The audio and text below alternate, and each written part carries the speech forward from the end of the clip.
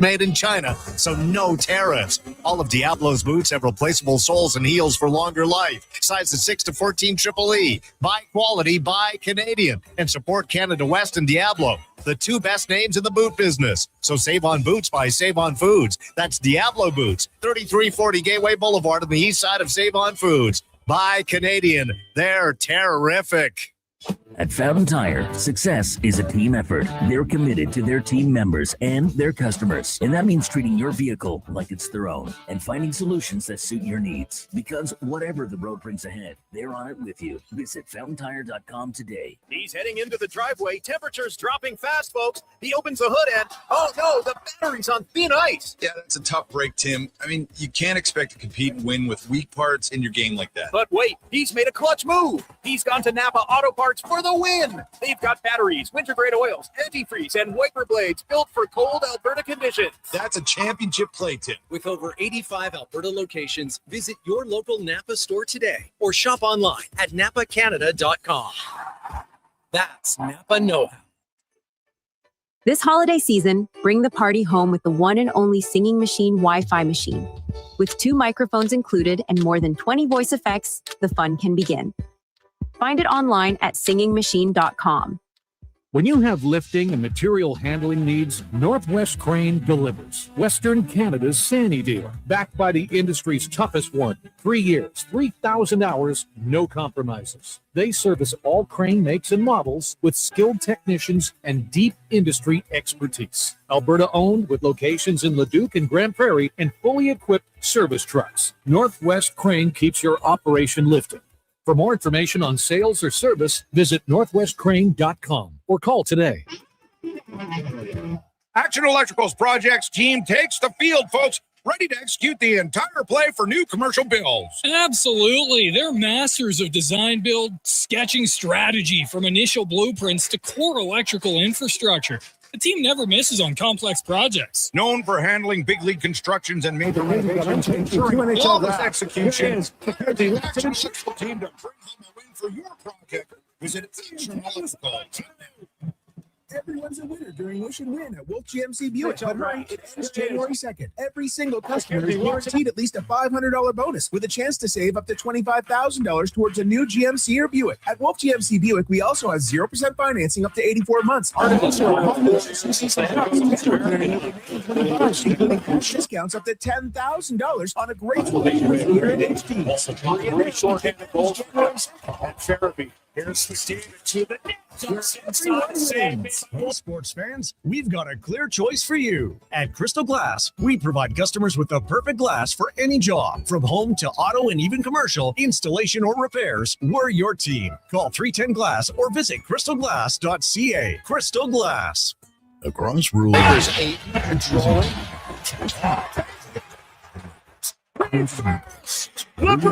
gathering places that bring us together.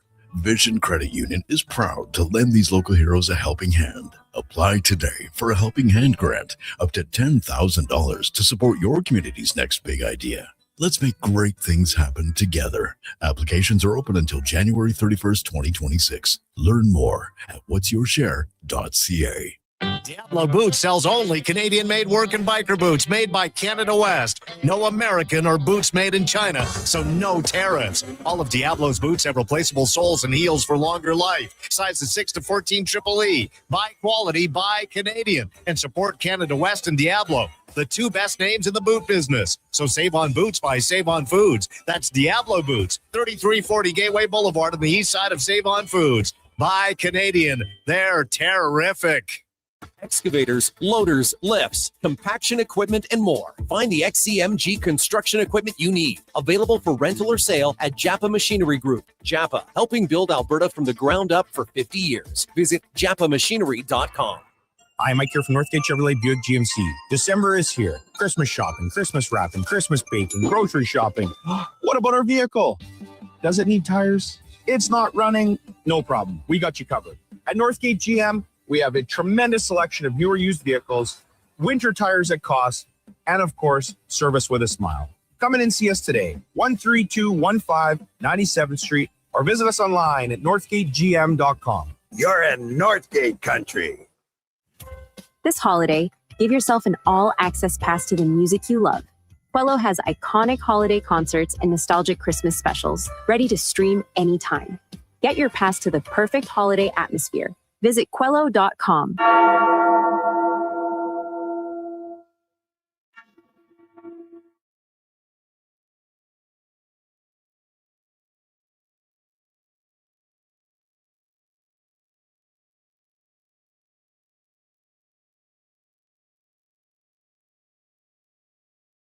Jason Gregor Show. On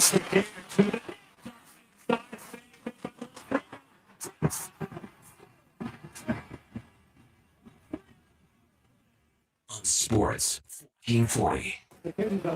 Two NHL drafts. Mackenzie walks in and shoots.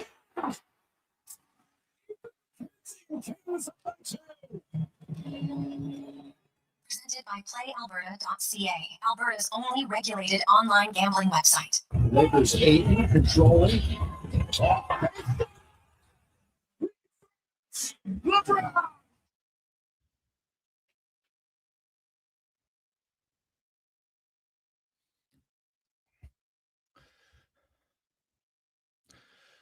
Well, a magnificent Monday afternoon. How are you? And welcome to the Jason Gregor Show on Sports 1440, sports1440.ca, YouTube, Facebook, X, and Instagram. Thanks for listening.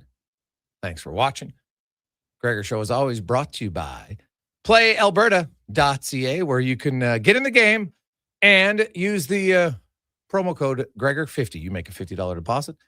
They'll match it. Gregor 50. Pretty simple. And of course, you always get the Gregor Show odds boosts at playalberta.ca. We got some NHL and NFL options for you tonight. The Rams going up. That should be a win against the Falcons, but you never know. Oilers in Winnipeg take on the Jets tonight. And now, some of you, just to calm your nerves in advance, that game is on Prime. So you need to have it or go to OTR, first round, somewhere where you want to watch the game. That would be my recommendation for tonight. We will talk Oilers and Jets. Jamie Thomas will join us. Ken Belson will be by. Also, Every Day is Sunday, a great book about the NFL. We got Cam Tate, the 2-minute warning. Kevin Woodley will be by talking all things goaltending. You got Hellebuck. You got Swayman. The Oilers going to get an opportunity here. Finally, you would think maybe to get on a little bit of a run with some games at home. Because, of course, they play tonight in Winnipeg. Then they're home to Boston on New Year's Eve. Then they got the Flyers, an afternoon game on Saturday. Then the Predators. Then they go to Winnipeg again for one game. Then home to L.A., then Chicago, Nashville, and then pretty much the rest of the month they are at home outside of one game in Vancouver. So they 8 of their last 9 games of the month on home ice. The January schedule sets up quite favorably for the Oilers. Not only travel-wise, but also the opponents. They have that back-to-back on the road, Chicago, Nashville. It's not a terrible back-to-back. And the only other back-to-back they have in the month of January, they're in Vancouver on Saturday the 17th and then home to the Blues on the 18th, and that's it. They got 2 days off a few times in between games. So I think 3 sets of 2 days between games. So it should be, in theory, a favorable schedule. Now, can the Oilers get over their Achilles heel, which is winning 3 games in a row? They've yet to do it. There's them and the St. Louis Blues. That's it. The Seattle freaking Kraken, the lowest scoring team in the NHL, has suddenly won 4 in a row. But the Oilers can't find a way to win 3 in a row. But maybe in the new year. Maybe that'll be their New Year's resolution. The Jets have lost 5 in a row, albeit somewhere in overtime in a shootout, but they've lost 5 in a row all by 1 goal. And they have only won 2 of 12 games so far in December. They're not playing very well. On paper, they got a pretty good roster. But on the ice, it's not working right now for the Winnipeg Jets. And the Oilers have had success They're 8-3 in their last 11 games since 2021 in Winnipeg. They've been good there. So find a way to get back on track. Play how you played prior to the start in Calgary wasn't very good. I actually didn't think the Oilers played that poorly. McDavid hit 2 crossbars, also got stopped on a breakaway. Ekholm hit a bar. Bouchard hit a bar. Like, they had good chances, right? You can't say that the Oilers, they played poorly. I don't think they played as well as they would like. They had a slow start, for sure. But, I saw some people say, oh, Calgary overwhelmed them. I'm like, stop, right? Hey, the big guy, Klapka, had a good game. Great. I don't know if it was that dominant of a performance as some would like you to believe, but overall, the Oilers, they can play better. And the Jets, they're finding ways to lose, which is usually a sign that eventually they're going to stop losing. But if you're the Oilers, you don't want it tonight. And they could end the December on a very good note if you can win tonight and Wednesday against the Boston Bruins. They're 8-4-1 already. You end up going 10-4-1. That's a great month. It's got them right back in the race in the Pacific Division. It's got McDavid back in the Art Ross race. And slowly creeping up to maybe getting in the Rocket Richard race. Got a ways to go, 7 goals behind McKinnon, but he's made up a lot of ground, so I wouldn't rule out anything the way McDavid is playing right now. 833-401-1440,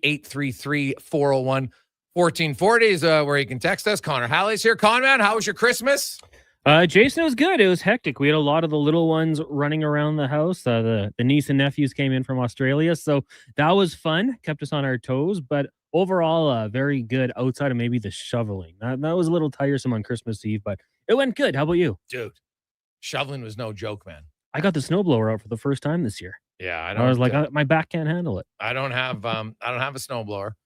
I'm stubborn. I refuse. I don't know. There's something therapeutic about shoveling. I kind of like it. Now, when it's that cold and because we were gone all day Christmas Day, got home late, got up on Boxing Day and I'm like, okay, you know what? I'm going to start shoveling. So I got up, 7:38, 8:45. Dude, I put on my watch just for, I shoveled for 77 minutes and burnt 691 calories. It was no joke. Jeez. Right? It was, and I didn't even do the back. I'm like, I'm starving now. I got to have something to eat. And then one of my buddies, Sean, is gone for the weekend and he made a deal without me knowing with my son that he was going to shovel his place. Well, my son's, just turned 12. And I was like, hey, dude, well, you can start. But I knew he wasn't going to be able to do the whole place by himself. It took me, a grown man, 75 minutes. And I was working hard. And the thing is, the drifts are so high now, you can't really lift over the drifts when you're only 12. So I ended up having to go over there. So, yeah, dude, I couldn't believe it. It was like I went to the gym twice in one day. And I love shoveling. But even I was like, okay, I honestly, for the first time, I was like, geez, I could have used a snowblower today. I held off, and then when I took it out on Boxing Day, and I was like, thank gosh I have that. Our cul-de-sac's a mess. I was pushing cars out on Christmas Eve as well, staying busy. But the Christmas festivities were fun. Yeah.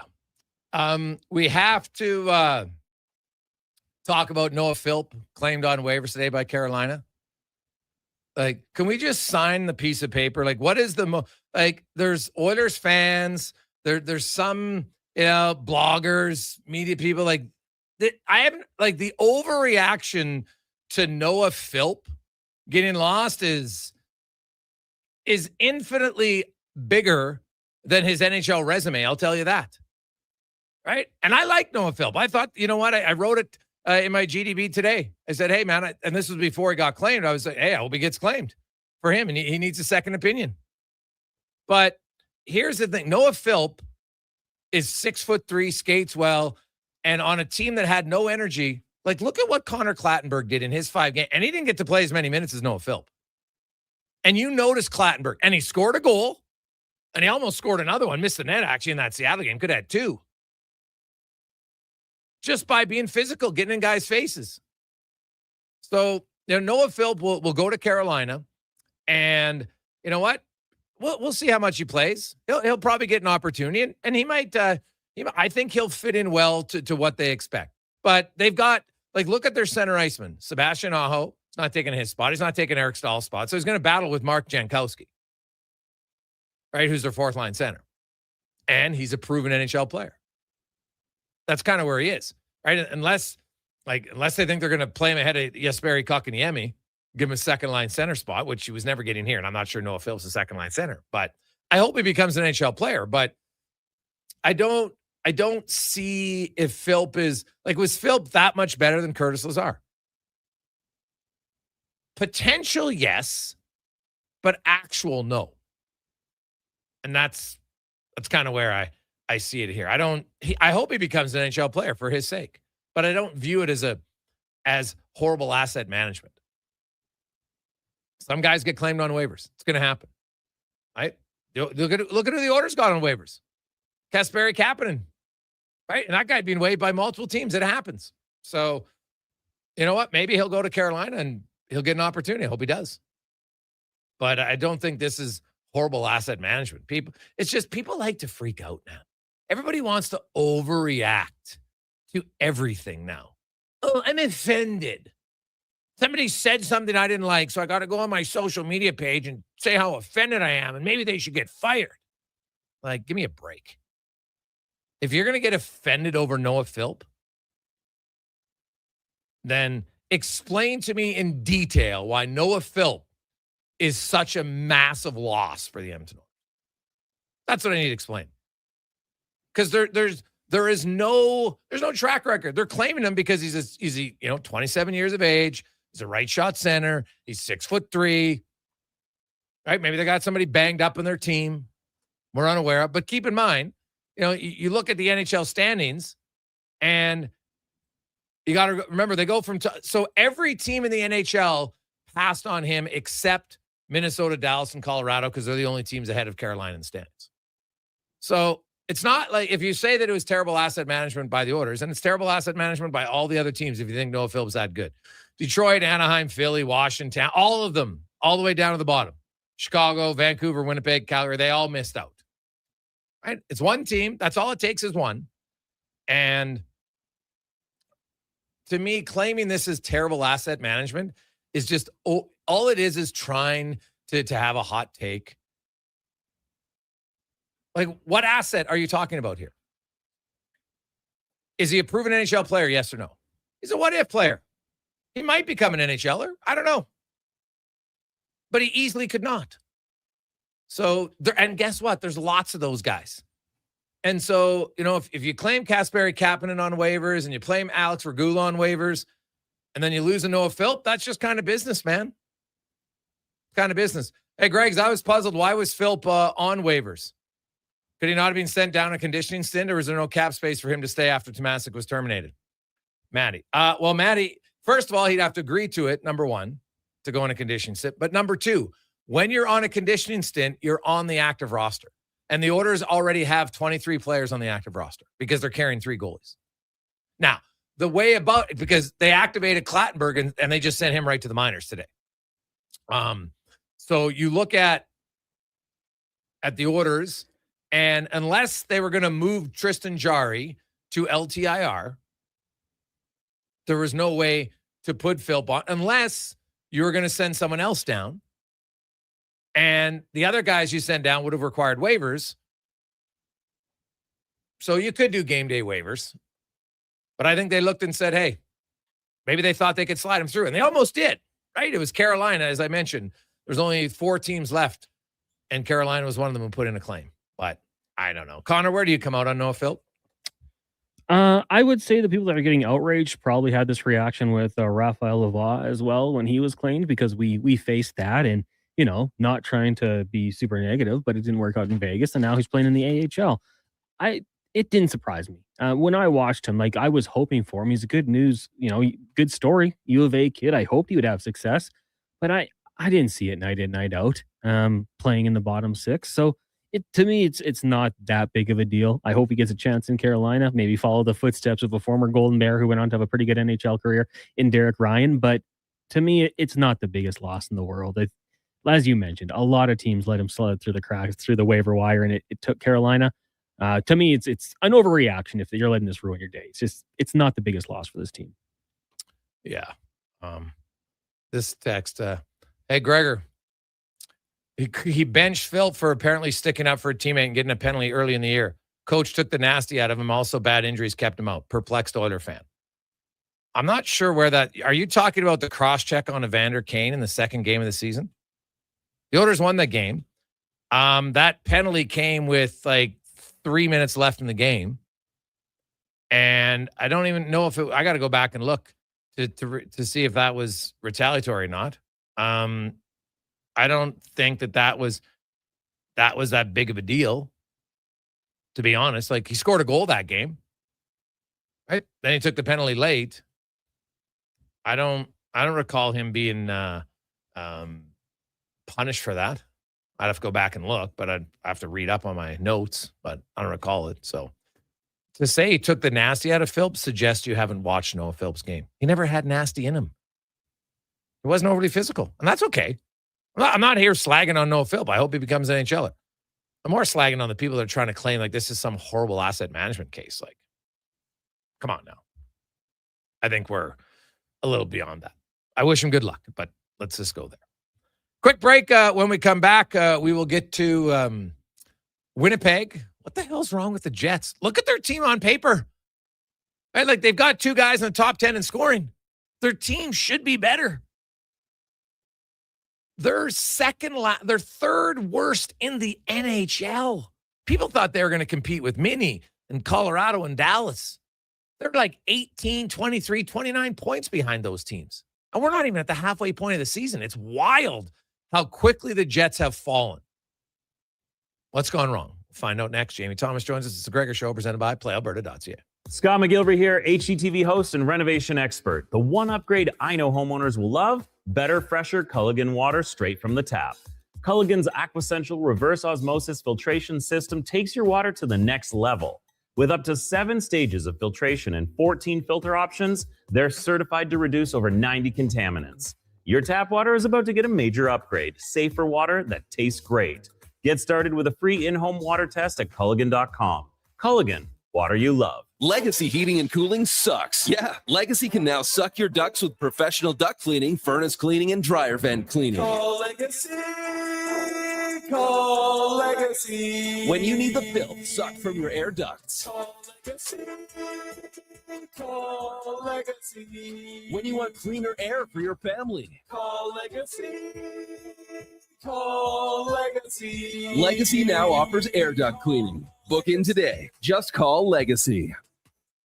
You matter. Your mental health matters, and you're braver than you think. Not Alone is an organization focused on creating a space of acceptance and support through tough, meaningful conversation. My name is Tyler Smith, and you are never alone. NotAloneCo.com. It's okay to not be okay. Cheer on the teams. Help a good cause. The Benz Cup is coming to the Ardrossan Recreation Center, December 26th to 30th. 100% of the proceeds help the Ben Stelter Foundation bring proton beam therapy to Edmonton. Learn more at benscup.com. Proudly supported by Sports 1440. Oodle noodle origin. In 1864, Francis Oodle took over his dying father's business as a leatherman. He was quite proficient, but his heart was never truly in the trade. After his father's death, Oodle met a cocksure young man named Vladimir Nudell, who was a trailblazer in the popular new art of food boxes. They formed a partnership and aimed to ply their trade in the New World. At Ellis Island, Nudell was renamed David Noodle, and henceforth, the franchise has been known as Oodle Noodle.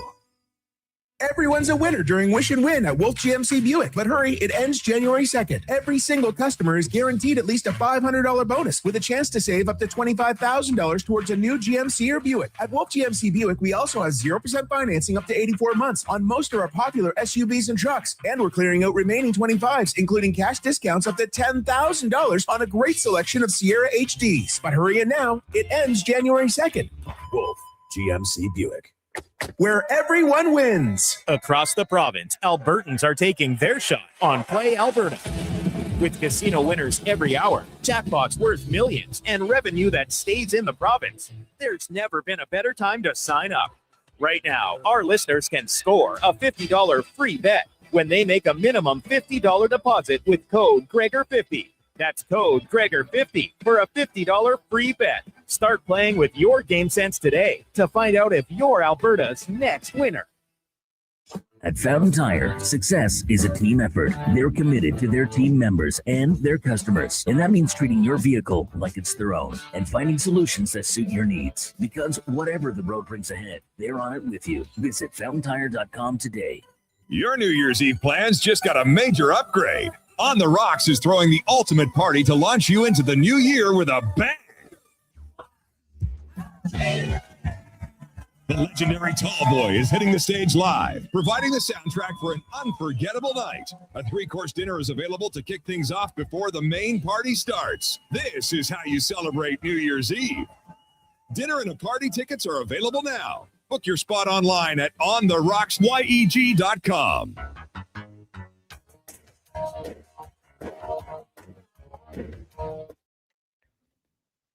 Portions of this hour brought to you by Crystal Glass, your clear choice for residential windows, locally manufactured and installed. Crystal Glass provides a beautiful product and incredible customer services for all of your residential needs. Call 310 Glass or visit crystalglass.ca for a quote.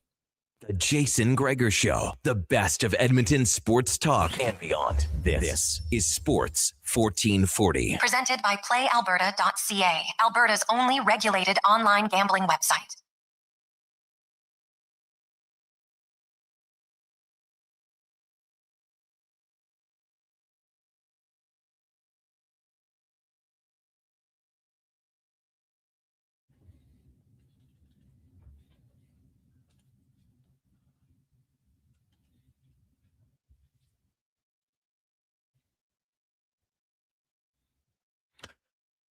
$2.25 on a lovely Monday. Many of you probably a day off today, just based on the parking here at the mall. It's an absolute gong show. Like, I thought the days before Christmas, I thought it would be calm today. What a rookie. Only being here for 3 Decembers. You'd think I'd remember, but I didn't.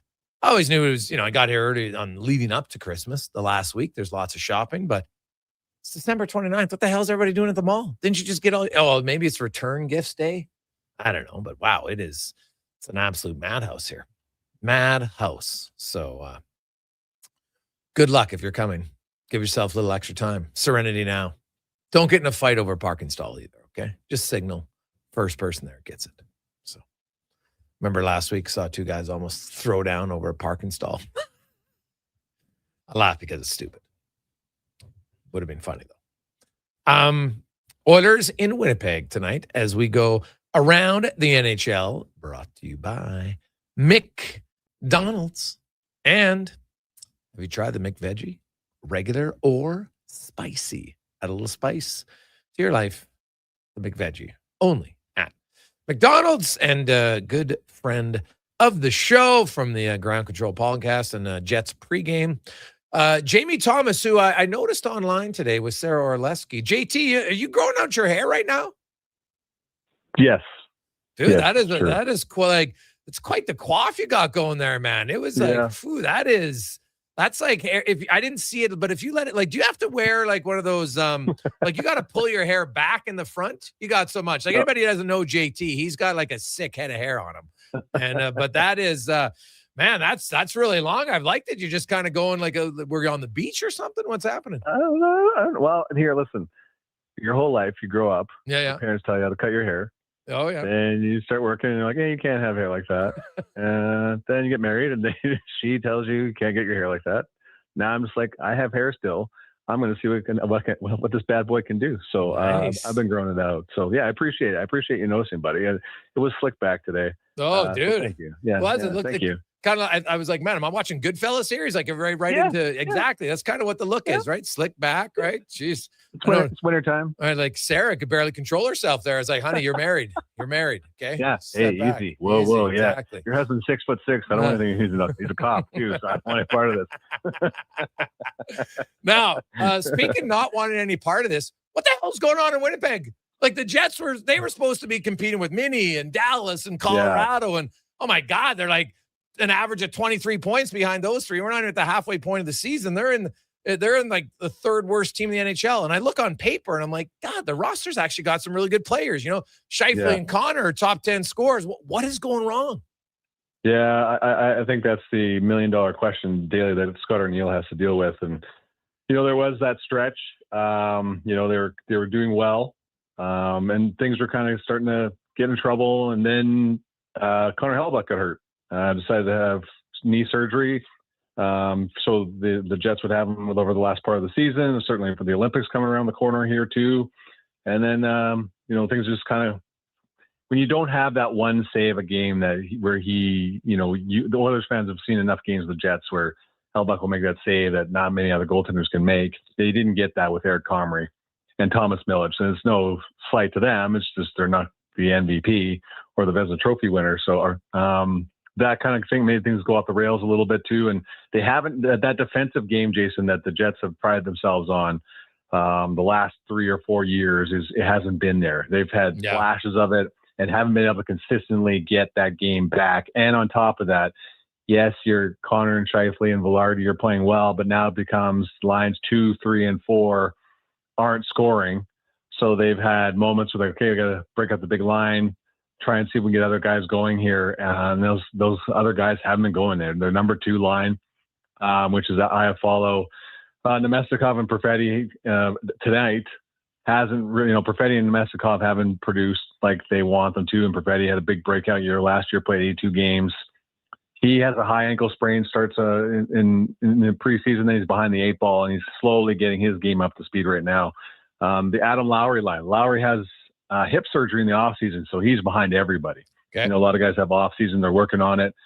He's slowly getting back up to speed. He comes back in November. And that third line, which has been well known as one of the best third lines in the NHL, hasn't been that this year. And I think a big reason for that is Adam Lowry's behind the 8 ball right now, catching up on everybody. So he's starting to get back into form here. And then the fourth line, Jonathan Toews, I think a lot of people's expectations for him were unfair, considering that it's been 2 years since he last played. I think the realistic part of it was he provides great leadership, great in the face-off circle.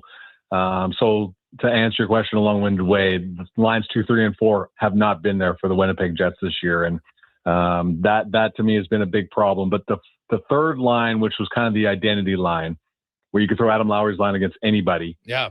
That hasn't been there. So it's rounding into form here. Morgan Barron and Tanner Pearson are playing with Adam Lowry now. There's some speed on the left side with Morgan Barron. Tanner Pearson's a big body. So they're liking what they're seeing from that one. So if you don't have that main line that everybody kind of follows after the Scheifele line, then there's problems. The depth is the depth part that was Winnipeg had so much of over the past few years hasn't been there in that aspect in terms of scoring and physicality. So it's been a struggle, but we're starting to see that third line turn a corner here, and hopefully that gets them back into the hunt here, because they're as bad as it has been. They're not that far out of the playoff spot. They're 5 points out, and as you see, the parity in the league is crazy right now. But for them to be as far behind Dallas, Colorado, and Minnesota was not something I saw happening at all when the puck dropped on October 9th.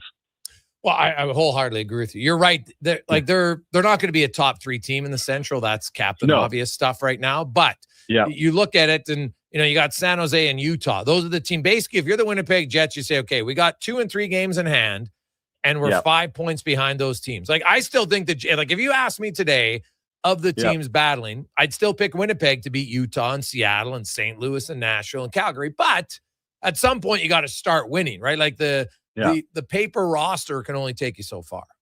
Right. Well, Saturday night was a great example of you had to win that hockey, and they're up 3-2. They got at the end of the second period, they got a late goal. Jonathan Toews wins the face-off. Mark Scheifele fires the puck past Jesper Wallstedt, which has not been an easy thing to do for anybody this year in the National Hockey League. Minnesota's been playing some lights-out defensive hockey, so they lead 3-2 after 40 minutes, and they had the lead late in the third period. Dylan DeMello takes a penalty in front of the Jets goal because before that, Joel Eriksson Ek had cross-checked Josh Morrissey into the corner, and he goes in the boards, goes down. So DeMello does the retaliatory thing. Now he understands that he shouldn't have did it. There should have been a call before that. Jets go down. They're 6-4. Minnesota scores with 22 seconds left, and then they win in overtime. That's a game you have to have. Those points can't slip past you. So before it was, they're not going to overtime. They're not losing in shootouts. They're not getting at least a point. Now you're going from that to not getting both points, and it's put them in this conundrum right now. So that was a game they had to win. but they play great for 59 minutes, but they haven't had that type of game back to back to back where you can start getting some momentum going. And that's something they dearly need to start getting going here, because you got the Oilers tonight, you got Detroit, who's a playoff team, you've got Toronto's kind of, we'll leave the Leafs out of the conversation right now. Ottawa's fighting around, but then they have a really challenging 5-game homestand against all playoff teams. So the schedule is jammed in January because of the Olympics. They got to do something here in terms of start winning and start showing something, or else, all of a sudden this conversation of you and me saying they can catch Utah, they can catch, the San Jose Sharks. Then they're like, okay, who are they going to catch? And that's the problem. Yeah, no, that's totally fair. Jamie Thomas joins us.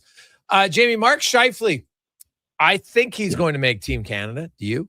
Yeah, I just, I remember back in October, he had got up to a great start and all the conversations where he was going to make this team.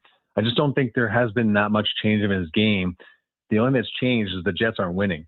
So if he's in a conversation back in October when things are going well, but he's still putting up points, and he's that line is the only reason why they're in the, competing on most nights. I just don't see how he comes off the roster just because the team isn't doing well. So I think he makes it. But man, there's some great forwards making a push for this right now. But of all the years, I think this is the year he's proved it the most that he belongs with Hockey Canada in a big tournament on best. So my gut feeling says yes, but I watch him every night. I appreciate what he is. But if anybody that watches this team and seeing nobody else is scoring and Scheifele's driving things, that's the type of guy I want on on Canada when the Olympics begin in February. Yeah. I look at him like Kyle Connor, I would assume. Although maybe he won't play in the meaningful games again for US. I still can't believe. Oh my gosh! Hey. That was the guy they say, hey, let's sit down our best goal scorer in a one game playoff. In a game, that's a 1 game playoff that you lose by 1 goal. Yeah. That was an odd decision. The Jets defense, you talked about how their defensive play isn't as good as it's been the last few years. How much is it the personnel? Because I'm assuming the system hasn't changed. So what's gone wrong with the personnel defensively as a group? Yeah.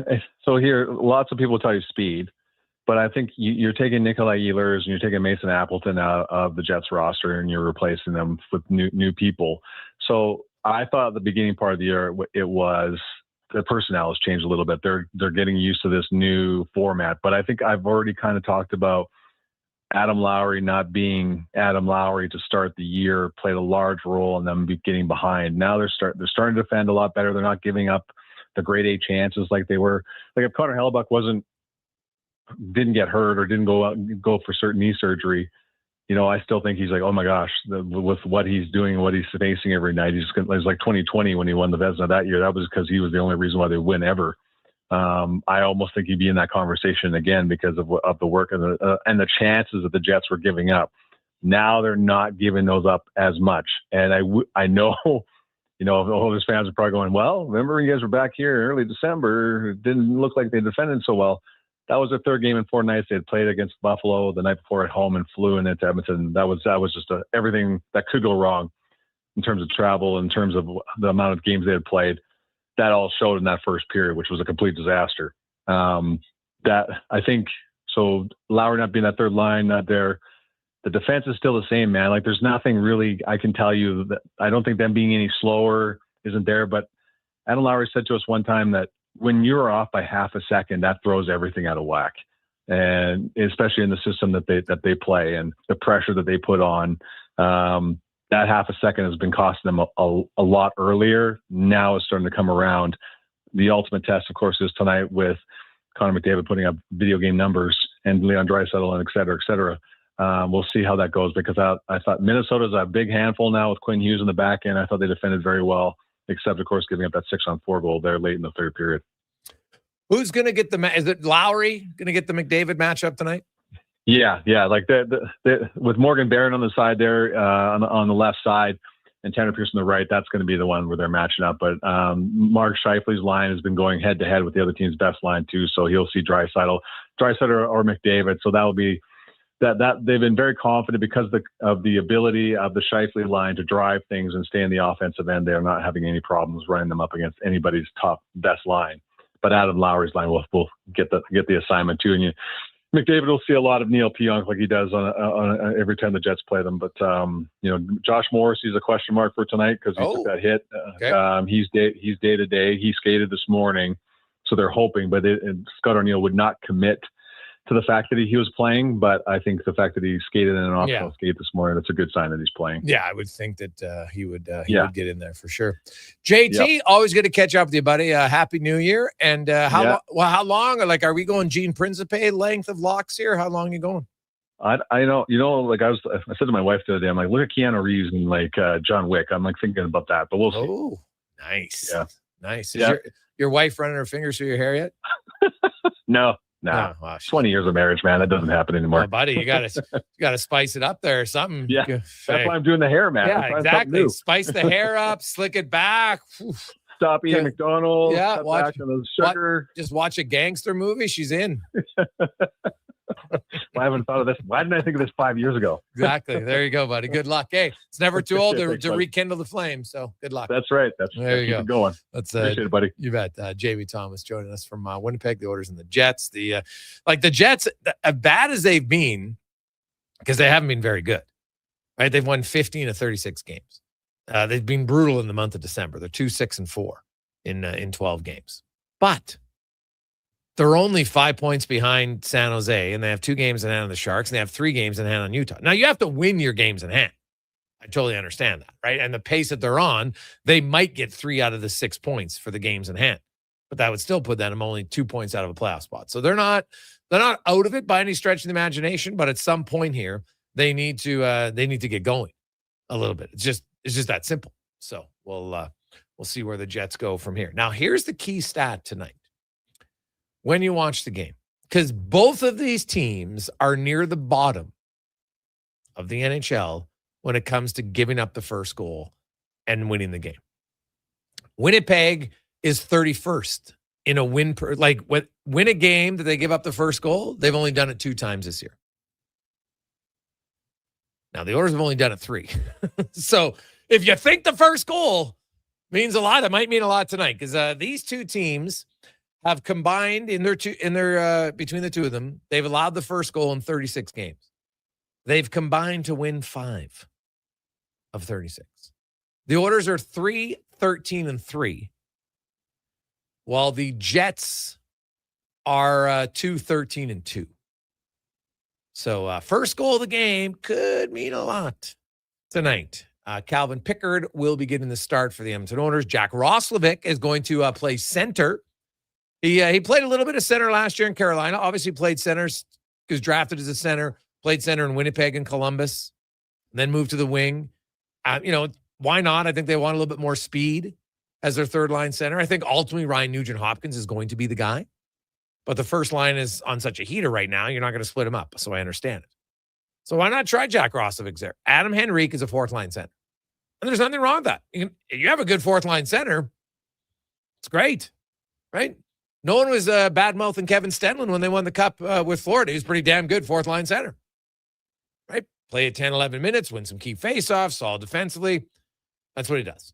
So I look at Henrique, just get him locked into where he's going to be on your team. He's a fourth line center.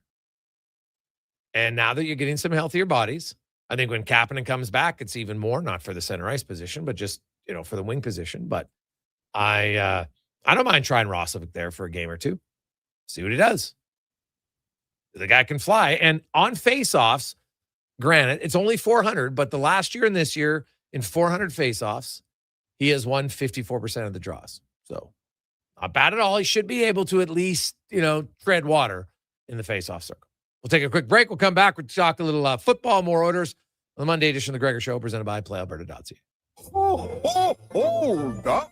Are you pulling my beard? Booster Juice has 2 new booster balls for the holidays this year. That's right, Santa. The Eggnog Booster Ball and Caramel Pecan Pie Booster Ball are 2 new flavors to put some extra jingle in your step. So are you a pie guy, Santa, or a nog guy? Both! Good call. That's extra jolly. Happy holidays from your friends at Booster Juice. Canadian-born, blending since 1999. Japa Machinery Group knows that XCMG may not roll off the tongue, but Japa's team will help keep your construction jobs rolling on time and on budget with heavy equipment sales and rentals. Visit japamachinery.com to find out more. At Fountain Tire, success is a team effort. They're committed to their team members and their customers. And that means treating your vehicle like it's their own and finding solutions that suit your needs. Because whatever the road brings ahead, they're on it with you. Visit fountaintire.com today. It's the Boxing Week blowout at the Brick. Shop incredible deals in every department, like 60% off sofas when you buy the matching love seat or chair. Get up to 25% off dining and bedroom, up to 50% off select mattresses. And buy more, save more. Up to an extra $400 off select major kitchen appliances.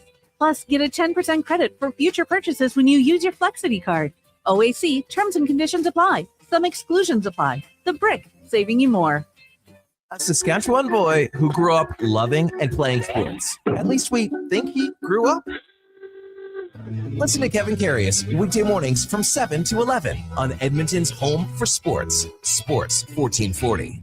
I'm Grant Fedork from Leading Edge Physiotherapy, and sadly, some people think orthotics are just glorified shoe cushions. But I've seen a runner drop 8 minutes off her marathon, a grandmother ditch her painkillers, and a 12-year-old nail her long jump, all thanks to custom foot orthotics. So if your feet are screaming for help, flat, high, or funky, that pain's heading to your knees, hips, even your lower back, our professionals will assess you and, if indicated, custom fabricate a pair of orthotics made just for you. Happy feet make a happy person. Feet shouldn't hurt. LeadingEdgePhysio.com. Mr. Rooter decorates a gingerbread house. Wow. What did you do here, Mr. Rooter? Well, we've got a Jube Jube toilet, complete with an icing-based wax seal. The main water line is licorice, red for hot, black for cold. You got your standard marshmallow hot water tank and a candy cane sewer line. And on the outside, candy corn hose pips. Disgusting, but they get the job done. To have your Yule clogs fixed, trust one plumber, Mr. Rooter.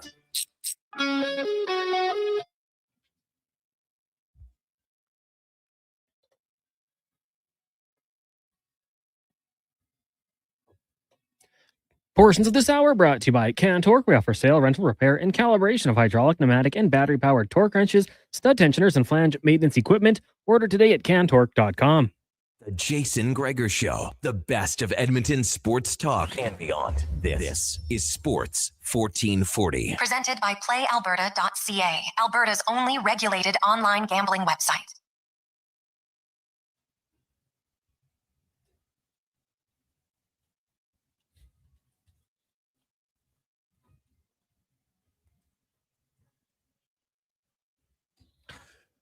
.246 Monday afternoon, of course, game day, Oilers and the Winnipeg Jets.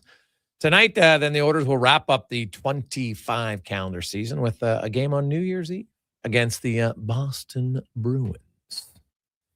Oilers 8-4-1 so far in December. Have a chance here to end up with a really good month, but they're playing a desperate Winnipeg team tonight, and then Boston is never a pushover, so we'll see how they finish the month. It's not just now the NHL is finishing the calendar year, while the NFL will be wrapping up the final week of the season, and it's going to come down to winners take all. It's basically like playoff games that aren't officially playoff games, but they kind of are, because if you win, you move on, and if you lose, you go home. And they have two of those head-to-head matchups next weekend with Tampa Bay and Carolina.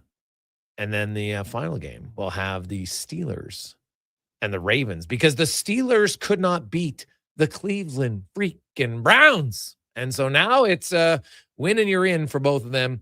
There is a game tonight, the LA Rams taking on Atlanta, which does have, I guess, some seeding implications in the very tight NFC. The Rams, though the Rams can't catch the Seahawks, I don't think, anymore. So I should double check that, but I'm 90% sure they can't. So they're in the playoffs. Don't have a lot to play for. I'll be curious to see how much they play tonight. So let's talk a little NFL. We get to our NFL report, brought to you by Legacy Heating and Cooling, home of the no payments, no interest for 1 year on your furnace. Stay warm all winter. LegacyHeating.ca. Ken Belson, longtime NFL reporter, also author of the book Every Day is Sunday. We'll get to that in a sec. Ken, how you doing, man? Good. Thanks for having me back on. Hey, I appreciate it. You look at I guess let's start with the Steelers. And oh my goodness, what a you had such a gift. Like, no offense to Cleveland, but they're not that good. And it was almost like, and I did chuckle afterwards. The Browns were like, wow, they were more worried about me not getting the record than winning the game. I don't know how much you watched that game, but what do you make of the Steelers and their inability to beat terrible teams? I think they're now 0-5 against teams that are 8 games below 500 in the last 5 years. It's a wild stat. Yeah, it is. And it speaks to a team that's sort of perpetually in disarray, or maybe at least in transition. You got a quarterback that, he's 42 years old right now. His legs aren't what they used to be. He doesn't command this team the way he did the Packers years ago. So I think it's just a rickety team. It doesn't have the defense, the dominating defense it used to have, although it held Cleveland to only 13 points. They showed up and threw a dud. It says a lot about that division too, really. The fact that the Ravens have played themselves back into it with a great performance in Green Bay the other day. But it's good theater. Then you mentioned Tampa Bay and Carolina. I mean, that's potentially a losing record, could still win that division if Atlanta wins out. Carolina could get in with a 7-9 or something crazy record. So it's amazing what parity brings to the NFL every year.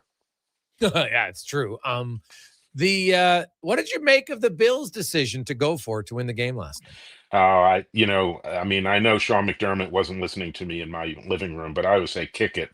You're playing at home. You've got the momentum. They really locked down the Eagles in the second half of that game. And yes, the kicker, had his first extra point blocked, but he's not going to miss 2, or at least it'd be a pretty rare occasion. Play it, and then take your chances in overtime. But then again, Josh Allen just threw a bad pass. He had his receiver open in the back of the end zone. Should have completed that. Yes. Yeah, exactly. I think that the call was there. He just didn't make the throw, right? And it wasn't even close. I watched the replay again. I'm like, God, he missed him by 4 feet. And he had him pretty much open. It wasn't like it was, a slow developing play. Right from the get-go, he looked, and that was the play they called. It was the right route. The guy was open, and he just missed him. I think he was 3 strides ahead of the defender. I mean, there was no reason to have missed that, unless the ball was slippery. He was running to his left instead of his right. He might not have had a full grip on the ball, but you're a professional player at a key point in the game. I actually thought he was going to run for it at that point, but then I saw the receiver was wide open. So that's one he's going to regret. But then again, they weren't really going to win the division anyway. It was a long shot. So, but now they're the 6th seed. They're going to have to start on the road. That's very different. They play well at home, particularly in the winter. But the Bills are probably now, with the Chiefs out, the most seasoned team in the AFC right now in terms of playoff experience.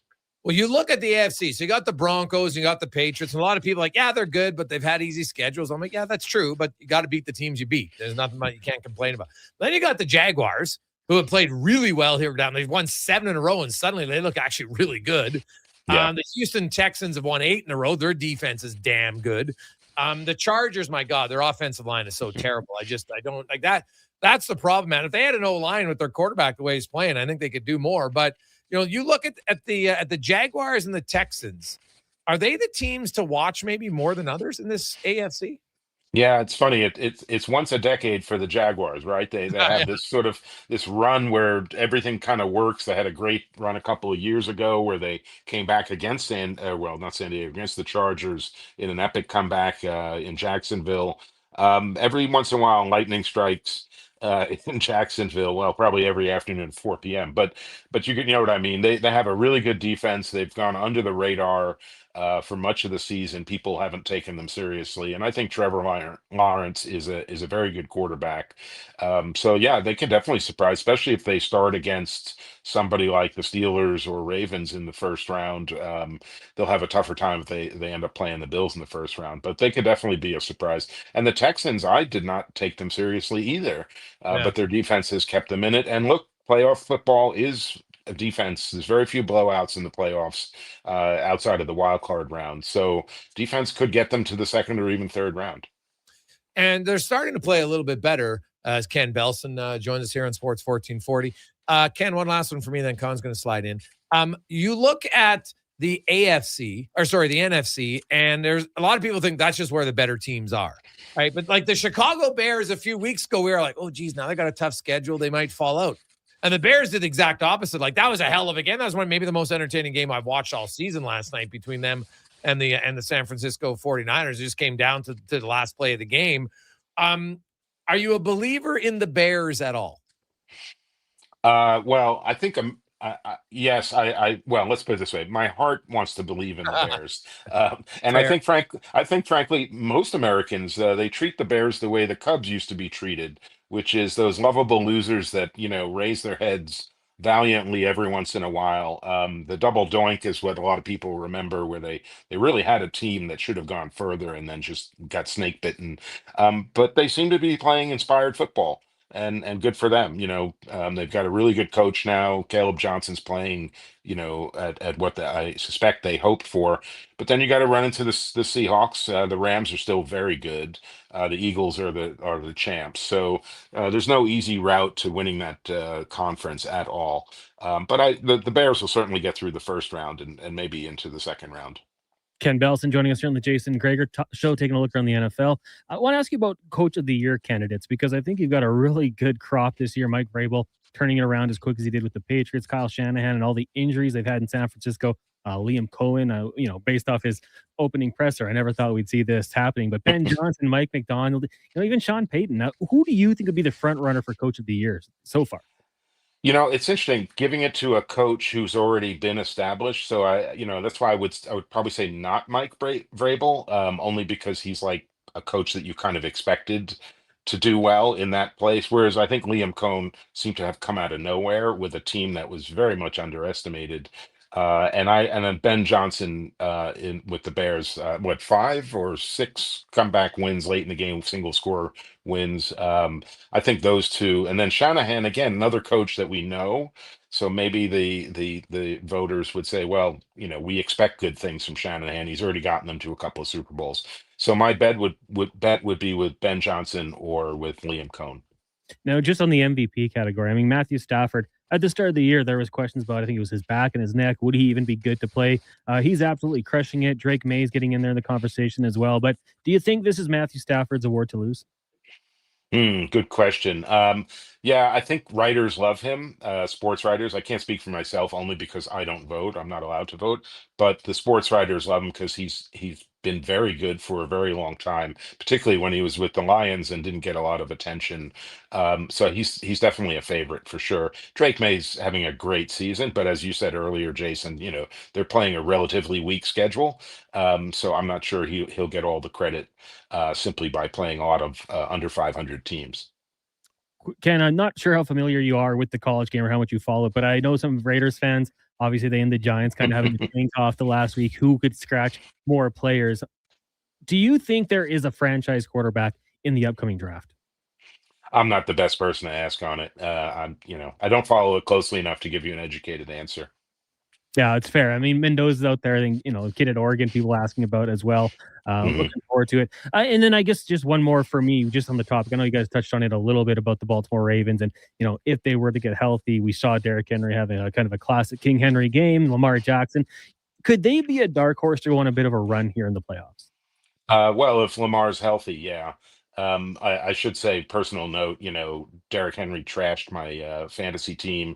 He had a great last week, did me no good finishing in 10th place. But yeah, I mean, he's a machine and he can carry the team, but you can't run an entire playoffs around him.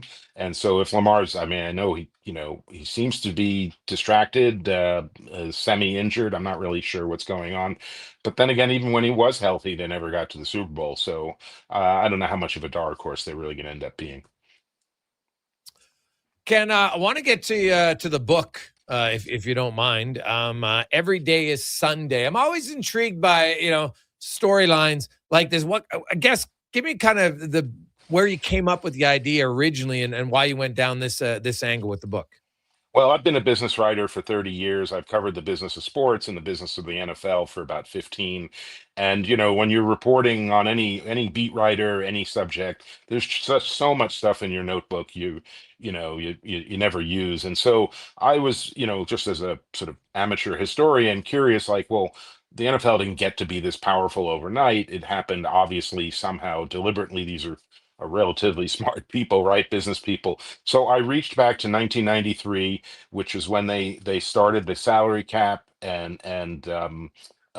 um, you know, uh, salary cap and revenue sharing between the teams, and that was the financial foundation for the modern NFL. Free agency is the third piece of that three-legged stool. And so from that point on, the NFL, if you look at their revenue, it just went hockey stick like. It just accelerated. They got the big media money from Fox Sports. The Super Bowl became much bigger. Their licensing deals became bigger. They were playing overseas. And so I really just wanted to unspool that story from the early 90s on. And then, I picked Roger Goodell, obviously current commissioner, and then Jerry Jones and Robert Kraft as my three main characters. Yeah, well, it was interesting when those three guys, because where the league has gone, right? The NFL wasn't the superpower that they are now. For the long, it's not that long ago that the CFL paid more for players than the NFL has, right? Like it's not that long when you look in the scheme of life. But the NFL's transformation, which is really kind of what the book's about, Ken, is where it went from being one of the four major sports to being like the superpower. In all of when you wrote it, to kind of tease our people who want to read it, was there one thing that surprised you in the research of the book and like, geez, I hadn't thought of this was a big catalyst into them going from one of four to at the top of the mountain where basically they dwarf the other three?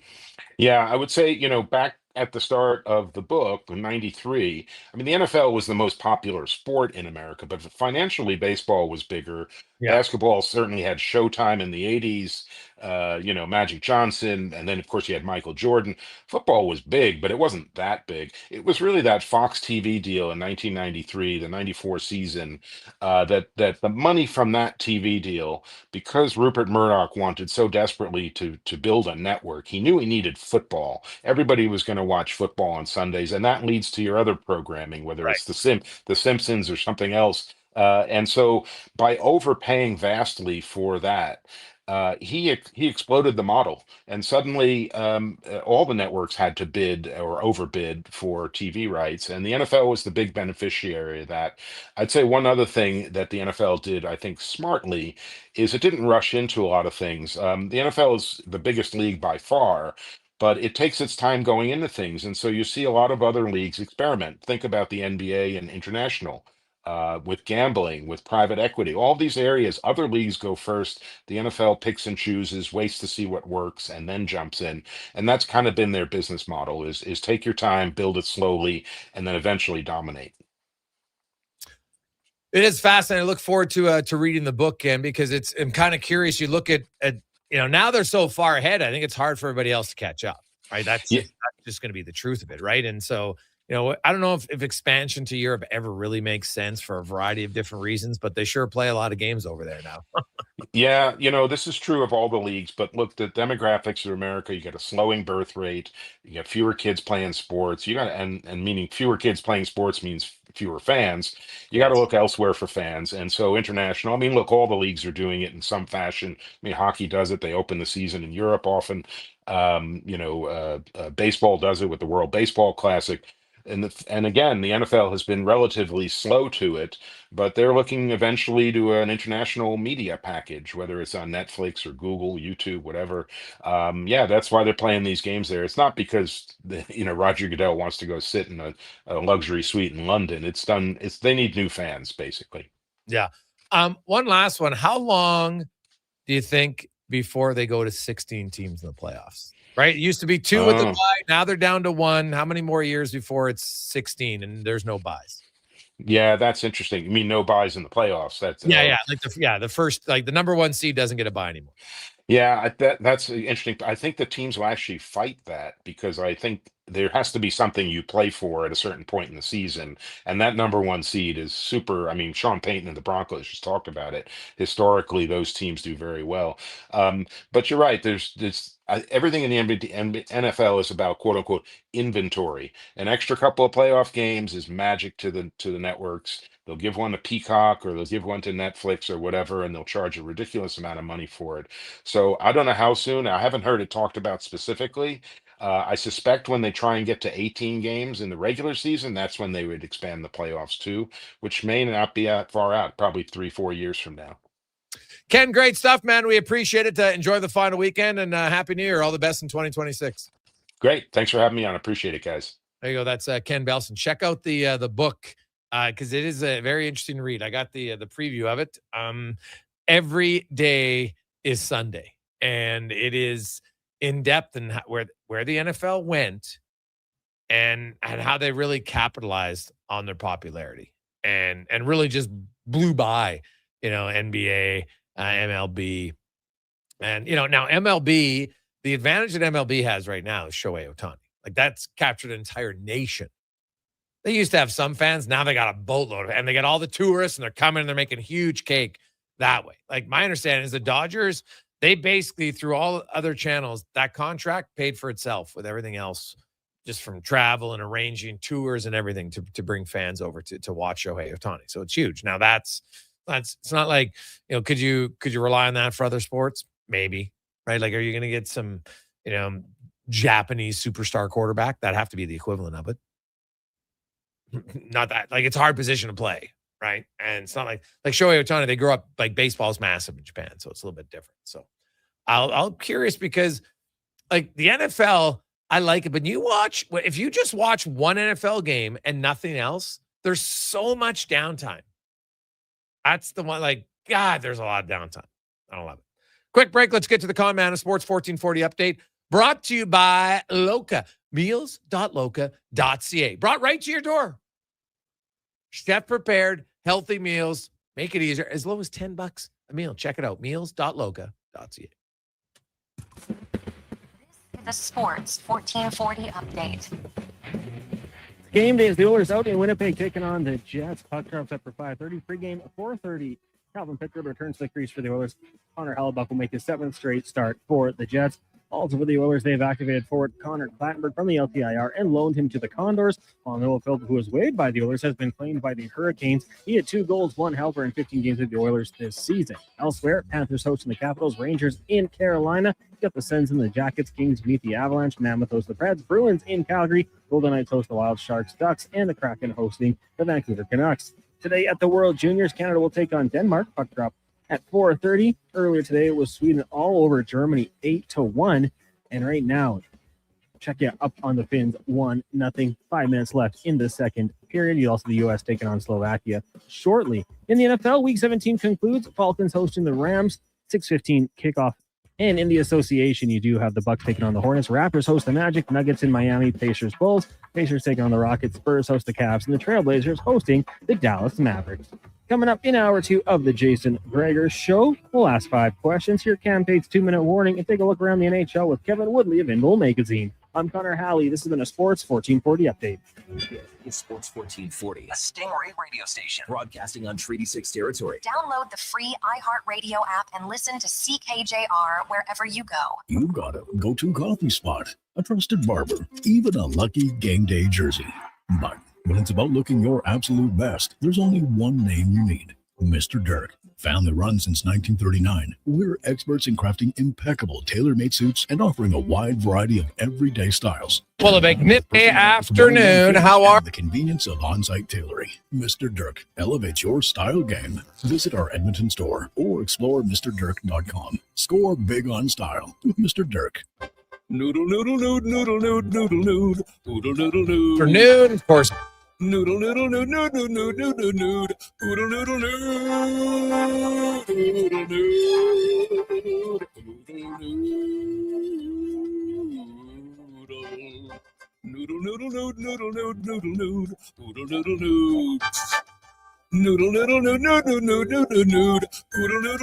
Troll will load down to Oodle Noodle tonight because dine-in is open. He's a legend in the booth and a master on the mic. Low Tide brings the banter weekdays from noon to 2. Sports 1440 is where Edmonton talks sports. Get in the game. Text 833-401-1440. When picking a New Year's resolution, try to avoid things you have no influence over. Like bringing home the cup?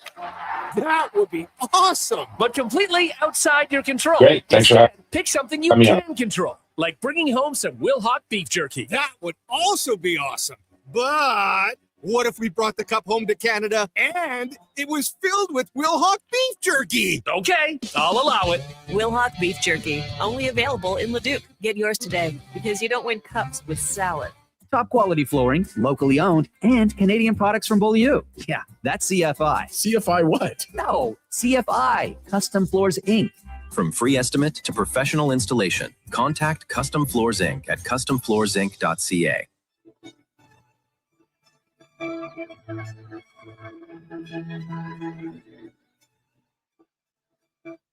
Portions of this hour brought to you by Japa Machinery. Japa is digging deep on their 50-year history of supporting Alberta's construction industry with their line of special edition blackout excavators. Visit japamachinery.com for all the details. This is Sports 1440, where Edmonton talks sports. On YouTube, Facebook, and X. Here's Jason Gregor. Brought to you by playalberta.ca.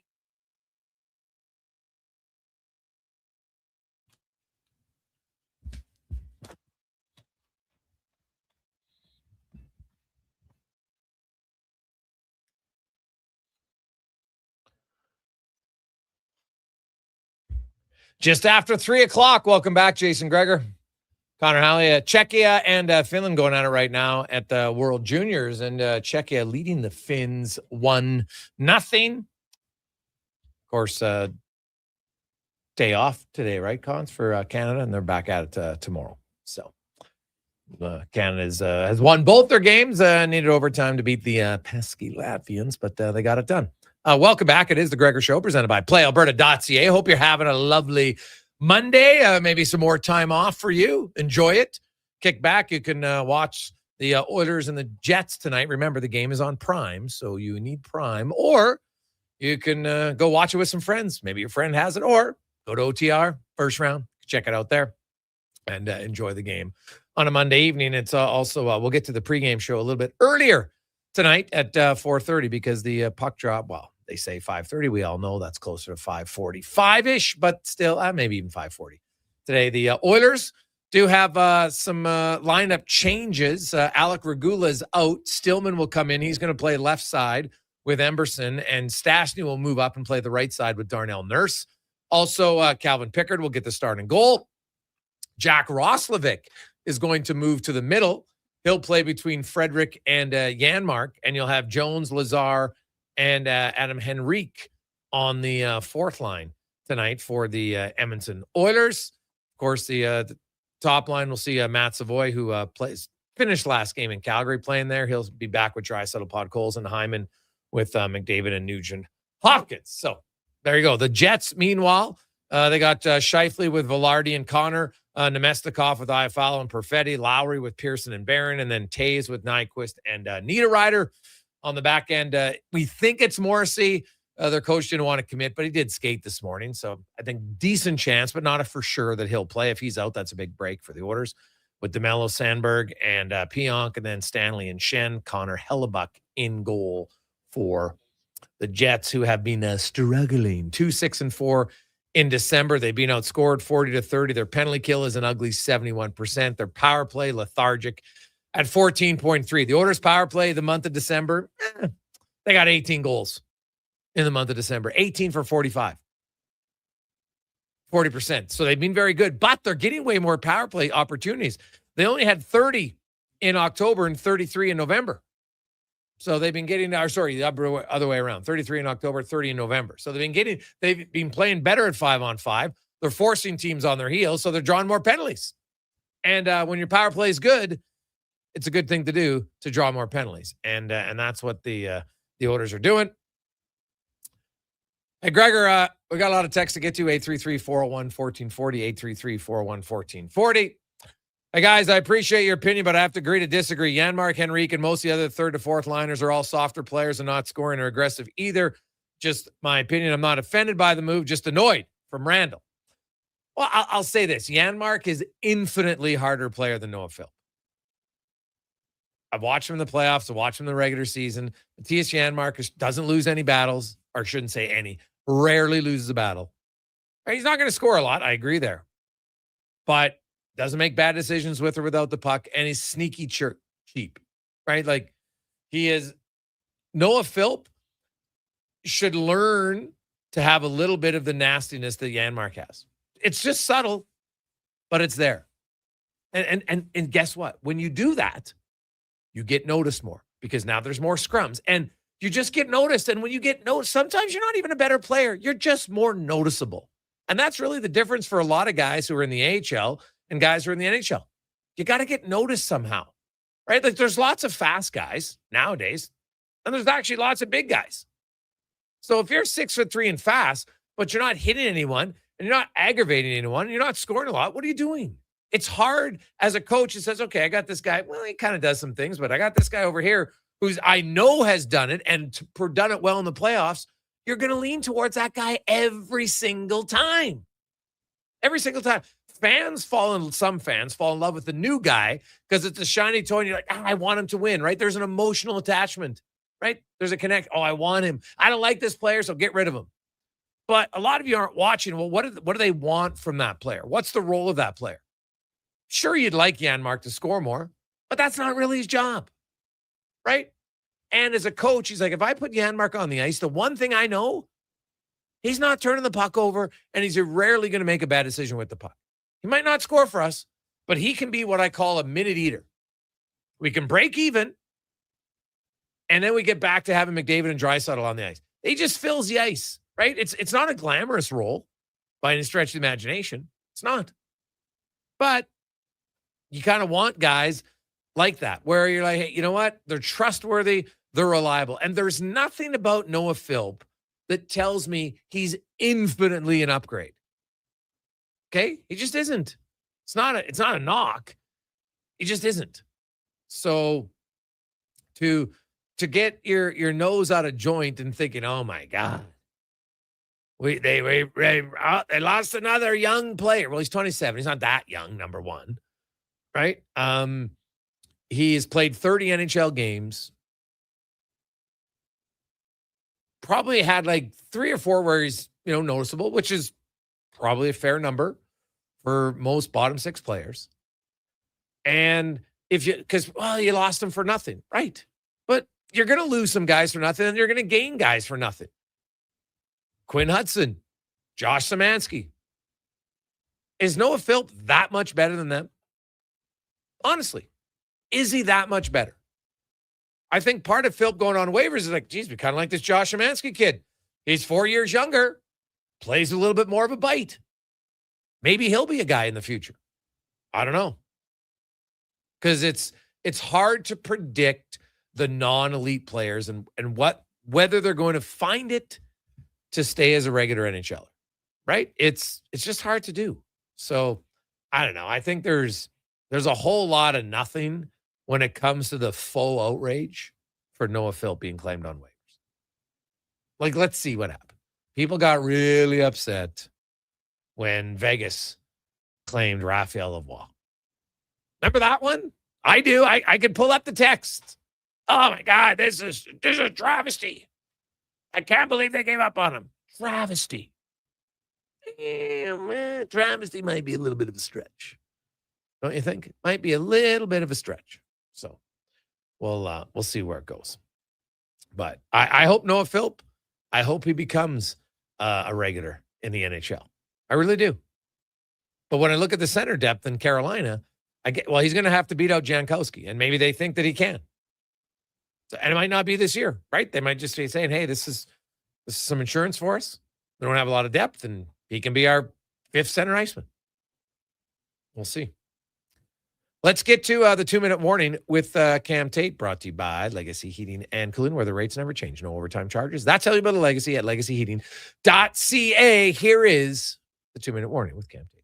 I wheeled past the Oilers dressing room after an early home game, and there he was, Noah Philp, standing there with a family of 4, mom, dad, 2 kids with eyes like saucers.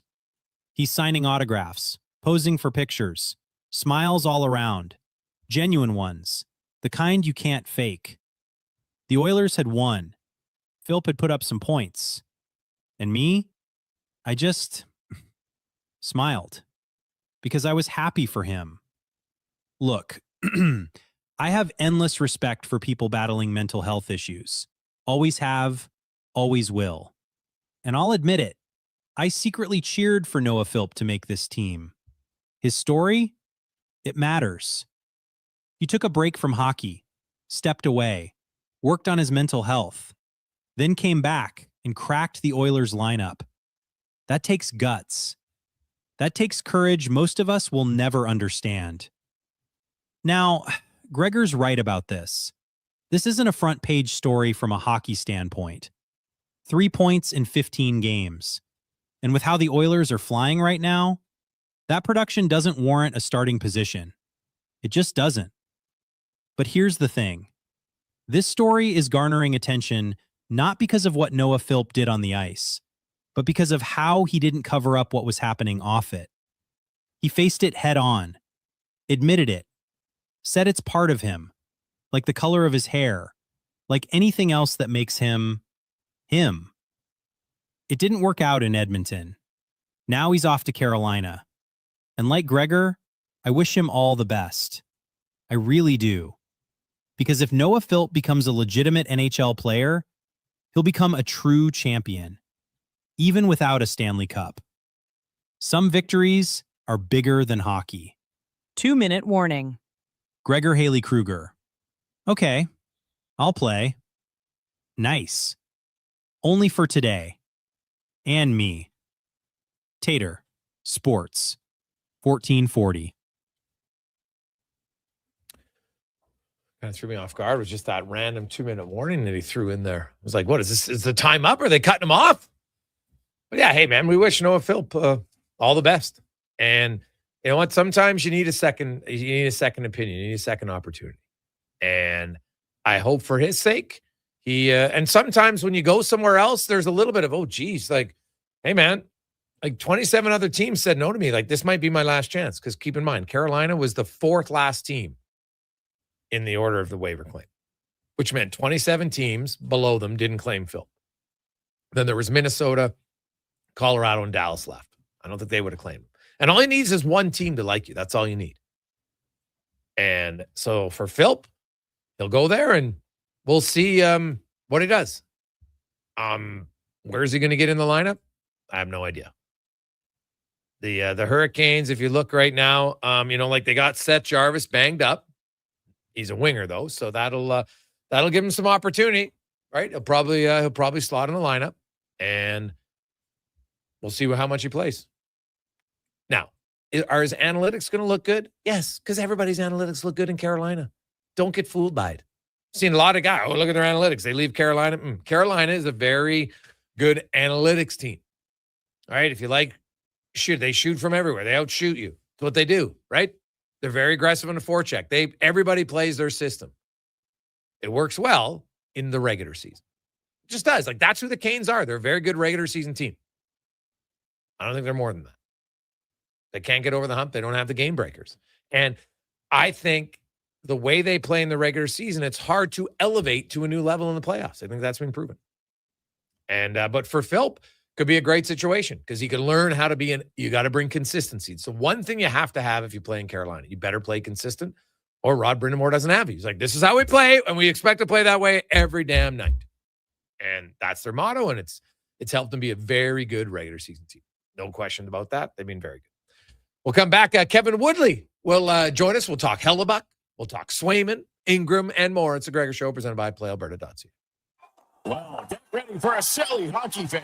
fans, your partner in power just skated onto the ice. EWEL.ca, the new e-commerce website for electrical wholesalers Edmonton, is ready for the Power Play 24/7 365. UL skates to where the puck will be in 5 years. Now that's forward thinking. Killer selection, slamming products from the best brands, and legendary service. Don't sit on the bench. Get your account today at ewell.ca and win that project. Plug into your partner in power. Get an EWEL.ca account today. Your New Year's Eve plans just got a major upgrade. On the Rocks is throwing the ultimate party to launch you into the new year with a bang. The legendary Tall Boy is hitting the stage live, providing the soundtrack for an unforgettable night. A 3-course dinner is available to kick things off before the main party starts. This is how you celebrate New Year's Eve.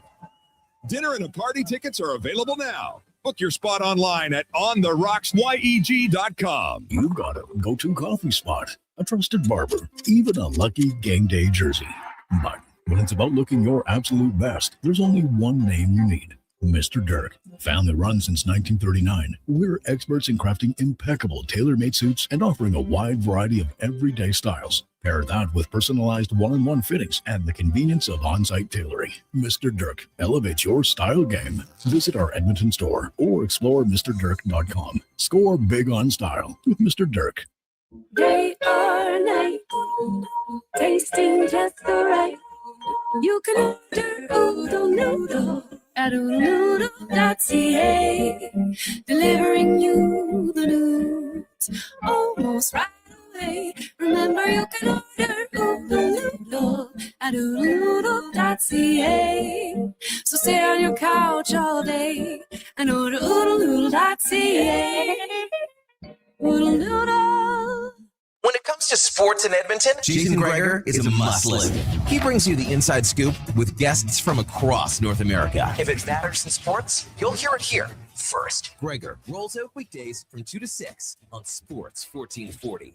Welcome 2026 with a bang at Rogers Place. It's the Oil Kings New Year's Day fireworks frenzy. Your Edmonton Oil Kings look to take down their arch rivals, the Red Deer Rebels. It's a special 2 p.m. New Year's Day puck drop featuring a spectacular on-ice fireworks display after the game. Plus, score Kelmont Kids food combos for $10 or less. The value is king-sized. Oil Kings fireworks frenzy, Thursday at 2. Great seats at Rogers Place start at only $20. Save on day of game pricing now at oilkings.ca. They're not just a grocery store. They're a butcher, a baker, a cafe, deli, rotisserie pizza, and restaurant, all under one roof. Loca Quality Market does food differently with 2 locations to serve you. Edmonton and Sherwood Park. Visit loca.ca. The job won't wait. Why should you? At AWS Welding Supplies and Repairs, conveniently located in Nisku, we've got everything you need to get it done. From product sales to servicing and calibrating machines, we're your one-stop shop. We're a proud, locally owned and operated business, committed to serving our community with a proven track record of customer service. Don't let a broken tool slow you down. We offer fast repairs and free same-day delivery of in-stock items to Leduc, Nisku, and South Edmonton. AWS Welding. We make it happen. Cantork has turned 25. That's right, 25 years of building tools so good, they practically torque themselves. Hard work and innovation equals problem solved. See our latest designs at cantork.com.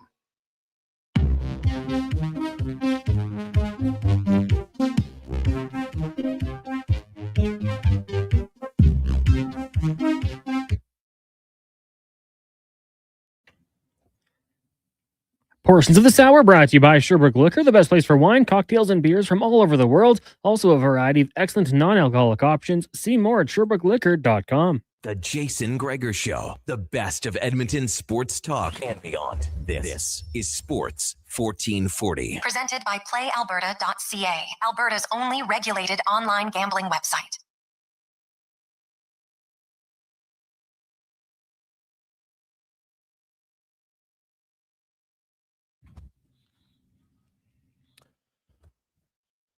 .326. Welcome back, Jason Gregor, Connor Halley, Sports 1440, sports1440.ca.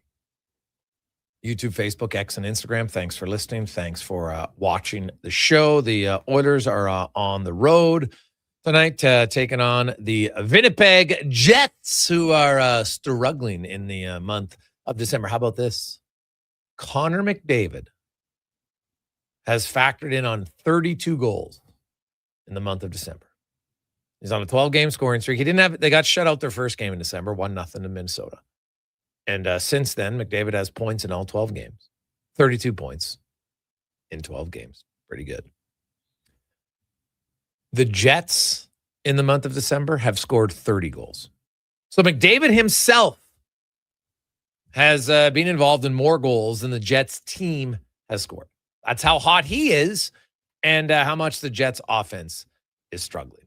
And the other thing is, well, their offense struggling defensively. We heard from Jamie Thomas in the first hour. Defensively, they haven't been great. So that's not a good combination. Now, it could change any point. So the Oilers, you can't take it for granted. The Oilers have they've had Winnipeg's numbered the last few years in Winnipeg, 8-3 in the regular season since 2021. So that's a good sign. Now, let's get to our big guest of the day, brought to you by Silent Eye Sports and Entertainment. Where? You got plans for New Year's Eve? Well, look no further. They got a few tickets left. Brett Kissel will be ringing in the new year with all his friends. Cowboy hat, not a requirement, but you might want to wear one. The Duke will be wearing his. Tight Wranglers might make an appearance on stage. Who knows? Who knows? But you can get your tickets, silenteyecenter.com to Kissel. It's, family friendly. Ring in the new year at Silent Eye Center. Coming up in Wednesday night. Coming right up on us as Kevin Woodley from In Goal Magazine and NHL.com joins us once again. Woodley, how are you, my man?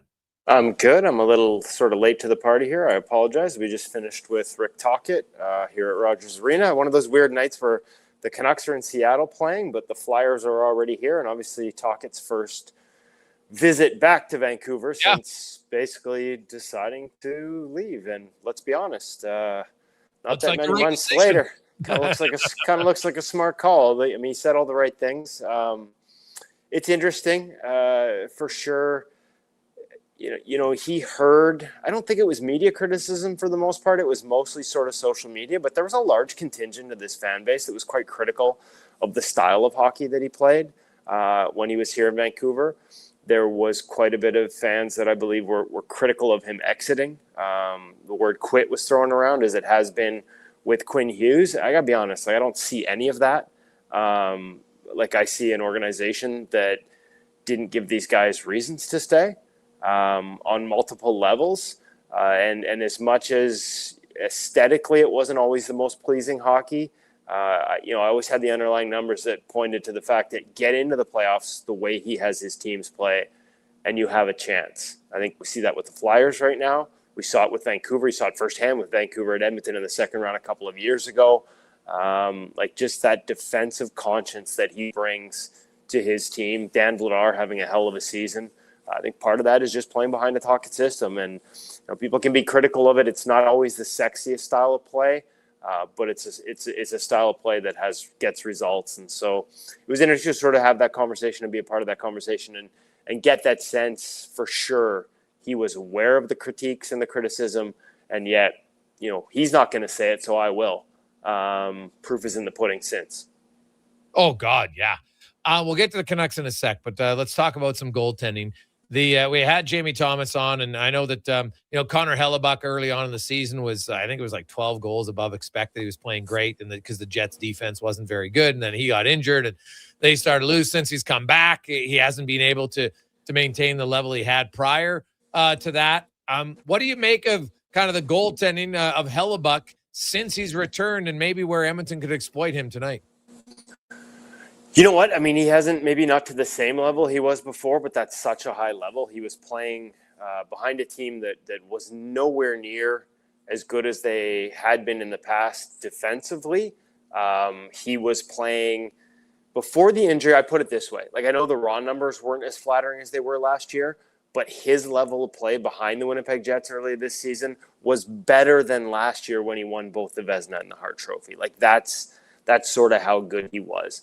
The difference was you couldn't see it in the environment. He's still top 10 in the National Hockey League in adjusted save percentage, but it's with an expected of 883, behind a Winnipeg team that is giving up way more east-west in the defensive zone, way more from the dots down, and way more net front. Like, they were an elite defensive team last year and for the past couple of years. Last year in particular, though. And they are anything but right now. They're a bottom half of the league team defensively. And I think we see it in two ways. We see it in Hellebuck, but I think we also saw it in Eric Comrie. Like, when Hellebuck got hurt, if that was last year, the way the team was playing overall, especially the way they were defending, Eric Comrie would have been just fine. But without Hellebuck, to ask Eric Comrie to bail out the team the way they're playing now, like, that was a much bigger ask. The second part of that equation is they've gotten better since Connor got back. Still not as good as they were last year, but they've gotten better. And that sort of bleeds into that conversation we had last year where I'm like, they're going to give him the heart, and this isn't even his best season. A lot of what they do defensively, I think he should get credit for. I know that sounds weird. Normally it's like, hey, well, like, they're making the goalie's life easier. Like, he should get less credit because of it. But I do believe in Winnipeg, and you can see this, it's rare instances, but it happens. Their belief that if they take care of their job, he will do everything in his power behind them, and the way those are sort of linked, I think they defend better because of him, because of their belief in him, because of what he's instilled and the confidence he brings to that group. Even though it slipped this year, I think he gets credit last year and deserved credit, and so I had no problem with the Hart Trophy despite, numbers that weren't even his best, is because I think he played a big role in the buy-in that they got. I think it's right now you've got more personnel changes since then that are causing some of the bleeding in terms of both ends of the ice. What about Jeremy Swayman and the Boston Bruins?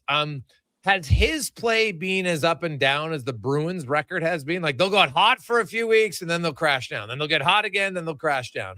How's Swayman been throughout this? Slower start, but really good kind of actually, and this kind of ties into the ups and downs right up until this 5-game losing streak they're on right now. And I'll have a close eye on them tonight because I'm actually covering the game remotely for NHL.com just due to a staffing issue in Calgary tonight. And Swayman's starting. But up until this stretch, like, honestly, his numbers were so good that I was like, is there a chance he passes Ottinger on the American depth chart?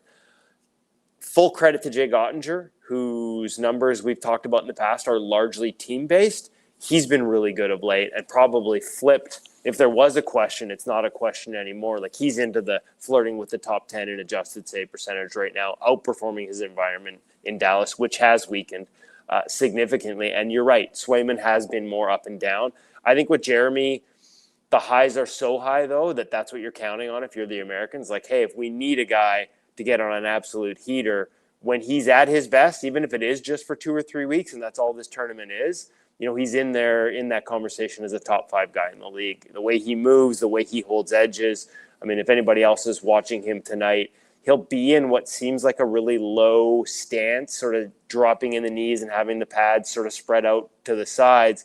And yet his ability to hold those edges patiently and then move out of that laterally with still getting rotation rather than pushing across flat is part of what separates him from a skill set standpoint. I think it's honestly, I think a lot of it is through the ankles and a lot of the work that he's done. Funny, we had Drew Comesso, the Chicago Blackhawks top prospect who should be in the NHL soon, on recently with us at Ingol. And he talked about doing Pilates, and it was Jeremy Swayman that set him up with it, kind of has become a mentor for him through USA Hockey. I know Jeremy also did a lot of bar ballet when he was at the University of Maine and has talked about how that strengthened the ankles and gives him some of that dorsiflexion through the ankles that is so crucial to being able to have that type of stance and still stay mobile out of it. We see it in Dustin Wolf and guys like that. And Swayman's a guy that's sort of got that UC sorrow. So watch, even when he gets really wide, watch how sort of the legs can be out one way, but then the ankles are sort of straight down into the ice. It's a remarkable ability, but I don't think it's a coincidence that he has it. It's not just luck. And Kevin, this just coming down, I'm not sure if you've seen it or not, but the Carolina Hurricanes, Peter Kochetkov is out for the remainder of the season. He's had an injury he's dealt with all year. He decided to have surgery, so he's probably going to be out for the year, end quote, from Rod Brindamore. And, man, I don't know if there's a team that has more significant goalie injuries than the Carolina Hurricanes. Well, obviously I don't have the details. But the way you described that to me, I know what my first guess would be, especially given the nature of some of the lower body injuries that have kept him out. My hunch would be that it's hip, right? Because hip injuries tend to manifest themselves, like long-term hip injuries tend to manifest themselves in shorter-term injuries through the groin and into the knees even. And when they drafted him, that was actually here in Vancouver in 2019, so only 6 years ago. You know, I had some other teams say they had some information about hips that made them wonder if eventually this wouldn't be something that he needed to get taken care of. So I don't have any information on this in particular, but that would be my guess. Let's see if I'm right as more information comes out in the next couple of days. It's a tough blow for the Hurricanes because his upside is so high. And as active as he is, he's still working to find that balance between that aggression, that Pokchetkov, as we call him, and just sort of staying home and relying on that big frame. But I thought every year he's found that balance a little more and a little more. This leaves them leaning more heavily on Freddie Anderson, who has been good when he's played, behind a really tough place to play. We've talked about that too. The Carolina Hurricanes, on a quantity basis, don't give up much. But quality, their goalies have some of the lowest expected save percentages in the NHL. It makes what Brandon Bussi is doing as his first time NHLer remarkable. It makes what Freddie Anderson does a lot better than people realize based on the raw numbers. They don't give up much, but when they give it up, they give up grade A's. And so really low expected save percentage. It's a big ask mentally. And so as much as people think you can plop anyone into the Carolina Hurricanes system, I don't think that's true from a goaltending standpoint. I think it takes a certain type of mentality and certain type of ability to deal with the mental pressures there. You may not be busy, but you're going to be tested between the ears as much as you are between the pipes. And so Bussi's been remarkable. Anderson can do it. The question is there enough from both of them to make sure they're both healthy come the end of the season? As condensed as the schedule seems now, it ramps up from here on out. Like the number of games per day, the amount of breaks between games, it's only going to get more intense as we get into January through the Olympic break and coming out of it. I know they reclaimed Caden Primo off waivers from Toronto and put him down in Chicago in the American Hockey League. I haven't checked on how he's doing, having just heard this news right now. So they do have another option with NHL experience, but I wonder if it's an option that they believe in that deeply, or if they'll look to bolster their goaltending. As good as Bussi's been, Anderson's inability to stay healthy usually means you need 3 in Carolina. Well, I was going to say, you know who's playing really well? A guy you said that was playing really well last year and has continued it. Philip Grubauer has been very good for Seattle. And I know he makes $5.9 million, but if Seattle was willing to eat something, even if it was 1.9 and he's a $4 million goalie, I might take a swing at him if I was some teams. Oh, hey, or if you had listened to me, and maybe that the difference now is that he's a big part of them making a push, and if that push includes even a chance of making the playoffs, then if they're moving off him, it's probably not eating money, or unless the return is significant. Like they need him right now, even though they also have Matt Murray's played really well, and obviously Joey Decord has proven himself as the number 1 goaltender. So that bears monitoring. I said it in the summer, like he was a guy whose numbers, and this isn't me. I mean, it's a little bit me understanding what happened last year and having conversations with some of the people around it, including Philip and including the goalie coach that they since promoted from the American Hockey League when Philip was down. Like he really rediscovered not just his game, but a little bit of passion for it while he was down in the American Hockey League. So much like Tristan Jarry, there's a guy that cleared waivers last year, spent time in the American Hockey League. From his time up at the end of last year, the ClearSight analytics numbers just painted a picture of a guy who is back to his old form. He's continued that this year, and hey, it's good for Seattle right now, but there's a little part of me that wonders, like, if you could have got him at a 50% retention in the summer, you'd be looking pretty smart right about now. Oh, God. Yeah, 100%. He's like his numbers right now, like, sorry, Jason, didn't mean to cut you off, but I was just thinking I should look this up as we're talking. His numbers right now, like I talked about where Hellebuck is still top 10 in the National Hockey League in adjusted save percentage. Philip Gruber's 1 spot better than some guy named Hellebuck right now on a per shot basis. That's how good he's been.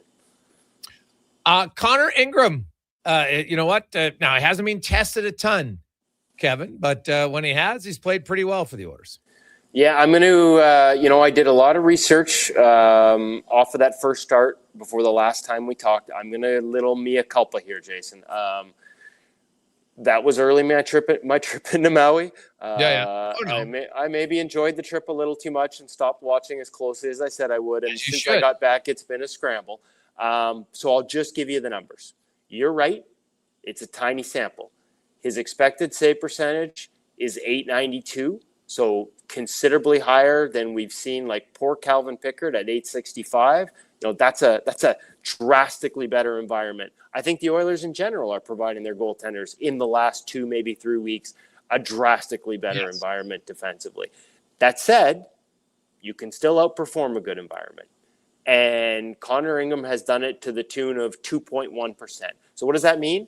That means on every 100 chances faced, he's saving the Oilers 2 goals, a little better than 2 goals, above your average NHL goaltender. And when we filter down to include goalies like him who've only seen 81 chances, so let's say more than 50 chances in the league this year, that number, again, tiny sample, can he maintain it? Lots of questions for sure. But that number ranks 6th in the entire NHL this season, minimum 50 shots. So as small as that sample is, it has been a really positive result for Connor Ingram. Again, yes, a friendlier environment, but I think with the Oilers sorting things out defensively, that should be one that's got some stickiness to it. And the list of names ahead of them are, I mean, there's a Nikita Tolopilo in there, but for the most part, it's Mackenzie Blackwood, it's Ilya Sorokin, it's Brandon Busey, who we talked about, and Jonathan Quick, who leads the entire National Hockey League this year in adjusted save percentage. That's pretty good company that Connor Ingram is keeping right now, just slightly ahead of Jesper Wallstedt, Logan Thompson, and Jacob Fowler of the Montreal Canadiens in another small sample doing really good things for the Canadiens. Yeah, we'll have to get into those numbers a little more, Kev. I appreciate it, buddy. Quickly, one last one. You're coming. What about the Jake DeBrusk healthy scratch decision? What do you make of that? Man, that's a tough one. What makes it even tougher is that, as Adam Foote said, he's not the only one. It's sort of tough to watch Elias Pettersson come back, and maybe it's because he did miss 8 games. He missed so much time, so you expect him to struggle coming back a little bit. And obviously because of their lack of center depth, you can't make enough. You need as many centers as you can, but it's tough to watch him come back, play 20 minutes and be -3 against the San Jose Sharks, losing draws that lead directly to goals to Macklin Celebrini and getting outplayed all over the ice.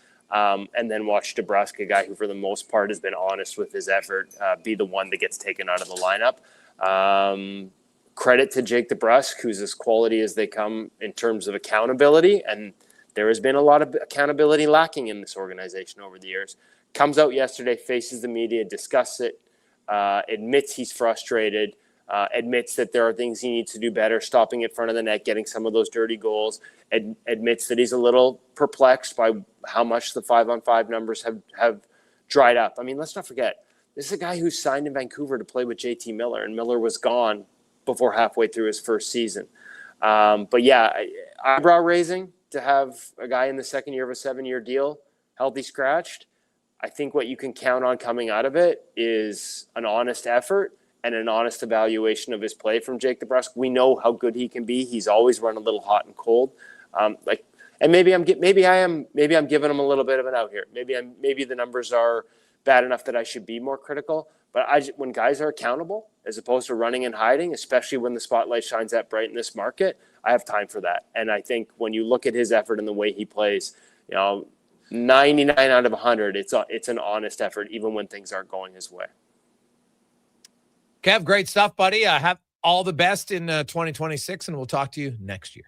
We'll have our Olympic rosters by then, buddy. I'm looking forward to breaking them down. They will. Obviously, it's going to be Logan Thompson, Kemper, and Binnington, right? I'm casting a vote for Mackenzie Blackwood to be on that list. I just can't tell you at the expense of who. Well, if it was based on who's playing, it would be outside of the gold medal game. It would be Jordan Binnington who would be off. Yeah. Like, honestly, that's nice. If we're calling a spade here, but I think his GM's the GM of the team, so I think that's going to carry some weight. But you could make a very strong case that Jordan Binnington would be the guy off, and that Kemper, Blackwood, and Logan Thompson should be the 3 guys. I mean, when I look at Clearsight Analytics and I'm looking for numbers, and I need to find Jordan Binnington and Sam Montembeault, who clearly isn't even in the league anymore, a part of this conversation, now down in a conditioning stint in the American Hockey League. That's where I find them, at the bottom. 3 worst numbers in the league: Jordan Binnington, Peter Mrazek, and Sam Montembeault when it comes to adjusted save percentage. You're right. So if not for the success he had last year at that tournament, it is hard to picture him being back on this year. And down there in the bottom 10 is some guy named Aiden Hill as well. So remarkable to see how quickly they've fallen. But I got to say, as bad as it seems, at the top of the list, there are actually like Blackwood and Thompson, even Connor Ingram in a small sample, not that he's part of this conversation. Like, we still have 2 Canadian goalies, in the top 8 in the entire National Hockey League right now. They're just not the ones we expected. Yeah, that's fair. Kev, we'll talk to you next week, buddy. Have a good one. You too. There you go. That is Kevin Woodley from In Goal Magazine, NHL.com, our big guest of the day. We'll take a quick break. We got 5 questions and more on the Gregor Show, presented by PlayAlberta.ca. We want orange. Give us the orange. We want orange. Bring back the orange. You got it, Canada. Booster Juice orange smoothies are back by popular demand. The original, the marathon, and orangesicle smoothies are back and bursting with tangy zest of oranges. They're Canadian favorites. Orange, you glad they're back? Only for a limited time. So squeeze the day, smoothie lovers, and head to a Booster Juice near you now. Booster Juice, Canadian born, blending since 1999. Legacy Heating and Cooling offers no payments and no interest for 1 year on your new furnace. So when you wake up to no heat, call Legacy.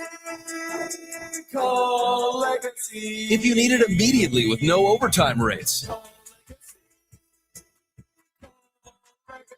If you need it immediately and want to combo it with AC. Call Legacy. No payments and no interest for 1 year on your new furnace. It could only be Legacy Heating and Cooling. Across the province, Albertans are taking their shot on Play Alberta. With casino winners every hour, jackpots worth millions, and revenue that stays in the province, there's never been a better time to sign up. Right now, our listeners can score a $50 free bet when they make a minimum $50 deposit with code Gregor50. That's code Gregor50 for a $50 free bet. Start playing with your game sense today to find out if you're Alberta's next winner. And here comes Action Electrical Service Team sprinting onto the scene. These are your first responders for any electrical emergency. That's right. With their fleet of service vans and specialized gear, they assess, they service, and maintain electrical lighting and automation systems. They're all about rapid response. Quick diagnostics and repairs to restore power and safety fast. Hire the Action Electrical team to bring home a win for your project. Visit actionelectrical.net. 24 hours a day, 7 days a week. Edmonton sports fans stay informed With Sports 1440. Stream us. Listen to us on the AM dial. However you consume this radio station, thanks for listening. Got a car you're ready to part with? Find out what it's worth. Fast, easy, and totally free at Go Auto. We're talking top dollar trade-ins, whether it's a little worn or still rocking that new car smell. Just a few clicks, and boom, you've got your value.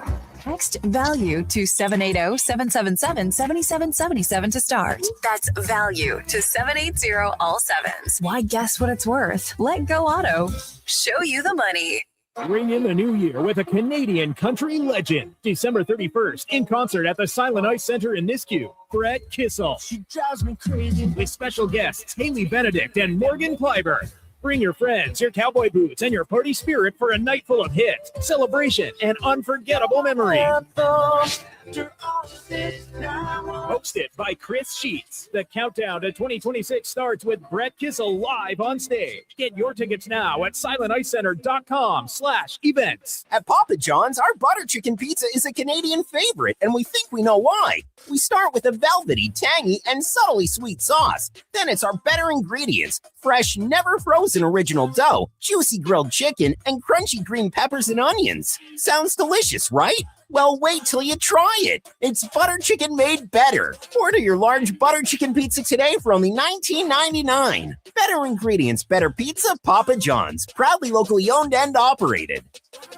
Diablo Boots sells only Canadian-made work and biker boots made by Canada West. No American or boots made in China, so no tariffs. All of Diablo's boots have replaceable soles and heels for longer life. Sizes 6 to 14 EEE. Buy quality, buy Canadian. And support Canada West and Diablo, the two best names in the boot business. So save on boots by Save On Foods. That's Diablo Boots, 3340 Gateway Boulevard on the east side of Save On Foods. Buy Canadian. They're terrific.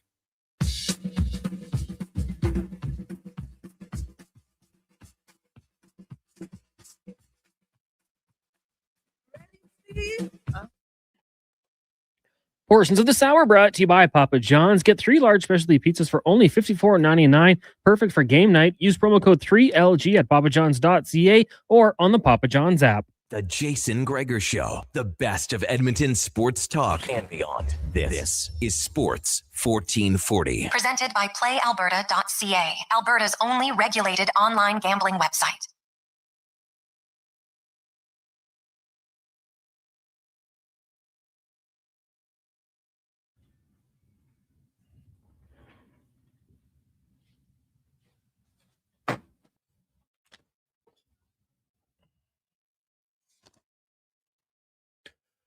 We continue on. Game day, Sports 1440, sports1440.ca, YouTube, Facebook, X, and Instagram. Hope you're having a lovely Monday afternoon. The Oilers trying to get back on the winning track as they are in Winnipeg to take on the Jets tonight. Calvin Pickard will get the start. Jack Roslovic is going to send to the third line. Alex Regula is out.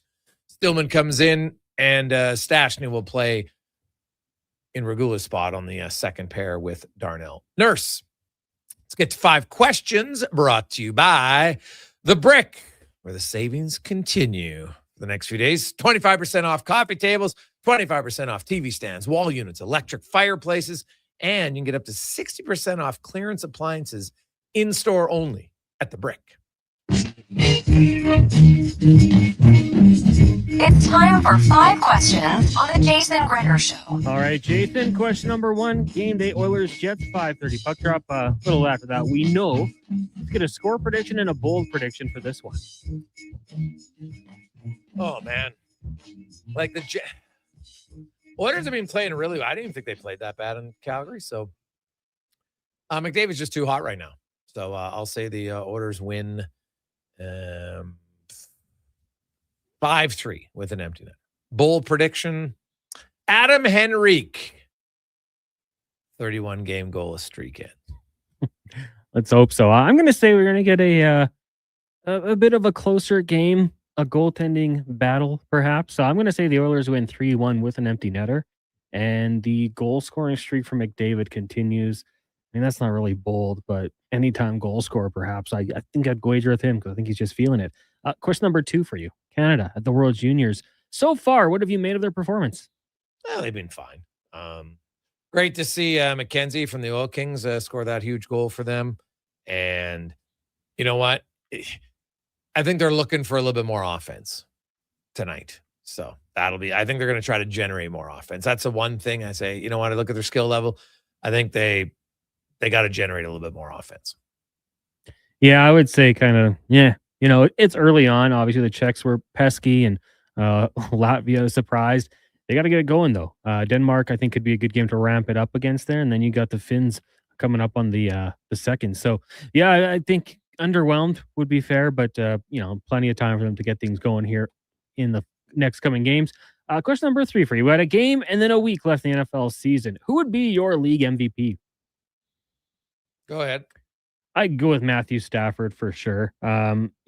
Just what he's been able to do. And we talked about it a little bit earlier on with Ken. Like, we didn't know if this guy was going to play this year. And they talked about the injuries that he could have. 38 years old. He'll be 39 by the Super Bowl. Sorry, 38 by the Super Bowl. He's 37 right now. But 40 touchdowns, just the 5 interceptions. I think what he's been doing and playing in a very tough division as well with the Niners and the Seahawks to keep them the way they're going. I go with Sam Darnold. Sorry, I was just going to not say, Sam Darnold. I go with Matthew Stafford. Yeah. It's hard to go against him. He's probably going to pass Drake May in yards, right? You look at 40 touchdown passes, only 5 interceptions. Yeah. Like, it's all of his numbers. It's hard to to go against that. And really, there's such a fall off. There's no one, like McCaffrey's had a good season, but not like out of this world dominant season. So, what's his name in Indianapolis? So he started off like he was legitimately giving you a push to maybe be the MVP, but he's done nothing the last 6 weeks. So he's completely out of it. And Drake May is close, but if you just compare the two numbers, 40 touchdowns to 30 touchdowns, 8 interceptions to May, 5 interceptions for Stafford. He's got, now he's attempted a few more balls. So maybe, someone will say, well, he's throwing him more, but I don't know, he's throwing him more. So what? He's completing more passes. So I'll still take Matt Stafford. Now, PlayAlberta.ca, the Rams, 7-point favorites, the over-under 48.5. I like that. What do you think the smart pick is, and would you throw in another prop bet here? Well, I would take the Rams and the points tonight for sure. I know there's some speculation. They think they're going to sit guys out, but I don't know why. You still got a whole other week left in the season. Like, how much are you going to rest guys? So you look at preseason, and when they never play anybody, it takes them a while to get up to speed. Why the hell would you rest guys too much? No, that doesn't make any sense to me. Like, if you're going to rest them, I guess you do it next weekend. But I'd want to, if you want to rest them in the fourth quarter because you're blowing them out, sure. But I would take the Rams for sure with the points tonight and anytime Puka Nacua touchdown. Yeah, see, I'm up in my league by 28 points, and all he has is Puka. So I can't have Puka go too crazy. 1 touchdown, that's fine. Like you, I'll take the Rams, and I'll take the over as well. The Rams, despite being so good this year, 2 weeks ago against the Lions, they gave up 34. Last week against the Seahawks, they got 38. So that defense might be a little leaky. You got Bijan, you got Kyle Pitts, Drake London, I think is going to return to the lineup tonight. So I do like this Falcons offense. So yeah, take the over, and anytime touchdown. I don't know. Give me Kyle Pitts. Keep the magic rolling on for the season that he's had. Final question for you. Tomorrow's going to be National Bacon Day. I want to get ahead of it. So what is the best food that includes bacon in any way? Oh, man. Well, just bacon itself. Could that be my answer? Could be, yeah. I love it, man. It's I made a big bacon special Christmas dinner, so buying extra bacon for it. I always have leftovers. I love it. But I guess if I would go bacon tomato sandwich. Simple, so good. Yeah, I mean, there's many answers. Good on pizza, good on burgers, but I think combining two of my loves, when you do bacon wrapped steak, that might be the one for me. I think that's always a nice little touch there. So bacon wrapped steak will be it for me. I don't think I've ever had that. Yeah, you get a little filet, put it around the outside. Really? Yeah. I've never had bacon wrapped steak. You got to go for it. I don't know if you want to eat it all together. Some people might just, mix it all up, but you can peel the bacon off first. And all right. Not the healthiest thing. We'll say that. Well, whatever. If you're eating it every now and then, just make sure you get good farmer, straight from the farm steak. None of that extra crap in it. Then you know it's good. Yeah. Have your veggies on the side. Make sure you get those in. We got a lot of votes for bacon wrapped shrimp. It's pretty good. Bacon onion jam, fuzzy. There's no chance that's good. Bacon onion. No, you lost me. You lost me right there. You could give me the greatest dissertation on why that's good. I couldn't read it. No chance. Bacon onion jam. No chance. Not for this guy. You ever had it, Cons? You ever had bacon onion jam? No, I looked up the picture and it doesn't look phenomenal. So I'd stay away from that one. I know you're not an onion guy. I don't mind onions. No, but I'm not the onion guy there at all. Let's get to the comment on the sports 1440 update brought to you by Fountain Tire. Man, we saw that when the snow goes, you need winter tires. Do not hesitate. Get your winter tires right now, FountainTire.com. The Sports 1440 update. It is game day. The Oilers in action, taking on the Winnipeg Jets out in Winnipeg. Puck drops up for 5:30. Pregame coverage with Andrew Walker, Jason Gregor, and myself gets going at 4:30. For the Edmonton Oilers, Callum Pickard will get the start. Connor Halley gets his demonstrated start for the Jets. The Oilers also activated forward Connor Clattenburg from the LTIR and loaned with the Condors, while former Oiler Noah Philp claimed by the Carolina Hurricanes earlier today. Elsewhere around the NHL, you'll have the Jackets and the Sens, Rangers in Carolina, Panthers hosting the Capitals, Sabres in St. Louis. Avs host the Kings. Flames up against the Bruins, and the Canucks travel to Seattle. World Junior Action, Canada set to take on Denmark. That one gets going at 6:30 today from Minneapolis. Earlier on, it was Sweden over Germany 8-1. We also have Slovakia taking on the United States in about 5 minutes time. In the NFL, Week 17 concludes. Falcons-Rams from Atlanta, 6:15 kickoff, and in the association, Raptors taking on the Magic just after 5:30. Coming up in Hour 3 of the Jason Gregor Show, we'll be joined by Mark Spector of Rogers Sportsnet and gets a pregame coverage with Andrew Walker. I'm Connor Halley. This has been a Sports 1440 update. 1440, a Stingray radio station. CKJR broadcasts from West Edmonton Mall and Wetaskiwin. Download the free Stingray music app and listen wherever you go. As 2025 comes to a close, GS Construction would like to take the time and thank our crews, our partners, and our communities for another successful year of teamwork and growth. Together, we've helped keep Edmonton and the surrounding area moving by building and maintaining the underground infrastructure that keeps everything running smoothly. It's been another year of dedication, pride, and hard work the team has put in to make it all possible. To learn more about our people and our projects, visit gsconstruction.ca. At Papa John's, our butter chicken pizza is a Canadian favorite, and we think we know why. We start with a velvety, tangy, and subtly sweet sauce. Then it's our better ingredients. Welcome back, Jason Gregor. Original Connor Halley, Czechia and Finland. Crunchy green peppers and onions. Sounds delicious, Aren't right? a starting well, position. Wait till you try it. It's butter chicken made better. Order your Connor large Halley, butter Sports. chicken pizza today for only $19.99. Better ingredients, better pizza, Papa John's. Game day, Sports 14. And operated. 5-time Junior Hockey League champions, the Spruce Grove Saints, are excited to be back on the ice at the brand new Thompson Family Arena. Be part of the action and enjoy some of the best Junior Hockey Canada has to offer by experiencing a Saints game for your next outing. Tickets range from $10 to $17 with free parking and some of the best food and drink specials in town. For more information on tickets and how you can become a partner, go to sgsaints.ca. Cheer on the teams. Help a good cause. The Benz Cup is coming to the Ardrossan Recreation Center, December 26th to 30th. 100% of the proceeds help the Ben Stelter Foundation bring proton beam therapy to Edmonton. Learn more at benscup.com. Proudly supported by Sports 1440. Whether you're a craft beer connoisseur or more of a wine aficionado, there's always something new to discover at Sherbrooke Liquor, a unique, family-owned, independent liquor store. The selection, incredible. The non-alcohol section is also very impressive. Sherbrooke Liquor, expert, knowledgeable staff with a passion for unique finds. More than just a liquor store, we're a community. Alberta's best, the one and only Sherbrooke Liquor. Wine, spirits, and oodles of beer. Visit SherbrookeLiquor.com. Hi, Mike here from Northgate Chevrolet Buick GMC. December is here. Christmas shopping, Christmas wrapping, Christmas baking, grocery shopping. What about our vehicle? Does it need tires? It's not running? No problem. We got you covered. At Northgate GM, we have a tremendous selection of newer used vehicles, winter tires at cost, and of course, service with a smile. Come in and see us today, 13215 97th Street, or visit us online at northgategm.com. You're in Northgate country. The job isn't done until the last load is hauled, and having a semi-trailer out of commission is not an option. Whether replacing or adding to your convoy, Edmonton Trailer has a huge inventory of new and used semi-trailers, trusted by the gravel, logging, oil field, fluids, and freight industries. Find a trailer right for you online or at one of their 3 locations. For sales, service, parts, rental, and finance, when you're in it for the long haul, Edmonton Trailer.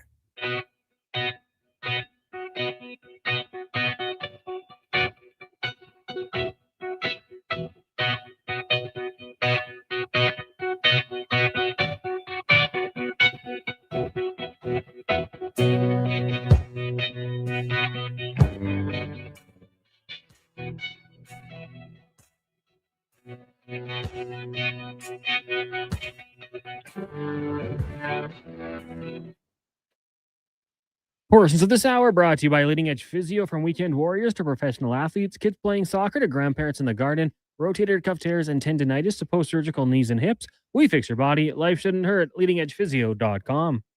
This is Sports 1440, where Edmonton talks sports. On YouTube, Facebook, and X. Here's Jason Gregor. Brought to you by PlayAlberta.ca.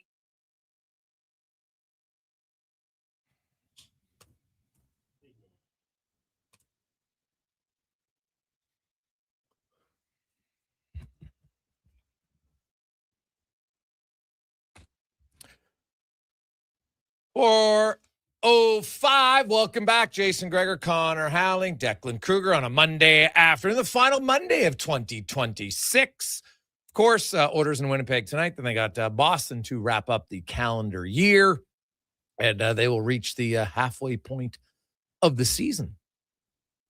And the Edmonton Oilers have had a very good start to the month of December. Connor McDavid obviously has been off the charts good in December. He's got more points than the Jets have goals, for goodness sakes. He has actually more points than 7 NHL teams have goals in the month of December. That's how good he's been. He has if he can score 3 points in his next 2 games, it'll be the most points in any month since 1993, when Marilyn Mew had 37 in, I think it was March of 1993. So it's been a while to have somebody. Steven Stamkos did have 33 points in back in 2021 in April. So McDavid, obviously 2 games left. He's already set his record for best month of his career with the most points anyway, with 32, surpassing the 31 he had twice. And we'll see where he goes here the next 2 games. But would anybody be shocked if he finishes with 35 points? I wouldn't. Not at all. Not at all. 35, 36, 37, who knows the way he's going. It is the Gregor Show presented by PlayAlberta.ca. And hey, you know what? When a guy's rolling like that, you gotta jump on board a little bit. The Jason Gregor Show odds, of course. So we got some odds boosts at PlayAlberta.ca. You know, with McDavid points and the Oilers winning, you can check it all out. We also have a Rams one as well for tonight. So check that out at PlayAlberta.ca where you get odds boost, better odds. Good luck. Stay within your limits. Let's get to the spec report now, brought to you by GS Construction, your underground infrastructure specialist. And man, when it is cold outside, you want the proper underground. You don't want things backing up, freezing. That's what they do. A lot of times they go unnoticed. Like that third pair defenseman that you don't notice till after the game, and he's a plus player and he didn't give up any shots. It's GS Construction. As Mark Spector from Rogers Sportsnet joins us once again. Spec, good afternoon. How you doing? Doing great, man. It's nice to be outside a little bit today and not be minus 746 all the time, you know? Yeah, well, yeah. You must have been outside shoveling a few days, Spec. Oh. Yep, I can tell you, buddy. It was like a workout, man. Yeah, I know it's heart attack snow for us old guys. It's heavy snow. I should have been up earlier in the morning shoveling. Oh, see, I thought the snow was light. There was just a lot of it. So at least in my place, but it was lighter, but it was a lot. And in my now in front of my house, like my drifts on both sides, they're higher than my son. So he's not much help anymore. He can only push it to the edge, but he can't lift it up over. So it's kind of, so he's relegated to only doing the backyard now. So, which is good. But the Edmonton Oilers, Spec, they didn't play bad in Calgary. They had a slow start. I found. Then you know what? They couldn't score. They hit goalposts. McDavid had 2 crossbars, stopped on a breakaway. Bouchard, Ekholm, they were clearly shooting high on Wolf and had him. They just couldn't beat the crossbar. But as the head coach said, they started poorly. And tonight, a good start should matter, Spec, because I got to the Jets have won only 2 games when they give up the first goal.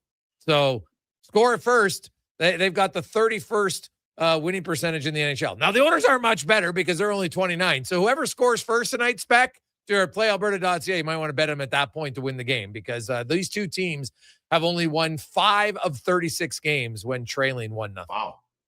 Yeah. I thought that Calgary just played the perfect game for Calgary. Like they got embarrassed in Edmonton. They went home, thought about it over Christmas, and they just came out. They played the exact way they have to play. I haven't seen a game where Draisaitl's been on his rear end that many times in a long while. They were really physical with Edmonton's top players. They were right on McDavid, didn't give him much space. They deserve to win. They played a really hotly desperate game. You can't play like that 82 times. Like you can't do it. But they did that night, and they were better than Edmonton. They deserved to win. Edmonton, look, a little bit of luck, and they'd have got a point out of it, as you say. But the Oilers are fine. The Oilers are fine. They're ready to go into Winnipeg and play a team that has been struggling like crazy. I suspect the Oilers will find their game pretty quickly tonight. Well, yeah. Well, the Jets have to be frustrated. There's no question about it. They I can see why when you're losing, Spec, you find ways to lose. And well, maybe it should have been a penalty. It wasn't a hit from behind of the boards, late. I don't know if you were watching that Minnesota game or not, but Morrissey got hit there. It wasn't from behind of the boards because he was going up the side of the wall, right? It was pushed from behind and he didn't even go into the boards really. But, DeMello, hey, you just can't respond that way. But I will say, if you call the one on Morrissey, then you probably, or didn't call that one, then you shouldn't have called the one on DeMello, in my opinion. But either way, you when you're struggling, Spec, you find ways to lose games. You take undisciplined penalties. Your penalty kill doesn't come up with a kill at the right time, and that's where the Jets are mired in right now. Yeah, it's going bad, and it's been going bad a lot of the year for him. And that you just nailed it. Your guy gets hit, you don't get the call. Your guy fires a hit back, they do get the call. Like, listen, you got a team there's a little part of Winnipeg that expects to lose right now. That's the way it's going for them. I'm not saying they're sitting in the dressing room expecting to lose. I'm not saying they're not ready to play. I'm not saying any of that. But when you've been losing as much as Winnipeg's been losing, you're kind of waiting for something bad to happen. So when you're the Oilers, you got to make something bad happen early. You got to let Winnipeg know it's an uphill battle, that this isn't the night you're going to get out of this thing. This is where a good, the longer you let the Jets think they can beat you, the worse off you're going to be. It's one of those teams. So, Edmonton's the better team. They got to play like it tonight. They should be able to win. Looking at Connor Ingram, we had Kevin Woodley on, and, all the numbers kind of match. It's a very small sample size, but he's played pretty well. Yeah. It's really funny. I was writing a piece on Mangiapane today. We'll get to that, I'm sure. But, Bowman and I guess it was Jackson last July 1st, when they sit around and think about a signing for a long time, the last two July 1st have been disasters for the Oilers. But the sort of out of left field pickups and the quick trades, like Ingram was a really good pickup, Roslovic, really good pickup, right? Todd Colson, no one saw that coming, really good pickup. Right, I kind of like this Stastny. All of a sudden, they pick him up. Like the one-off quick trades they make are good trades, and Ingram's been really, really looking like this is going to be something. I'd say this to you, Jay. We spent a lot of hours on this show, you and me, trying to figure out how the Oilers were going to do better than Skinner and Pickard, and I don't think that we ever came to the conclusion it was going to be Jerry and Ingram. But that might be where they are. Well, let's preface it. I didn't think it would be that hard to be better than Pickard and Skinner as a combination. Let's clarify that they were going to. I thought I said it all summer. Once from July 1st, one of them wasn't going to be here for sure at the trade deadline, and I wouldn't be shocked if both aren't here. Well, now it's looking like both. Now it's looking like they'll change them both out. And, I'm just saying it's kind of, who knows. Connor Ingram, the last time when he was in form in Arizona, he was putting up a 907 2 years in a row behind a pretty lousy and loose Arizona team. So if he can find that form again behind a better club in Edmonton, he won't just be challenging for number 2. He'll be pushing Jerry for number 1. Yeah, well, yeah, we'll see. Nothing wrong with that. That's what you want. You want to have two good guys that are some healthy competition, and away they go. Stastny, speaking of him, he's played well. He's going to move up to play with Darnell Nurse. Alec Regula, to me, who Alec Regula looks like right now, Spec? He kind of looks to me like Ty Emberson last year in his first year in the NHL, who was, kind of struggling. And Regula, he shows you some good signs, and then, he has the play like on the Lomberg goal where, just put it to the boards. It would be an easier play, the smarter play, the safer play. And, maybe a little bit of a reset for him. But, I look at Ty Emberson this year, and Ty Emberson has become now a guy that you don't notice most nights. And that's not a bad thing. He's just your number 6 defenseman who goes up and plays well. You don't really notice him. And Regula, you're noticing too much for the bad plays, which is kind of what we saw last year from Emerson. Hey, young defenseman. Yes. Young defenseman. Man, if you got to play them and you got to play through their lessons that they learned, they got to make mistakes. And I think that what I see in Regula is a player that's well worth, sticking with here. Right? Sticking with them. Like, does he need a night off? Sure, give him a night off. There's nothing wrong with that. Stillman comes in. He's a veteran guy. But I have no problem with Regula. But listen, every young defenseman, this is part of the deal. And then eventually they kind of work their way through it. And all of a sudden, like Emberson this year, the bad plays become far less frequent. So I don't mind Regula. You just got to live with it for now. Yeah. No, it's true. Get into Mangiapane spec. Well, I wrote about this 2 weeks ago. And everyone was like, I said, Andre Mangiapane is the guy who's getting traded for all the reasons why Arvidsson got traded. Arvidsson asked for the trade because he looked and said, man, my career is going down here. If I play here, it's not working. And I said, to me, that was the exact same thing for Mangiapane once everybody came back, because you don't have to be, hey, if I can figure it out, you don't have to be a rocket scientist to figure it out. That, and I also wrote that he had a no trade clause, not a no move clause, which does carry a little bit more weight for the team, because if you're like, hey, man, we want to move you. And he's like, I don't want to be traded. Well, okay, well, we can put you on waivers. Can't do that on a no move, but you can on a no trade clause. Yeah, right. I mean, I think if you can't trade him, this is the kind of trade where if you can't trade him, he'll clear waivers. Like, I think that you would trade him and take back someone else's problem, is my point, Jay. Oh, yeah. You're not, right? You're not trading Mangiapane and getting an awesome players back. So you're right. He could be waived, but I mean, you're just going to end up having to clear waivers and be in Bakersfield, and that ain't helping anybody. So it's been a, I mean, the thing about Mangiapane is this: if he's, I guess in some world he could be a third line winger for you, but if he's not going to be aggressive, if he's not going to be in your face, if he's not going to play with more emotion, he's not a third line player. He's got to be a guy that is a complementary winger in the top six. If he's on my bottom six, he's just a small guy that doesn't score. I don't want him in my bottom six. So, at least I guess with Frederick, if you'd play the way you'd like him to play, he could be an effective bottom six player. I never see Mangiapane as an effective bottom six player. So if he's in a scoring, he's not scoring, he's not producing, he's not defending particularly well. I don't know where he plays, man. I remember Glenn Sather one time said, when you make a trade and you bring a guy in and you don't like him, get rid of him before the rest of the league finds out he's not very good. And I'm not sure that the rest of the league doesn't know who Andre Mangiapane is right now, but that's what Bowman's trying to do here, is move that player along as fast as he can. Yeah, no, that's fair. Now, Noah Philp went through waivers through 27 teams until Carolina said, hey, we need you. So it looks like he might be their 13th forward right now with Seth Jarvis out. A lot of people I'm not going to say a lot. Some people think this is like, oh my God, terrible asset management. I'm not one. I wrote about it today. I said, hey man, I hope Philp gets claimed on waivers. It'd be good for him to get a second opinion. Maybe it's a wake up call. He's got to play a little bit different if he goes somewhere. But where do you come out on the losing Noah Philp? Yeah, it's a shame, but you just can't keep everybody. He had plenty of chances to grab the hold of things here and play, and he's never done it. To me right now, he's a tweener. He's proven he's a good AHL player. He hasn't proven he's an NHL player at all. I'm with you. Nice kid, former Golden Bear. I hope he catches on, and I hope it works for him. But the irony here, I think there's some irony when you talk about the people that are saying, oh my God, it's horrible asset management. The Oilers don't know what they're doing. You know who else was on waivers today?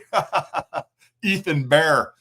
And that's a guy that everybody said, oh my God, terrible asset management. What are the Oilers doing? So, I hope it goes better for Noah Philp than it went for Ethan Bear, but you can't tell me you're losing an NHL player. He's not an NHL player, right? He may become one, but he is not an NHL player today. Yes. No, that is very true. So I was saying like Podkolzin's younger, Savoy's younger, Emerson's younger, Stastny's younger, Regula's younger. Then you go down to all the other guys like Hudson, Howard, Szymanski, Yarventi, right? Mahala. Like they got a lot of younger guys if people were worried about youth on the order. Suddenly, like when the season started, like last summer, we kind of looked at their pipeline as being meh, not that great. And Hudson looks like he's having a pretty good run in the AHL. He looks like he's going to come up and help and be an NHL player at some point, which I don't think a lot of people saw. Ike Howard is doing great down there. All of a sudden, this Szymanski, people in Baco are telling you he's going to be a player. They got a few guys. I didn't see them with a few guys back in July, but we're talking about Bakersfield now, and there's a few guys down there, and that's good for the Oil. Oh God, yeah. And like I said, I hope it works out for Phil, but I think some some of the people might be overreacting to what a devastating loss this is for them. I don't, and that's not a knock on them. I just don't view it as a crushing loss at this stage of the game. Jack Roslovic, Spec, is going to play center now. He did play some center last year in Carolina. Came as a center with Columbus and Winnipeg. They clearly need more speed. I've said this for weeks now. Adam Henrique, to me, is a fourth-line center. That's where I'd play him, and I'd be fine. They need some more speed in Roslovic, so you try him out. I don't have a problem with it. I still think they're all just going to be place card holders until Nugent Hopkins goes there. Once the absolute heater that the first line is on slows down a bit. They're not going to change the first line now. It'd be like you'd look like an idiot to do that as a head coach. But eventually, I think Nugent Hopkins will get there as a third line spot, unless you think Roslovic can do better. Well, let's see. I mean, I agree. You're leaving Nugent Hopkins where he is. He's your your safety net. You got a third line center there whenever you want him. Is Roslovic a center? He's never been an effective center so far in his career, frankly. He's been so good here on Draisaitl's wing. I'm not sure why we're screwing that up, to be honest with you. He's been a pretty good winger here in Edmonton, man. I don't know why you change that. But they've run through it, right? Henrique, third line center, yeah, not getting the job done. Trent Frederick, third line center, didn't get the job done. Who else are you going to use in there? Like, I guess when deadline day comes and we start looking at this team, Jay, we're going to say, okay, do you have a left winger to play with McDavid that's better than Nugent Hopkins? Can you find a third line center out there, or do you find a left winger out in the market and install Nugent Hopkins as your 3C? They're not a perfect lineup, but they do have some backup plans. And I think in the end, between how a guy like Ike Howard plays down in the farm, and if you think he's going to come up and help you, or what the market bears, is probably going to have as much of an impact, right, on what you do with Nugent Hopkins as anything else, don't you think? Yeah, fair, right? Like, if you feel, we can't get a scoring winger, then we'll get a third line center. Sure. I don't believe historically a 5-on-5. That's not Nugent Hopkins' game. He's not a 5-on-5, like a overly abundant 5-on-5 scorer. He's not. He's super reliable. I just think he can help your team. I think he can get better matchups to see your 3C. And I think priority number one is to get a top 6 scoring ideal left winger. But even if it's a right shot, then it's a right shot. There's lots of guys who can play both sides. But that's what I'd be looking at. Would you take a look at Ike Howard on in your top 6 before you went out and spend assets on somebody? That's a fair question. I'd consider it. I'm a little leery of, so now in my top 9 in the playoffs, I'm going to have Howard, I'm going to have Savoy, I'm going to have Nugent Hopkins, I'm going to have Roslovic. It's a lot of it's a lot of smaller skill guys, right? And diversity right now. So, maybe they all won't be in the top 9, then we'll see. But that would be my only, and 2 of them are rookies. That's like rookies for the most part. Like, I know Jake Gensel did it, so you can do it. But rookies, for the most part, aren't huge productive players in the playoffs for you, historically. Yeah. So that would be my only concern. I guess to me, it's really a lot about the market. Like, a third line center, if you could, remember in 2006 when the Oilers brought in Mike Pekka, or how helpful he was? Like, he was such a good 3C, man. If that version of a 3C was out there, you could install him on your team, take a bunch of pressure off Draisaitl in the face-off circle, drive a third line, good penalty killer, clutch player. If that guy's out there, I don't know who he is. Like, I guess Phil Deneau, but when he was younger and better, Yeah. If that guy's out there, I put him on my team and figure the rest out. So, you know what? That's what Bowman gets paid for. He's got to figure it out. He's got some time here. I'm sure Bowman right now is down helping select the U.S. Olympic team, I believe. So, anyway, he's got to figure out his lineup up here. And you know what? Again, I think the options in the farm kind of make his job a little bit easier. He's not quite as desperate. He does have a little bit of help around if he needs it. Oh, yeah, no question about it. Spec, enjoy the game tonight, and we will chat with you tomorrow. All right. Sounds good, Jay. There you go. That's Mark Spector, the Spec Report, brought to you by GSP. construction, Edmonton Oilers, Winnipeg Jets. We got a jam-packed pregame show to get to for you. Also, we got some NFL talk a little bit later on, maybe. NHL, 11 games. It's the busy. I think it's the busy. I'm certain tonight is the busiest Monday in the NHL. And there's also World Junior games. And my goodness, did you see Adamir Yersak, Connor Halley? Oh, baby. You'll be watching that one on the highlight reels. A sick overtime winner for Czechia to down Finland 2-1. You got Slovakia with an early lead over the USA, and Canada is taking on Denmark later on today as well. So some action World Juniors. You got the Oilers and 11 games in the National Hockey League.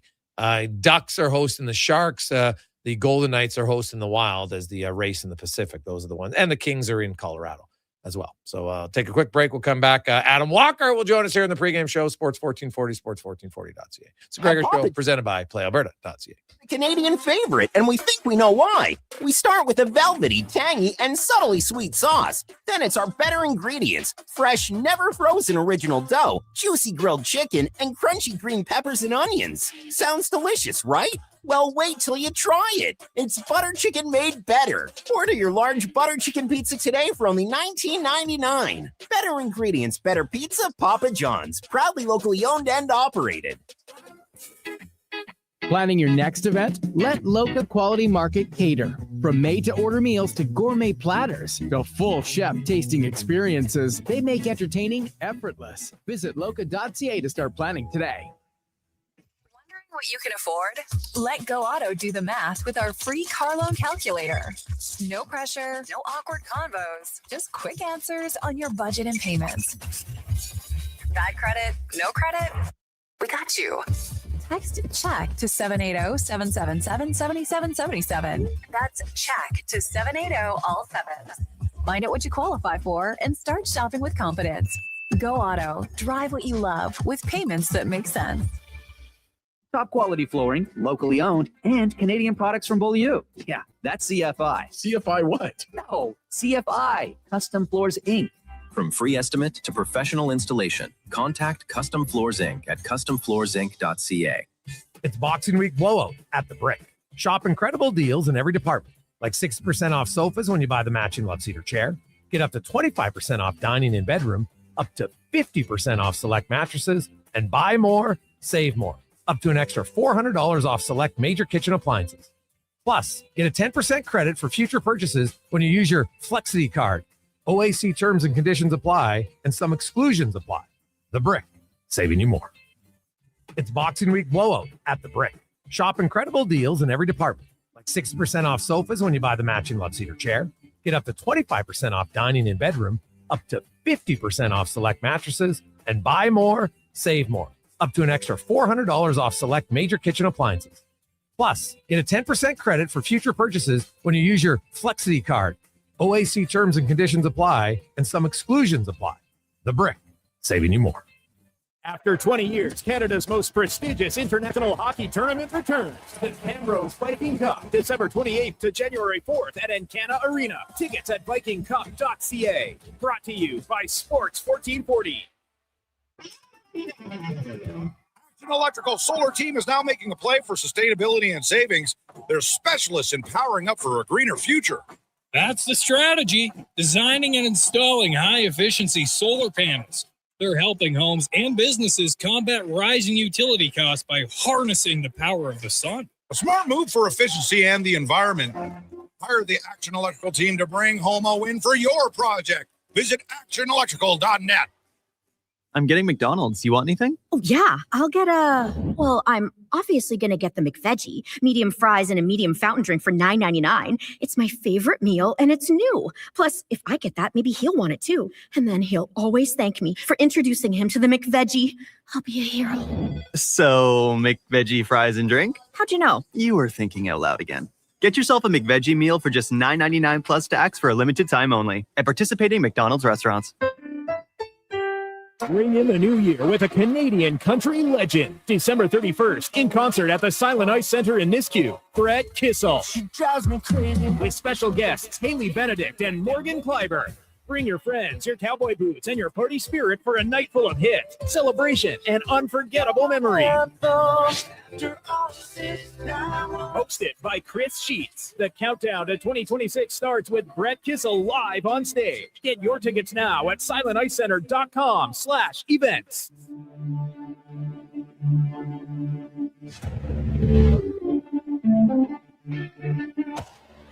Portions of this hour brought to you by Culligan for all your residential water needs. Your local water treatment company, more than just big bottles. Culligan.com. 1440 and the pregame show with Andrew Walker. We are Edmonton's sports leader. Good afternoon, everybody. It is 4:32 on your Monday afternoon. Welcome, 1440. The calendar very nearly ready to flip to 2026. And the Edmonton Oilers, remarkably, in a pretty similar position to where they were 1 year ago at the end of 2024. So they were coming off a Stanley Cup Finals loss to the Florida Panthers. They were putting a slow season start in the rearview mirror. And finally, much like last year, after a tepid 30-odd games, the Oilers really rounding into form right now, despite that loss in Calgary 2 nights ago. Edmonton, I thought fine in Calgary the other night. Certainly not great and certainly not lucky. Those 5 goalposts would prove that theory. And going forward, though, the rest of December and January, a very rare road game tonight, and then the schedule opens up for the Oilers big-time January with 11 of 15 games on home ice. But tonight in Winnipeg, once again, to face Connor Halley and the struggling Jets. Good afternoon and a continued happy holidays to everybody out there. The Oilers in Winnipeg tonight. And then, as mentioned, 2025 wraps up Wednesday with a home date against the Boston Bruins. And then in January, a lot of home cooking for the Oilers. 11 of the 15 games here at home at Rogers Place. Welcome inside. This is the Titan Supply pregame show right here on Sports 1440. Titan Supply, your only source for lifting, digging, and hauling. Visit TitanSupply.ca. I'm Andrew Walker, joined by Connor Halley in the Sports 1440 studios in West Edmonton Mall. Donovan Paulson will join us for the postgame show later on. And in about 20, 30 minutes from now, we'll talk to our game day analyst, former NHLer Landon Ferraro. In a few moments, we'll be joined by Jason Gregor as here we are infiltrating the Jason Gregor Show from 4:30 to 5:30 tonight. But we have Connor Halley back in the studio as well. How was your holidays going, Connor? It was pretty good, Andrew. Had the family come in from Australia, so 3 more kids under the age of 7 running around the house. Kept us entertained. And Are you Australian? No. My brother-in-law is Australian, and the family moved out there about a year and a half ago. So first time seeing them in a little while, but kept us on our toes. A lot more toys than the last couple of years here. How about yours? It's been good, probably a little overcommitted. We like staying at home each and every night, which is kind of nice to do some of these shows from home during the holidays. But yeah, every night we've had something on the go, whether it's Angie's family or my family or us hosting or whatever. It's been busy, but this is great. Like tonight, we're looking forward to tonight because you got the Oilers and the Jets. Team Canada, by the way, we'll update this on the out-of-town scoreboard later on, but Team Canada plays Denmark later on. So I feel like these days there's no easy wins for Team Canada at the World Juniors, but they should find a way to pick up those 3 points tonight and get ready for the medal round. Already some crazy games today in Slovakia as we speak as a 2-0 lead on the United States. So that's interesting. And this is not really high on my priority list, but I know, you and Brandon very invested in all the fantasy stuff. So my fantasy season didn't go well for football in a lot of areas, but tonight it's Championship Monday, and we'll be flipping between the Oilers game and the Monday Night Football game, which is Atlanta and the LA Rams, because after a wild weekend in her first year in fantasy football, Connor, my wife Angie needs, in a half PPR, she needs 8.1 points from Drake London for her first ever championship. So there's some nerves in the Walker household tonight. And I will say she was dead in the water. And then Sunday afternoon, she had Derrick Henry, who saved her season with a 4-touchdown, 200-yard performance. And then last night, she clawed back with 26 points from Christian McCaffrey, putting it all in the hands of Drake London tonight. So, yes, there'll be some nervous moments tonight in our household. He should be good. I'm in a similar position, but I just need Puka Nacua not to put up 40 points. He can put up 26, in fact, and I'll be okay with it. But good luck to her. I like that one. I had Drake London all year. Unfortunately, his injuries hurt me in the semifinal, but I think she's got a good chance here. Yeah. So he'll be... I mean, wide receivers are tricky, right? Because sometimes they can put up a 0 for you.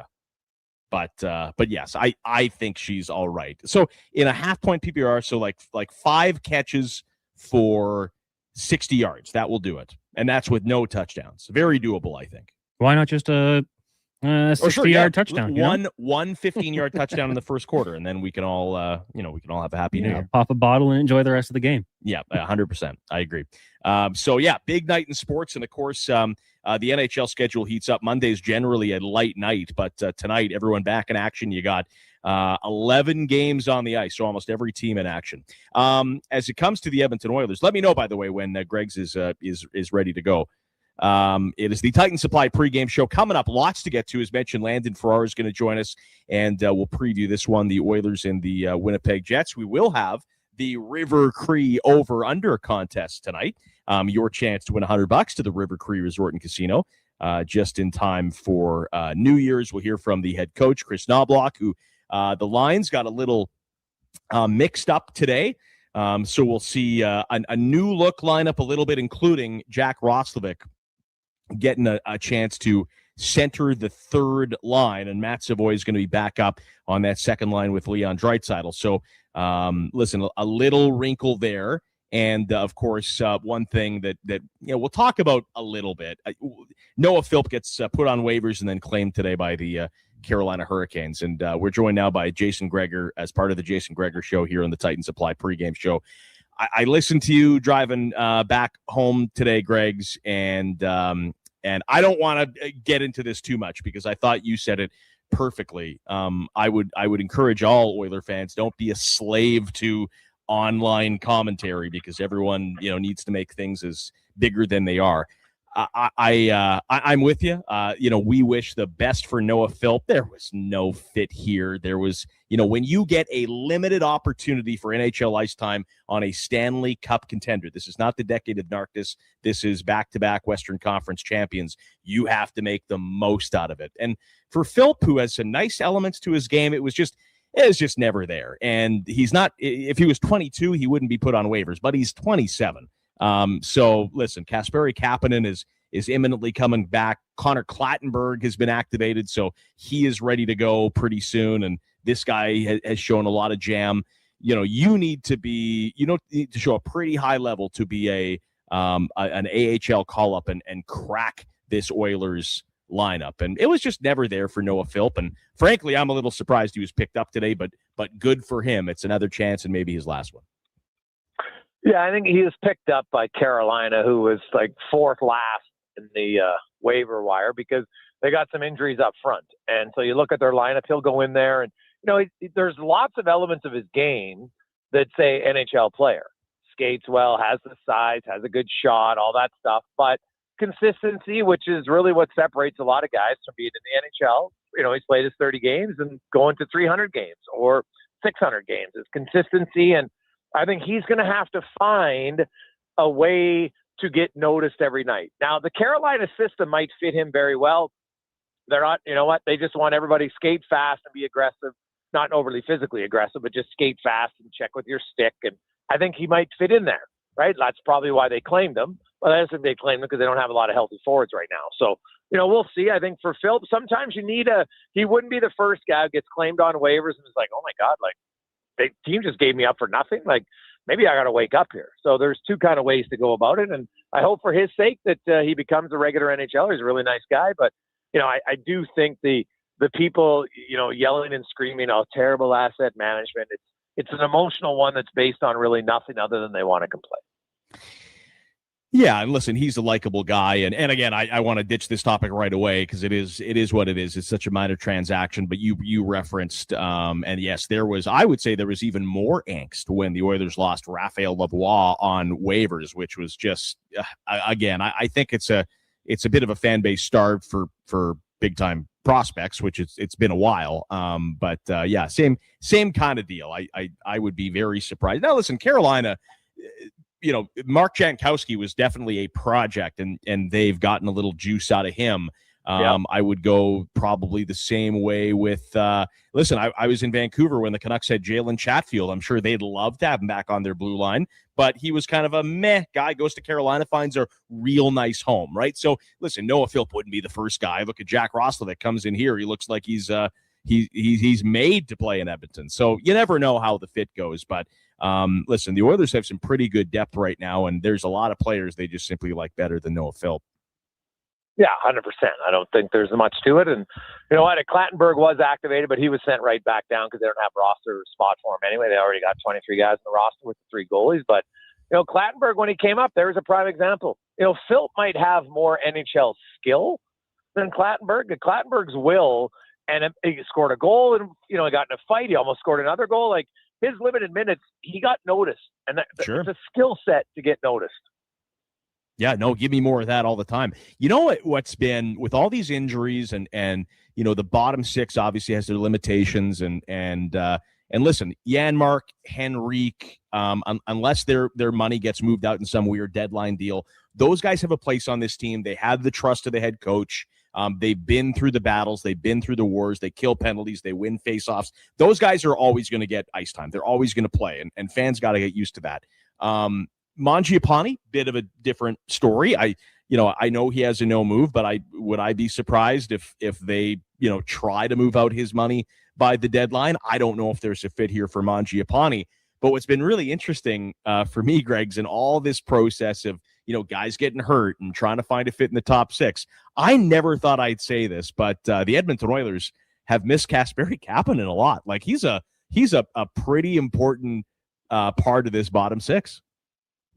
Well, they definitely miss his speed and tenacity, and he's got some skill. Like he's easily the best shooter in their bottom 6. It's not even a debate, right? And he's fast, and he does a lot of things. Now, and there's another prime. That guy got placed on waivers a few times, and you know what? It was finally Edmonton. He got to Edmonton, and it was the right fit, and it was also him saying, "Okay, like I might get last chance saloon here, so I got to get going." So there's lots of guys around the league that have been on waivers, and some of them turn out, and more of them don't.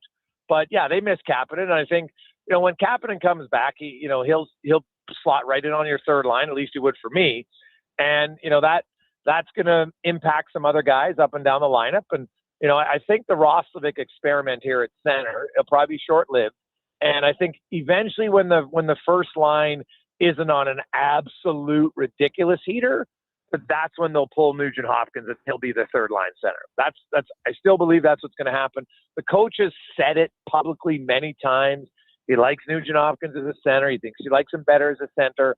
So usually, when the coach says it, eventually it's going to happen.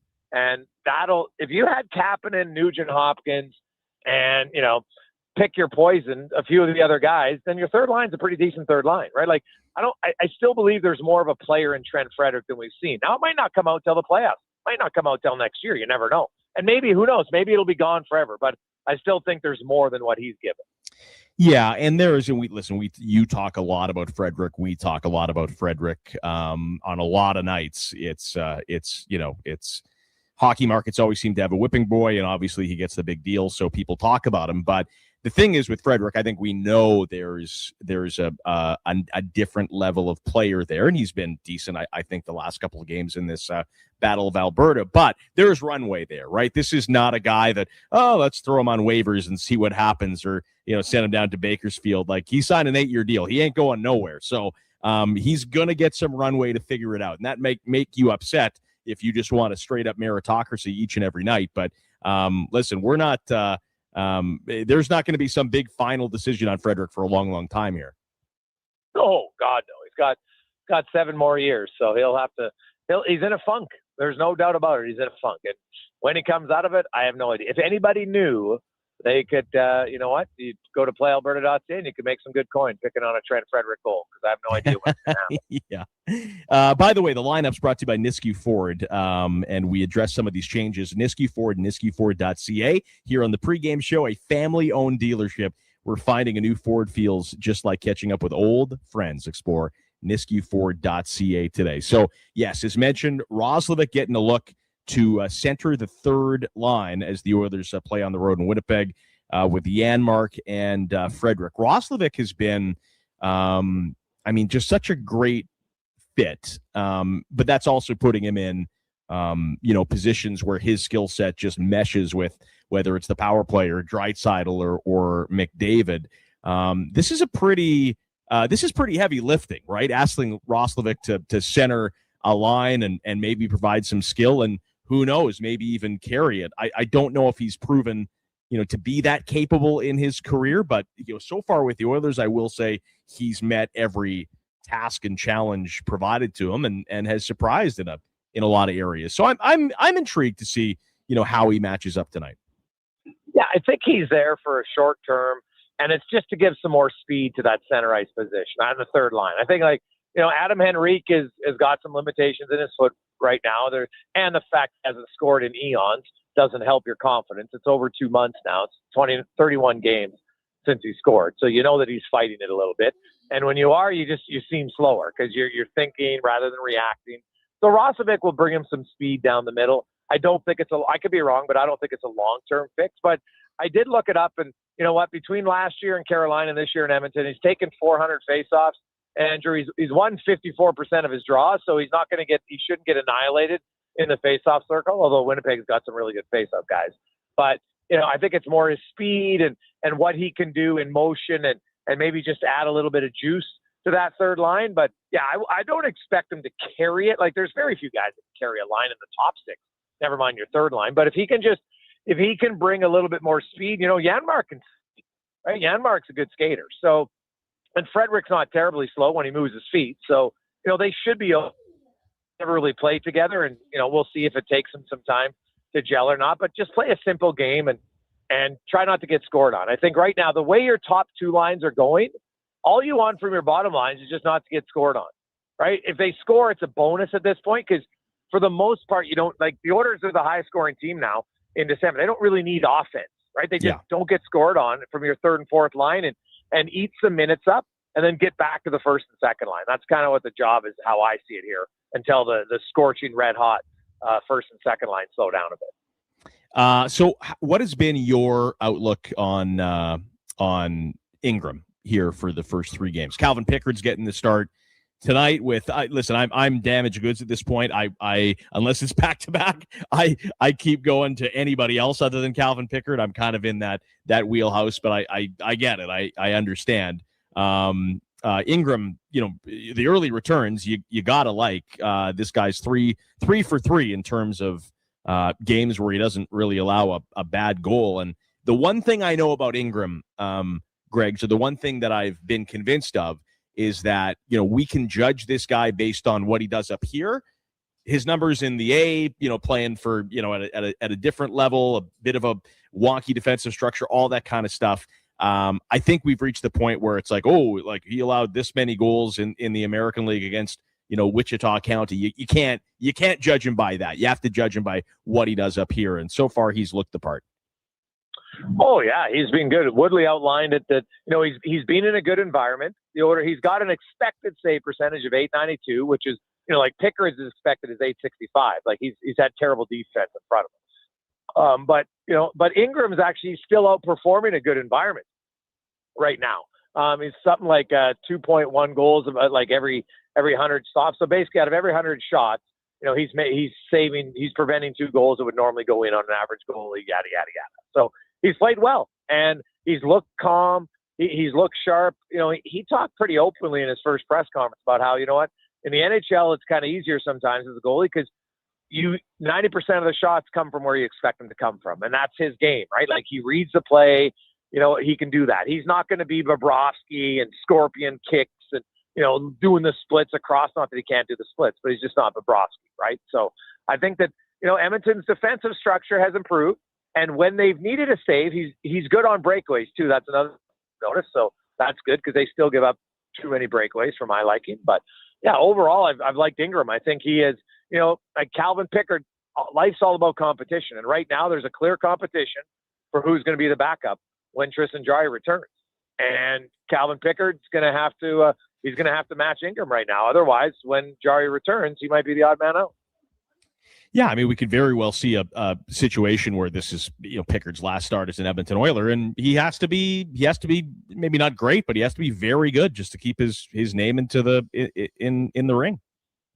Yeah, well, the Oilers, they don't have after tonight, they got a really favorable schedule, right? Like I don't think they play back to back until that St. Louis Nashville road trip, which is I don't even know what date that is, the 9th or 10th or something. So like they play tonight and Wednesday, then Saturday, and then Monday and Wednesday. So it's a really favorable schedule for them. So yeah, like after tonight, regardless of how Pickard, like if Pickard stands on his head tonight, which would be great, I still think Ingram is playing Wednesday against Boston.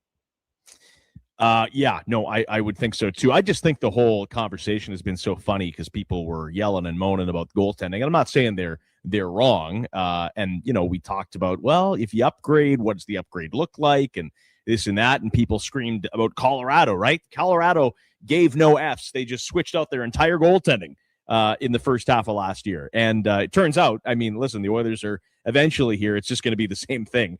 We have to decide if Jarry and Ingram, is that a tandem that can get it done for you in the postseason. But at this point, early returns, I don't think you're wrong if you and the most important thing is how the team plays in front of them. If you feel more confident with a Jarry Ingram tandem than Skinner Pickard, I know I'm in that category.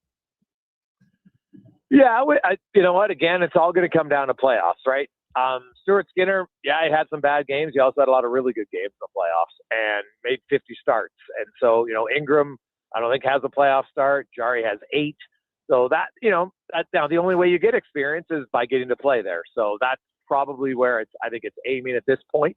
I think those Marc-Andre Fleury rumblings don't make a ton of sense to me, especially the way Ingram's playing. Why the hell would you bring in a guy who hasn't played in almost, by the time it would be like 10 months, right? Like, doesn't make any sense to me. So, yeah, I think it's most likely going to be Ingram. Now, do I think they'd like to keep Calvin Pickard here in case of an injury? Yeah, because if Jarry gets injured and, you've traded Calvin Pickard away, then what are you doing, right? So that to me will be how do they maneuver it once they get to 3 healthy goalies.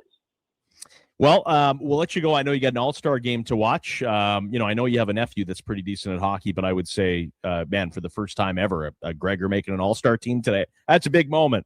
Big moment for the family. Well, he's not the first in the family, but he's the most recent, so that's good. Yes. Well, you probably have a few SO medals up on your wall for like the hardest worker or something like that. No, probably, I think I might have got most improved. Yeah. All good. Hey, man, a trophy's a trophy. Flags fly forever, right, Greggs? Yeah, it's true, man. It's true. Who doesn't have their, because back then they weren't participation medals. Not everybody got one. Oh, no. That's just a new generation thing. Yeah, not us old guys. Yeah, no purple ribbons for us. No, it's good. As it should be. I'm a big fan of the non-participation medals. I think we're better as kids. If you get something, you earned it. Don't just get a medal for showing up in the tournament. It's the worst idea ever. All right. Well, have a good evening. Good luck to the little guy in his all-star game, and we'll be listening tomorrow. Thanks, Greggs. Okay, Walks. Have a good one. All right, that is Jason Gregor, host of the Jason Gregor Show, and these early games. We're lucky enough to take over some of it. And what we will do is go to break here on the Titan Supply pregame show. Landon Ferraro on the other side, and yes, your clue for the River Cree over-under. So coming up, your chance to win $100 to the River Cree Resort and Casino. Andrew Walker, Connor Halley, Landon Ferraro, and the Oilers and Jets on the way. Sports 1440. Across rural Alberta, volunteers and community groups work hard to make life better for their neighbors, creating new playgrounds, better rinks, and gathering places that bring us together. Vision Credit Union is proud to lend these local heroes a helping hand. Apply today for a Helping Hand grant up to $10,000 to support your community's next big idea. Let's make great things happen together. Applications are open until January 31st, 2026. Learn more at whatsyourshare.ca. Wing Wednesday at First Round. Whether you're coming for the first round, the last round, or a few rounds in between, they've got you covered with half-price wings every Wednesday night. Half-price wings. Over 35 delicious flavors like Cajun salt and pepper, maple bacon, and Inferno wings. Now half price every Wednesday night. Wash them down with a cold pint of Canadian or Coors Light for only $5.75. Half price Wing Wednesdays at First Round in West Ed and now downtown. First Round, burgers, beer, sports. Johnson, whoa. Didn't get it for Christmas? We've got it at Weiss Johnson. Hi, Dennis here, and we have what you really wanted, a brand new Goodman furnace. The gift of comfort and lower heating bills installed by the pros from Weiss Johnson. Or how about a new Goodman air conditioner or heat pump? I'll bet those were on your wish list too. Great news. If it's Goodman, it's yours with no interest for 24 months. So hurry. Visit weiss-johnson.com today. Vinny and Don in Hockey are dedicated to skill development for all hockey players. If you know a student athlete interested in growing as a person and a player, register for a free shadow day. Beginner or experienced, this program develops a student athlete skill in a supportive environment. It's a great opportunity for prospective student athletes entering grades 3 through 12 to see what Vimy and Donnan have to offer. Visit vimyridge.epsb.ca or donnan.epsb.ca for more info and to sign up. Think your credit's not good enough for a new ride? Think again. Go Auto's car loan calculator is here to help. No commitments, no credit hits, just real answers. You tell us a few things, and we'll show you what you can afford. Text credit to 780-777-7777. That's credit to 780 all sevens. Go Auto. We do the math, so you can do the driving. Picture this. You're sleeping and you're awake, but it's a good day because you're about to make your way to McDonald's to pick up some breakfast. Fast forward, you're there. What's this? You can now get all those breakfast classics penny style with rich, creamy hollandaise-style sauce. A happy little tear rolls down your cheek. You grab your small McCafe premium roast coffee, still just $1 plus tax every day. And see. Get up and at 'em with the Egg McMuffin. At participating McDonald's restaurants in Canada. Prices exclude delivery. The job isn't done until the last load is hauled, and having a semi-trailer out of commission is not an option. Whether replacing or adding to your convoy, Edmonton Trailer has a huge inventory of new and used semi-trailers, trusted by the gravel, logging, oil field, fluids, and freight industries. Find a trailer right for you online or at one of their 3 locations. For sales, service, parts, rental, and finance, when you're in it for the long haul, Edmonton Trailer. Oilers pregame is brought to you by Titan Supply. Built on trust, driven by safety. The Titan way. Visit titansupply.ca. Touch base on the Weiss Johnson text line, 1-833-401-1440. Keep your home warmer and energy costs down with a Goodman furnace installed by the pros from Weiss Johnson. Visit weiss-johnson.com for your new Goodman furnace. Pre-matchups are brought to you by Napa Auto Parts. For all your automotive needs, go to your trusted experts in high-quality parts, tools, equipment, and more. That's Napa know-how.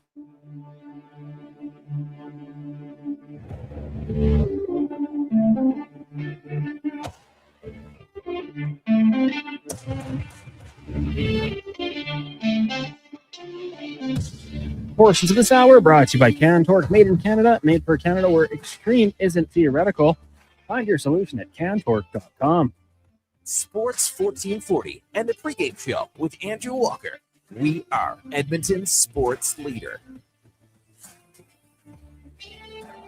Welcome back, everybody. It is 5 o'clock on your Monday afternoon. The pregame show continues here on Sports 1440, brought to you, as always, by Titan Supply, your only source for rigging, lifting, and hauling products. Visit titansupply.ca. Andrew Walker, joined by Connor Halley, soon to be joined by our game day analyst, former NHLer Landon Ferraro. He's coming up. The Weiss Johnson text line is open if you want to weigh in. 1-833-401-1440. Stulo gets us going here on the text line. He says, do you guys think the Oilers will waive Calvin Pickard eventually if Ingram wins the backup job, or would they try and trade him? I would suspect this is the most likely outcome, is that Ingram wins this backup job. Would not surprise me at all. Pickard will go on waivers. He will absolutely clear waivers unless someone is completely desperate for goaltending. He'll go down to Bakersfield, and it gives you some NHL experienced depth if someone gets hurt, and then you're very comfortable to call up Pickard in a backup role. But Oilers need to make a change with their goalies, and unless Tristan Jarry's injury, knock on wood, is worse than we thought, I fully expect, come the new year, for the Oilers to be running with a Jarry-Ingram tandem. And then, yes, that would mean Pickard has to go on waivers. Sports 1440, it is the Titan Supply pregame show. Here is your proposition for the River Cree over-under tonight. So one of the hallmarks since the Oilers have started playing better hockey, I've really liked their starts, and something that will become prevalent come playoff time for sure. You have a 1-goal lead or a 2-goal lead in the third period. You lock that down, right? You shorten the game. I have really liked the Oilers starts as of late, including Calgary, not last game, but a couple nights ago, and Vegas. They stormed out and beat them pretty good. Same with this Winnipeg Jets team. So the River Cree over-under question, in either the first or second intermission, so it's not necessarily about the start, but will the Oilers lead this hockey game after the first or the second intermission? So over under 0.5 leads, we'll say, is the River Cree over under question. Just text us over or under on the Weiss Johnson text line at 1-833-401-1440, and you could win $100 to the River Cree Resort and Casino, where you can watch all your favorite sports, including UFC and boxing, live on the big screens at Tap 25 and in the Center Bar. Visit rivercreeresort.com. All right, with that, let's get to our game day analyst. Once again, he is Landon Ferraro, brought to you by Ed's Auto Salvage in West Lock. He joins us each and every pre- and post-game show, and he joins us right now from Vancouver. How you doing? I'm doing pretty solid. How you doing? I'm doing well. We're officially in that time. It's between, I guess we have some hockey work to do, so we kind of know what day it is, but this is that classic between Christmas and New Year's where, you don't know if it's a weekend or a weekday or what time it is or where the sun is in the spectrum. You're just, you got turkey and your blood type is Bailey's. That's kind of one of those days. Yeah, I brought out the garbage recycling this morning. That comes on Wednesday. So that's kind of where I'm at right now. I was looking at it at noon. I'm like, nothing's been picked up yet, and no one else has anything out. That's a little weird. And you bring it back in. Was Santa good too? Did you get some presents? Do you guys still do the adult gifts?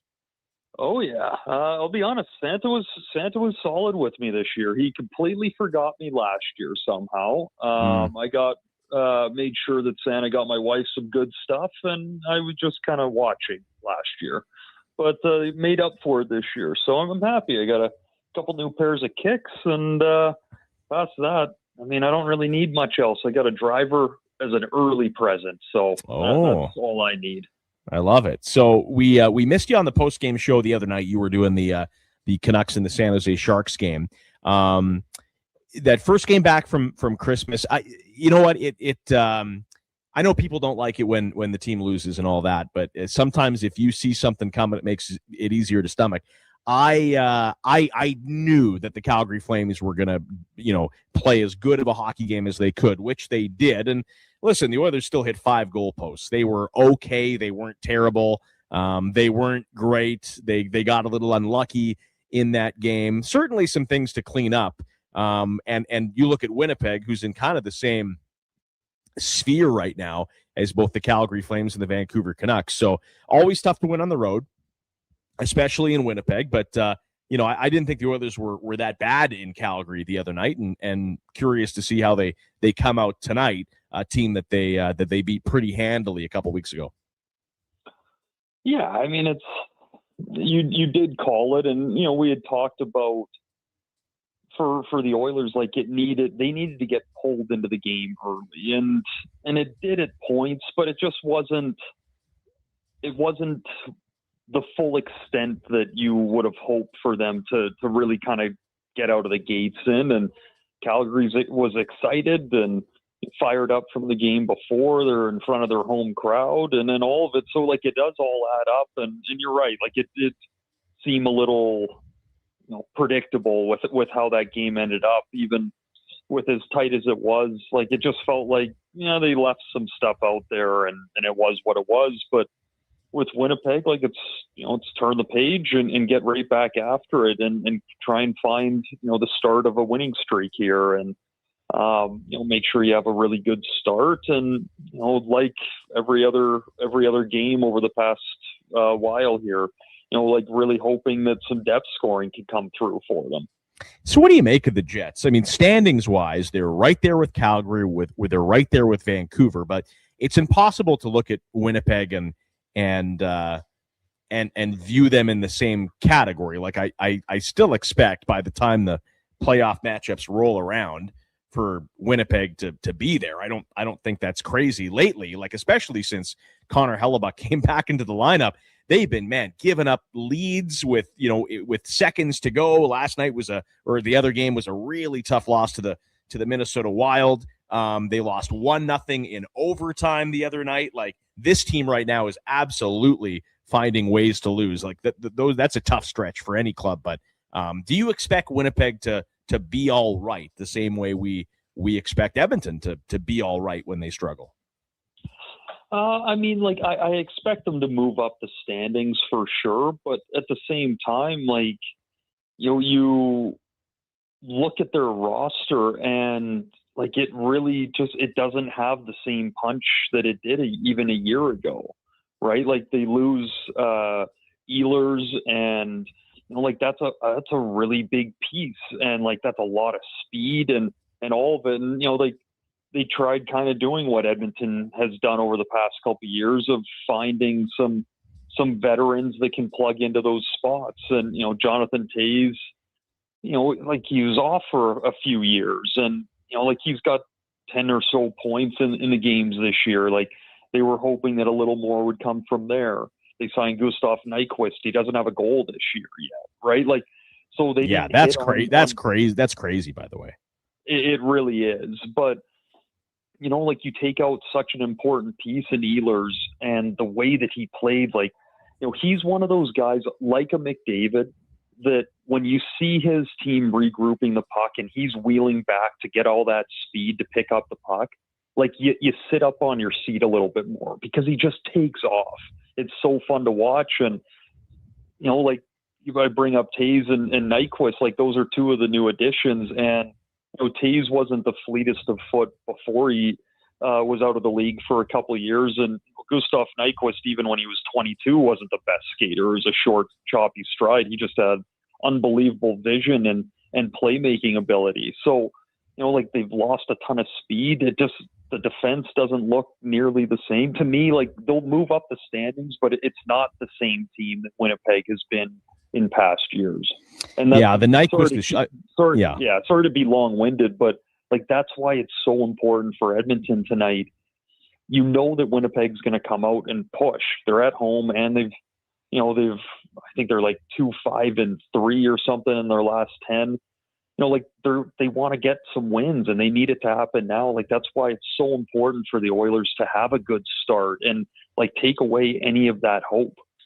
Yeah, Perfetti's been very slow coming back from injury. I mean, same with Adam Lauer, right? This is a great player. He has 1 goal in 24 games. Nyquist, 0 goals in 27 games. I mean, that's insane. I know people are on Mangiapane here. I am too. I haven't liked the fit at all, but this isn't, 0 goals in 27 games. And Jonathan Toews, man, this is still a guy. I think by the time spring rolls around, I think the Jets will be happy they have him. But he's been 10 points in 36 games and is a team worst -14. NHL's really good.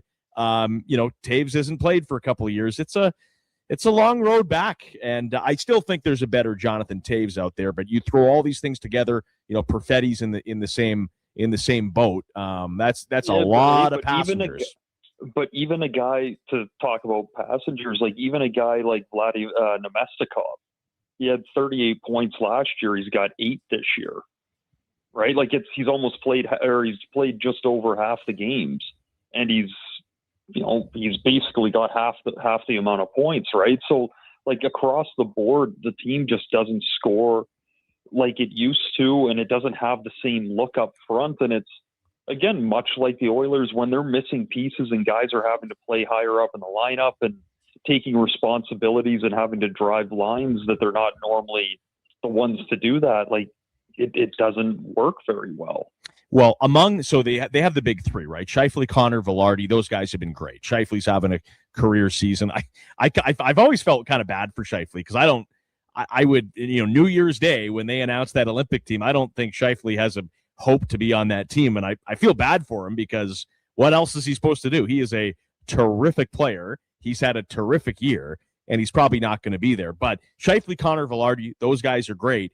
And with Winnipeg, their best forward, I would say, from the games I've watched anyway, their best forward that's not that top line has been Morgan Barron.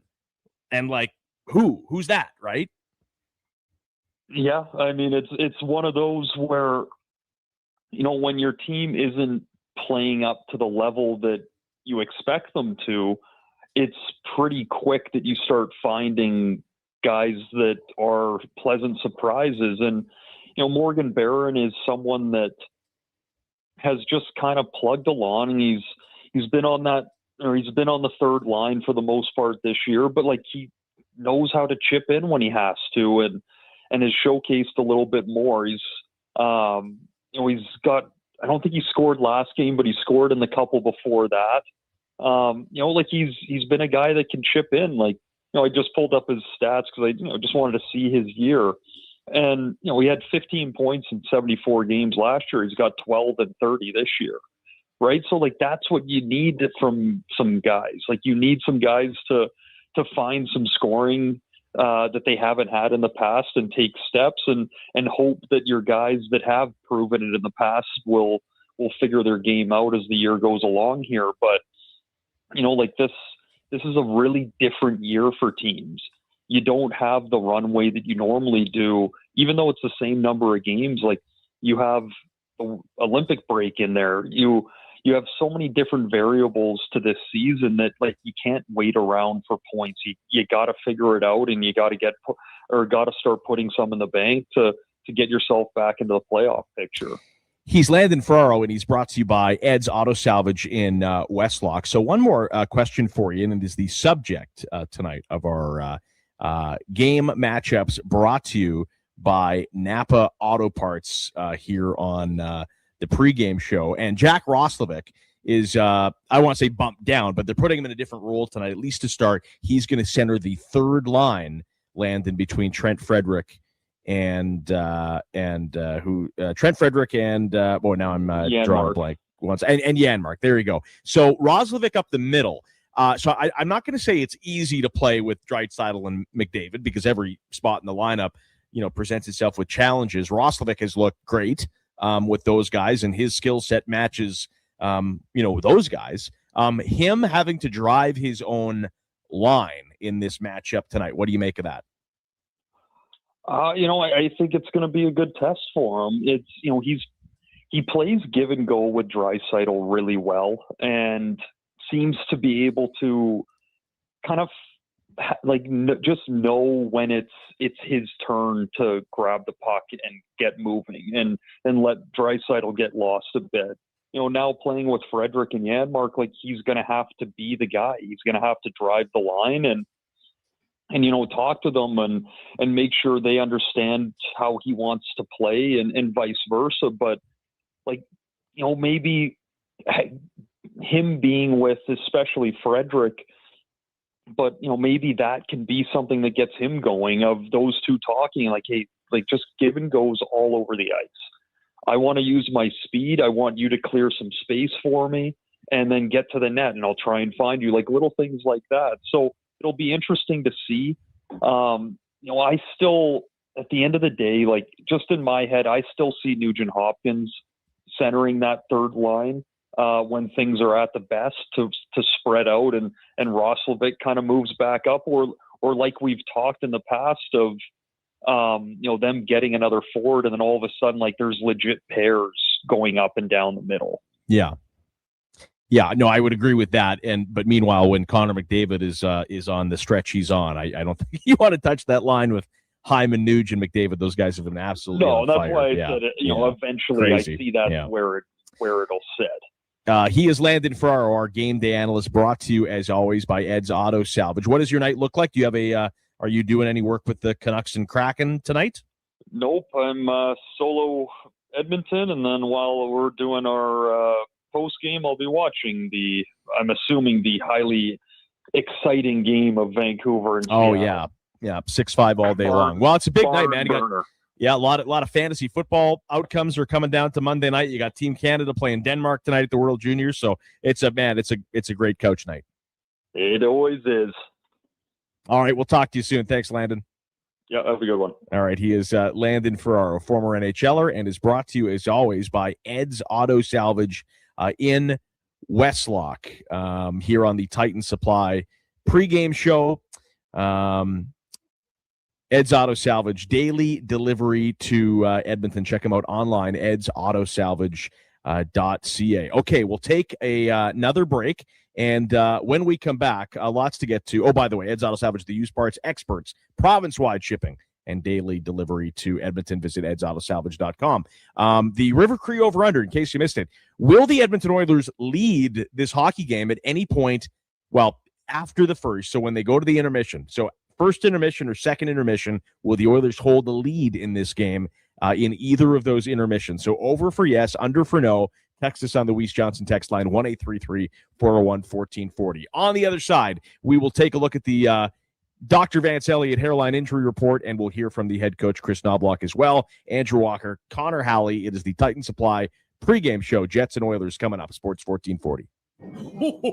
And what can I get for you this year, little fella? I want a new Ford F-150 with the FX4 package.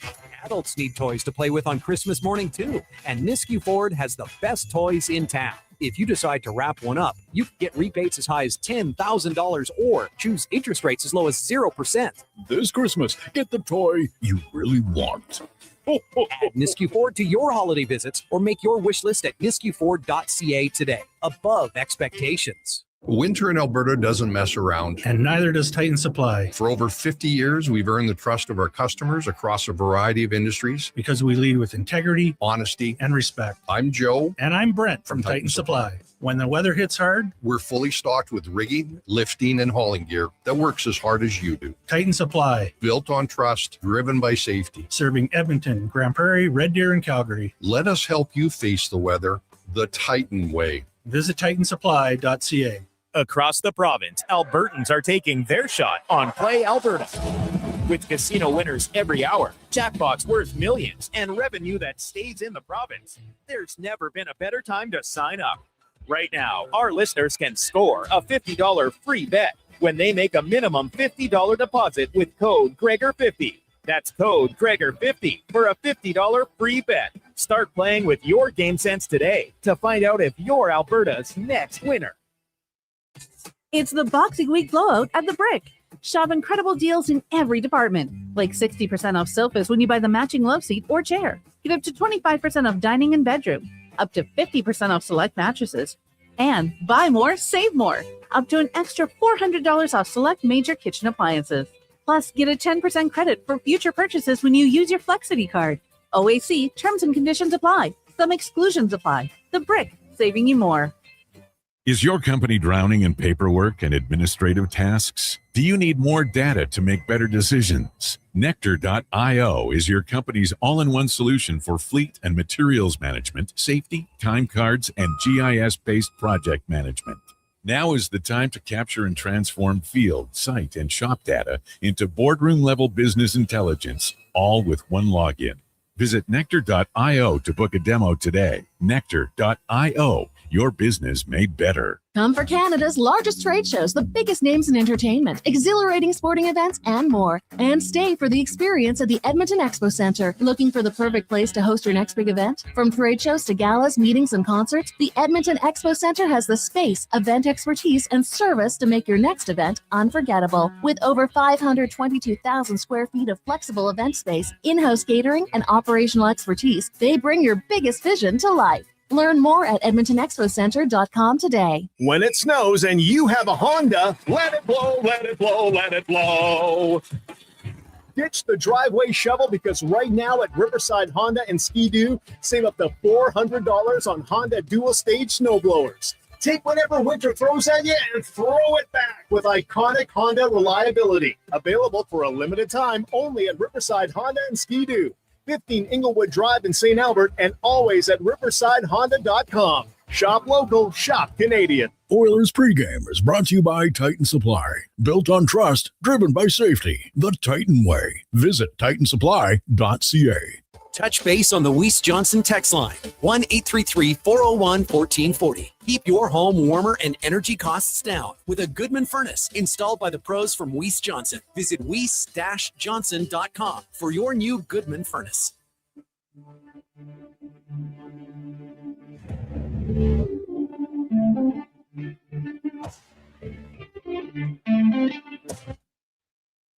Portions of this hour brought to you by Riverside Honda, 59 years and counting, as St. Albert and surrounding areas' premier Honda and Can-Am dealer. If you're a dream, ride it at riversidehonda.com.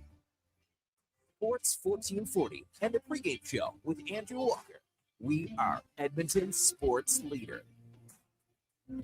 The Oilers and the Jets coming up on Monday night. Just a reminder, it is an Amazon Prime game, so you will not find it on Sportsnet. So no yelling and screaming on social media. Just it's online. It's on Amazon Prime. Nothing the Oilers can do about it, nor Sportsnet. So figure it out. It is the Titan Supply pregame show here on Sports 1440, your only source for lifting, rigging, and hauling products. Visit titansupply.ca. Quick look at the hairline injury report brought to you by Dr. Vance Elliott, the world leader in hair restoration. Visit drvanceelliott.com for a free consultation today. For the Winnipeg Jets, fairly healthy. They get Connor Halley back a couple of weeks ago, although he hasn't won a game since he's been back. A lot of overtime losses and blown leads for the Winnipeg Jets as of late, and then they lost 1-0 to the Minnesota Wild the other night as well. On the injury front, it's only Hayden Fleury that is on the IR. Josh Morrissey was listed as day-to-day, but he is expected to play tonight against the Edmonton Oilers, so a good break there for the Edmonton Oilers. As for the Oilers, the good news is Connor Clattenburg is off the IR, although he has been sent down. Jake Wallman, Kasperi Kapanen, and Tristan Jarry are the trio that are out tonight. Of course, Noah Philp claimed on waivers by the Carolina Hurricanes, and David Tomasik, obviously not with the team anymore. He is back in Sweden after having his contract mutually terminated. Connor Halley over on the other side. You heard my thoughts. I know you heard Gregor's today. Any last words from you on Noah Philp? Honestly, to me, rooting for him, obviously. U of A guy, right? We want to see him have success in the NHL level, but the panic, I don't get it. I mean, Raphael Lavoie is the one who comes to me. Lavoie, sorry. Like, he was released. We saw some Oilers fans make a really big deal about it. No points in 9 games with the Golden Knights, and then he's down in Henderson. So I'm not saying that that's going to be the case here for Noah Philp, and he's not going to be an NHL player. I think, Carolina Hurricanes down the stretcher, we'll see how much he actively gets into the lineup and what he can do. But I thought there was a chance here in Edmonton, and maybe he needed to add a few more elements into his game that he wasn't quite accustomed to doing. Never really did that. So to me, not the biggest of losses for the Edmonton Oilers, and I'm rooting for him, though. I'll say that. I hope he can find a way to get in the NHL and be an NHL player. I mentioned tonight, Amazon Prime game, Jets and Oilers coming up in just moments. Tiger on the text line says, Andrew, what is your Prime password? Touche. I can't give it to you because I think I steal it as well, to be honest. So, I mean, what is Christmas and the time of giving and sharing if you're not stealing streaming service passwords from your family? Hey, Connor. Absolutely. Big thank you to my mom and Netflix because of course, couldn't watch Jake Paul lose without it. Oh my, no. I learned my lesson, man, with the Jake Paul and Tyson. I wasn't going to fall for that again. Although, you know what I do need? I don't think I have Paramount Plus, so I'm going to need to borrow your Paramount Plus password to watch the second season of Landman. That's what we got to get caught up on. I hear that's a good platform. Some good shows there. Yes, we're about due. I think we've exhausted all of Amazon Prime and Netflix, to be honest, but I haven't delved into the 5th season of Stranger Things yet. So maybe if we get bored in the new year, we'll see. Yeah, it's worth a watch. If you've done the first 4, you might as well finish it. Well, yeah, no, we'll finish it at some point. Okay, let's hear from the head coach, actually, very quickly here as we get ready to face the Winnipeg Jets tonight. So they lose to Calgary the other night, 3-2. As mentioned, I didn't think the Oilers were terrible. I think any game where, hey, you're going to get this many odd man rushes and this many power plays, and Connor McDavid's going to have a breakaway, and you expect to win that game, but they hit 5 goalposts, and to me, that was the difference. And then the big turnover from Alec Regula. But this was the head coach from earlier today on areas that the Oilers can clean up after Saturday's loss to Calgary.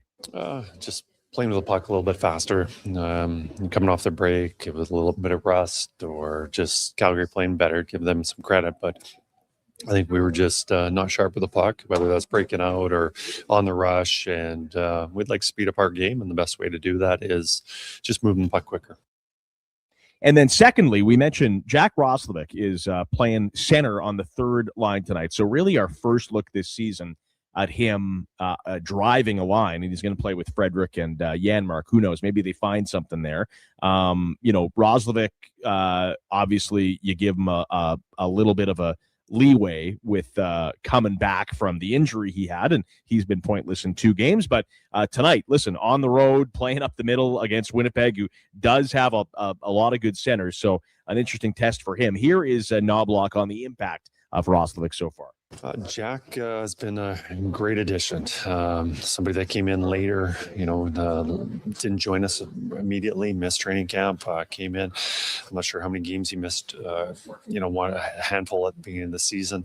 Of course, when you miss training camp, it's going to take a little bit while to get your legs under you and find your game. And it did take him some time, but actually not that much time. And for him to score at the rate he has been pretty remarkable. He's only played, I'm not sure, he's missed some games, probably played about 25. And the fact that he's been able to score quite regularly, and that's something our team needed, some secondary scoring. That's been the biggest boost for him, or for our team, is what he's provided. All right, that is head coach Chris Knobloch, brought to you as always by Vision Credit Union. We will hear his post-game press conference as well in the post-game show. Vision Credit Union, investing 100% in Alberta and giving back to the communities they serve. VisionCU.ca. One final note, in case you missed it. Your last chance to win $100, or at least be eligible to win $100 at the River Cree Resort and Casino. You have until puck drop to get your over or under answer in on the Weiss Johnson text line, 1-833-401-1440.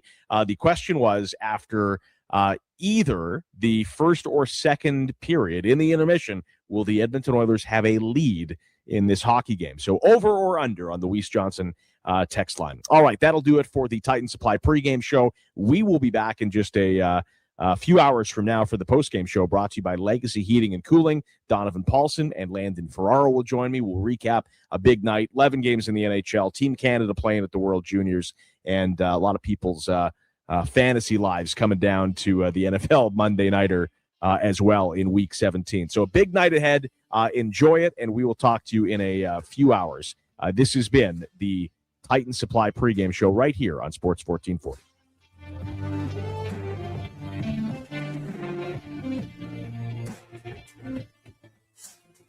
Oilers pregame is brought to you by Titan Supply.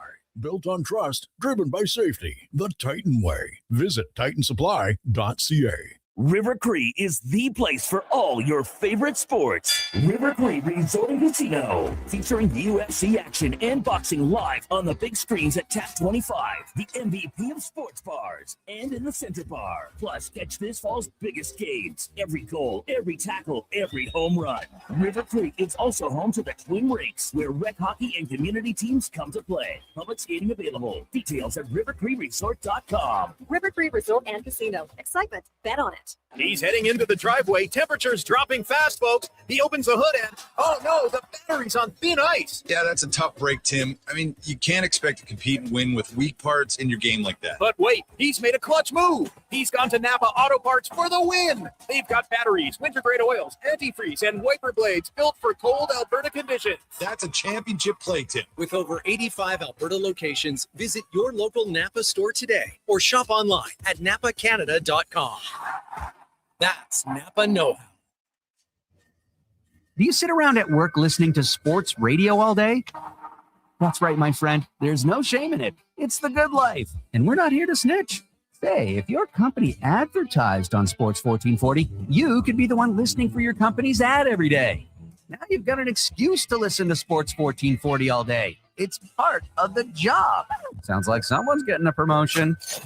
Email Gregor at sports1440.ca. And let's get to work for you. Every morning, you look in the mirror and see less of yourself. Hair loss can feel like losing a part of who you are. But it doesn't have to be that way. Hi, I'm Dr. Vance Elliott. At Advanced Hair and Skin Surgery, we understand the pain of hair loss. Our advanced hair restoration solutions won't just bring back your hair, they'll help you face the mirror with confidence. Good morning, you sexy beast. Visit drvancelliott.com today because it's time to be the man you remember. Winter in Alberta doesn't mess around. And neither does Titan Supply. For over 50 years, we've earned the trust of our customers across a variety of industries. Because we lead with integrity, honesty, and respect. I'm Joe. And I'm Brent from Titan Supply. When the weather hits hard, we're fully stocked with rigging, lifting, and hauling gear that works as hard as you do. Titan Supply. Built on trust, driven by safety. Serving Edmonton, Grand Prairie, Red Deer, and Calgary. Let us help you face the weather the Titan way. Visit titansupply.ca.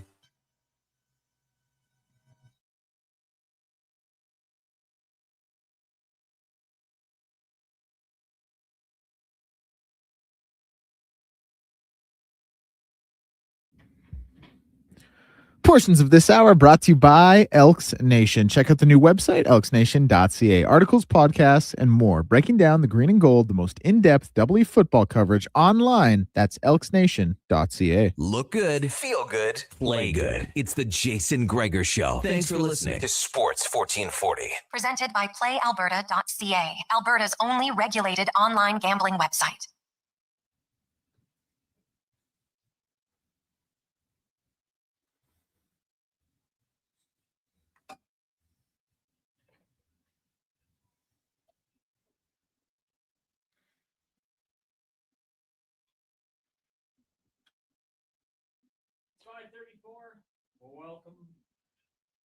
Welcome back. It is the Jason Gregor Show here on Sports 1440, brought to you by playalberta.ca. You get in there still, probably pretty quickly here. Puck drop just about to get going as the Edmonton Oilers set to take on the Winnipeg Jets out in Manitoba. If you missed it, you still got 45 minutes or so left until kickoff in the NFL. Week 17 about to wrap up in Atlanta, Georgia, with the Falcons taking on the Rams. We talked about it. Declan and I throwing out maybe over for a Drake London yardage, maybe a touchdown. Let's see what happens. Should be a good game, though. Big one for the Rams. Got to keep on winning football games for the Atlanta Falcons. I guess just the chance that they play spoiler. Maybe if they want, they can keep losing, get a better draft pick. We'll see how it plays out. Connor Halley, Declan Kruger here, wrapping up the Jason Gregor Show. Of course, we just had our pregame coverage with Walker and Ferraro. Paulson will join them once this game wraps up for post-game coverage here on Sports 1440. You can always text us, 1-833-401-1440, or join us in the YouTube chat, Sports 1440 AM on YouTube. Before we wrap this thing up, we do have a couple segments here. I want to go in the room for Action Electrical, the most diversified electrical contractor in Alberta with 4 divisions, project, service, tag, and solar for commercial and residential. It is Action Electrical. And Declan, this game tonight, I don't know. We'll see what happens. Like we said, for the Atlanta Falcons, a little bit meaningless. Winning is great. I know players always want to find a way to win games, but losing games, and you know what? They don't even have their first-round pick, do they? Because I think they traded away to get Michael Penix. Tough sledding. Yeah. The Atlanta Falcons, things aren't looking great. Listen, anytime you lose, like everyone thought Tampa was going to be the preeminent team in that NFC South. Yeah. But anytime you're finishing worse than the Carolina Panthers and this current iteration of their team. Like, credit to the Panthers and what they've done. I'm a big Panthers guy this year. Shout out Chuba Hubbard. But we got to be real about what the Panthers bring to the table and what the Falcons were supposed to bring to the table. So, yeah, a tough spot for them. Game doesn't mean a lot. I don't know. What do you think? 40-13? I mean, let's throw out some numbers. The Rams defense has given up a lot of points in their last 2 games. Falcons do have playmakers. There's no doubt about that. You've got Drake London. Well, Kirk Cousins might be the problem, but he can heave it around. I think he's got the authority to make some calls at the line and switch things up and move the ball downfield to Kyle Pitts or, swing pass. If you have Bijan Robinson, Declan, you might be a little bit concerned. If you have him in fantasy and you're like, if you need it, because this is the last week. Like, no one does theirs. No one does their fantasy finals week 18, right? So maybe financially, I want to throw some money down on an Algier touchdown just to make sure I get something.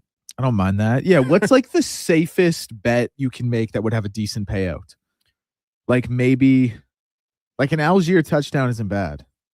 Yeah, like Blake Corum anytime TD. He could be okay. Yeah. I mean, you might just find Puka's over, and then like if you can do an alternate, boost it a little bit because tease that line. He could go off. Correction. It was James Pierce that they acquired with that first round pick from the Rams. Oh, so it worked out well. Yeah. Okay. Love to see that. Yeah, Puka, he was like minus 300 to have 7 receptions tonight. That's crazy. Which is just an insane line on that. The bar has been set so high for him. And typically, in my fantasy matchup, I don't know if we talked about it on air. We did on Fantasy Frenzy. I have a 29-point lead. Ooh. My opponent has Puka Nacua. Yeah, so it might be over for you, man. I might be in trouble. And I'm just hoping, guys, let's bracket Puka, take him out of the game, and hope we can find ways to make this one work. It's not going to be easy, though, because he is that good. And without Devontae Adams, all of a sudden he's a little more needed in the red zone. It's going to be an interesting game here. So we'll talk a little bit more about that one as well. If you are panicking right now, you're like, hey, I'm trying to watch the game. It's not on Sportsnet. It is on Amazon. It's the Monday night game. Just as we were getting into this segment, I was stumbling with the remote here, trying to sign in. So when Donovan rolls in, he'll be able to watch the game. We've got it up on the screen now. So find Amazon. Maybe you got to borrow a friend's password. Get logged in as the Edmonton Oilers set to take on the Winnipeg Jets. Calvin Pickard going to get the start for the Oilers. I don't think the biggest surprise. They want to get Connor Ingram reps, and he's looked good in his outings so far. But, you don't want to have Calvin Pickard sitting there too long. So go with Calvin Pickard here. And then on the New Year's game, 7:30 puck drop, you go back with Connor Ingram, I would say. And then you reassess how long before Tristan Jarry is back into the lineup. We'll have to wait and see. And if you are trying to get in on the over-under for River Cree, you've got about 2 more minutes because I do think the game is about to get going as I try to navigate through Amazon. Walks likes to get a little more intricate with it each time. I like it. It's not just over-under. There's more. Yeah, it started with like over-under goal total, like over-under points for players. Now it's like over-under how many periods they'll be leading. Like we're really stretching it a little bit with the over-under, but I like it. It's fun. I like what he's doing. I'm just saying it's a little bit like we're really trying to stretch the creative juices here. I'm with you. Well, and I like that though, right? So you never really know what you're going to get. I had us watching Nobody 2. That's what we were doing? That's what the game. That's what was on. I thought I clicked the Oilers. I thought it was a preview. Yeah, me too. I'm like, oh, this is a really we turn it on. It's just the Oiler down like 3-0 already. We're like, whoa, that was pretty fast. Now we're just getting a blur. We're getting like a Jackson Pollock-esque painting is what we're getting. I don't know if I love. I mean, Netflix has it down. I will say Netflix does a pretty good job. Amazon, for the most part, usually pretty good here. Struggling in the studio. But now we go. We're back. Okay. So, it looks pretty good for those of you trying to get it going. I wonder how Amazon's doing with this deal. Because, like, with all due respect, like the Netflix getting the NFL, like, it's the NFL. Yeah. Like, you're going to find a way to watch that, period. With hockey, you have to think, like, especially for American markets, it's maybe a tad more, convenience based. Like, how many... Obviously, you're going to have your diehard fans and like Oilers fans here, but like how many people are really going out of their way to find a game on Amazon Prime? Well, like I'm just saying, it's not the same as them seeking out an NFL game on Netflix. I had heard like over the weekend to watch the NFL, you needed Amazon, Netflix, a few other things. I think we're fortunate in Canada where like TSN has the football game, so we don't have to go in to find it. I was talking to my brother-in-law who's back from Australia. He said it's the same thing over there. Like to watch all their sports, it's like all on different streaming platforms now. Rugby and cricket? Even soccer, Okay. football, like you have to get a new package. You have to get a new system. So it's getting kind of complicated. And to it's watch expensive sports. out there. Oh, yeah, absolutely. Costs a pretty penny to live in Australia. Well, it's not for everyone, that's for sure. Andrew Mangiapane, I know I talked about the pregame, not on the ice for warm-up tonight for the Oilers, so he's not going to be going.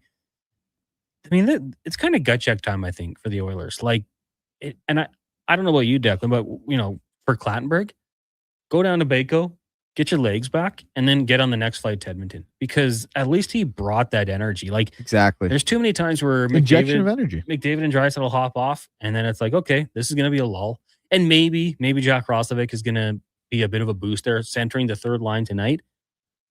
But they need something.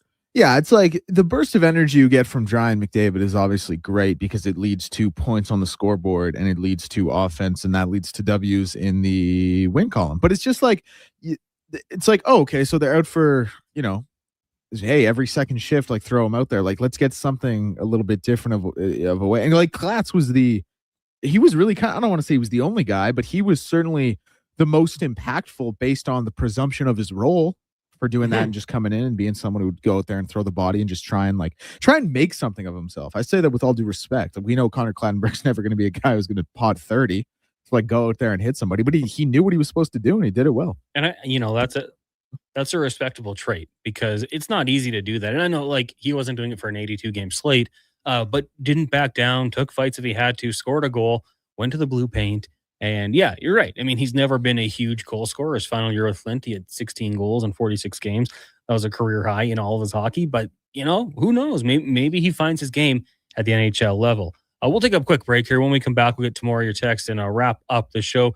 It is the Jason Gregor Show here on Sports 1440, streaming on YouTube, Facebook, X, and Instagram, brought to you by PlayAlberta.ca. At GS Construction, we focus on building a culture of collaboration, innovation, and respect. Our teams work together, supporting one another and striving towards shared goals. We're committed to creating a work environment that empowers individuals, values teamwork, and ensures everyone feels respected and safe. With decades of experience in the field, GS Construction prioritizes our people, our culture, and safety. This is what makes us unique. To find out more, go to gsconstruction.ca.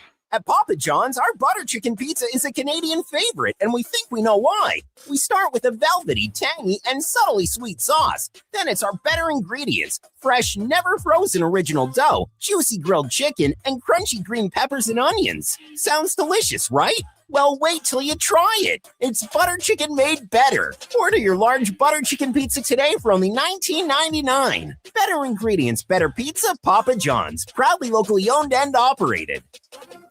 Get ready, Edmonton. Glow Christmas Festival returns to light up the Edmonton Expo Center from December 4th to 31st with dazzling activities for the entire family.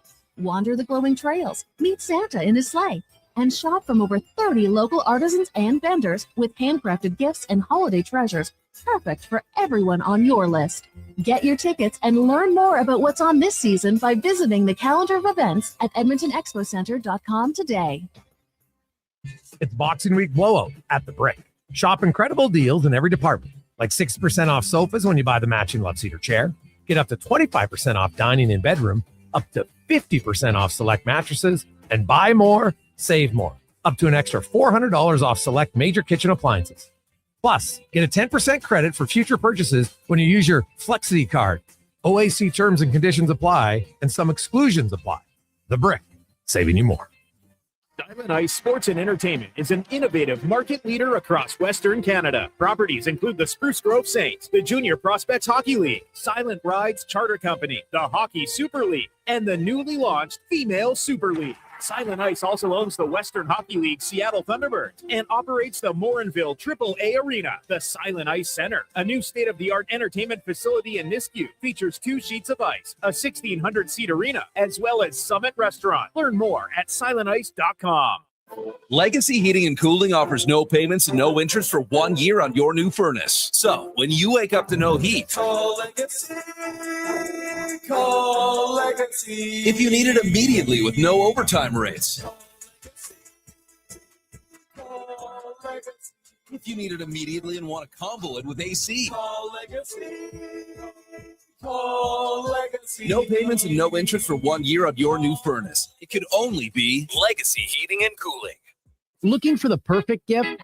Give the gift of great taste with a Loca Quality Market gift card. Redeemable at any Loca Quality Market or Loca operated restaurant. It's a treat for food lovers. Ready anytime. Grab yours today at loca.ca.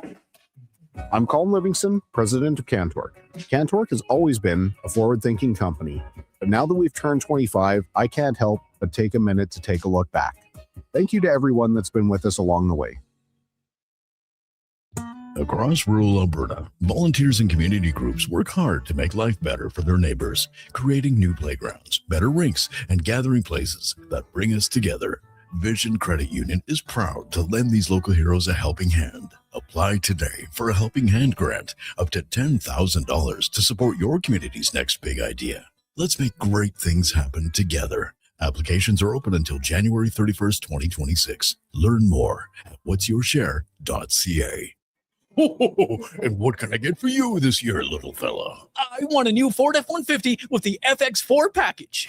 Adults need toys to play with on Christmas morning, too. And Nisku Ford has the best toys in town. If you decide to wrap one up, you can get rebates as high as $10,000 or choose interest rates as low as 0%. This Christmas, get the toy you really want.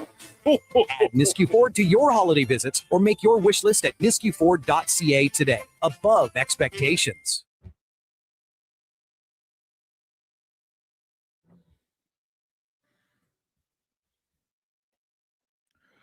Portions of this hour brought to you by On the Rocks. The Oilers are back in action, and OTR is ready to be your hockey headquarters. $5.75 Molson Canadian and 69-cent wings. You can play, score, and win every single game. See more at ontherocksyag.com. Hat tricks, touchdowns, and home runs. Get it all with the Jason Gregor Show on Sports 1440. Presented by PlayAlberta.ca, Alberta's only regulated online gambling website.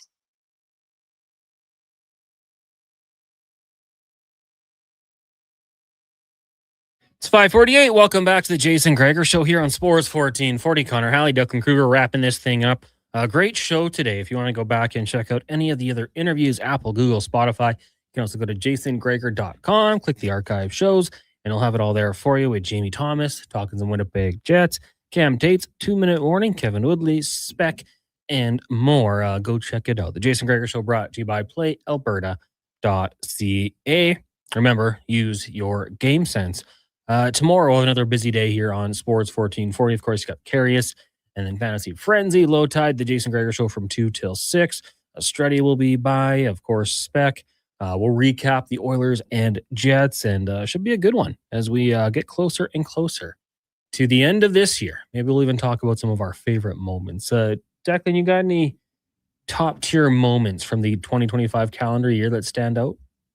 I mean, just every day at Sports 1440, man. That's it. Yeah, tough to ignore that. What was my absolute peak of the year? I don't know. I didn't have one moment that stuck out as like, wow, that's one to be remembered. It was a good year. I had a great year, honestly. I did a lot of things I wanted, spent a lot of time with people I loved, watched some really good sports. Oh, what am I saying? The Riders winning the Grey Cup. Yeah, duh. Shay, that's out, man. My memory must be so bad or something. I couldn't even pull that one together. When I put you on the spot like that, though, it gets tough. No, I know, because I had my politically correct answer ready to go. It was loaded in the six-wheeler. But I'll say, yeah, the Riders winning the Grey Cup, definitely a top moment of 2025. Jays were fun. But I'm a Reds fan. Correct. Oilers were fun until they lost. Yeah. Tough year to be an Oilers and a Jays fan. Fun, but at the end, a little bit tragic. It's not written on the Bills yet, although I guess that would be 2026. It's not written on Oregon yet. That might have been my low point when they were down 31-0 in the first quarter versus Ohio State. That was tough. That's tough. A tough year. Well, could have been worse. Chiefs falling to the Eagles was good for, I'd say Joe football fan. If you're a Chiefs fan, you hated it, but it being over at halftime sure made the halftime show more enjoyable for me. I know Patrick Mahomes didn't have 55 yards at halftime with 2 interceptions, did he? Oh, it was glorious. And that was the one, like, the previous 2 Super Bowls at the start of the playoffs, I remember saying, I'm going to pat myself on the back here, like, who's going to beat the Chiefs? Come on, too good. But that last year, it seemed different. And, they got there. Give them credit. But don't let Pat Mahomes at 55 yards at halftime in the Super Bowl. It's right where he wants it. Yeah. Yeah. And well, they put up points when the Eagles put in their backups, right? They got a couple bonus points there, so. Yep. Hey, it all counts. Yeah. I mean, hey, if I got History remembers the box score. If I caught a touchdown in the Super Bowl, I wouldn't tell people what the box score was. I'd just say, hey, I caught it. Yeah, it's like that Brian Scalabrine interview. He's like, yeah, listen, in 25 years, I'm going to tell my kids I won the finals MVP, so it doesn't really matter. It doesn't matter that I played 0 minutes. It doesn't matter at all. The banners hang forever, and you live it up while you can. Next year's going to be fun. Like the Olympics, hey, Four Nation Face-Off has to be another event. You circle like Canada beating the United States. It's not the Olympics, and I would never put it in the same sentence, but it's pretty cool. It always feels beating the States in overtime in that fashion. It's going to be unbelievable. The roster for Canada will be coming out on the 31st at noon. So LT always complains that he doesn't get to break news. He gets to break the Olympic roster.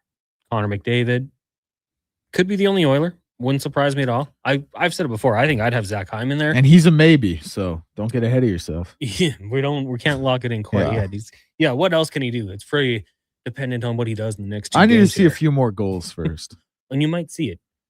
Listen, anyone with less goals than Morgan Geekie is on the chopping block for Team Canada. Okay.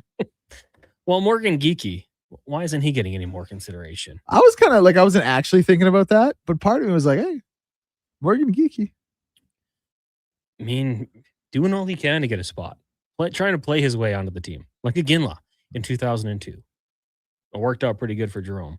I don't think Morgan Geekie's going to have that same luck, but the pride of Strathclair, Manitoba will do all that he can. Once the Oilers do wrap up, we will have post-game coverage walks, Paulson and Landon Ferraro. A quick look around the NHL right now. Caps and Panthers tied at 2. Rangers, Canes tied at 1. Scoreless between the Sens and the Blue Jackets. Lots more games coming up tonight. Declan Kruger will let you know about that once we wrap things up here as well. Declan, just a little bit more here on the NFL. People are talking.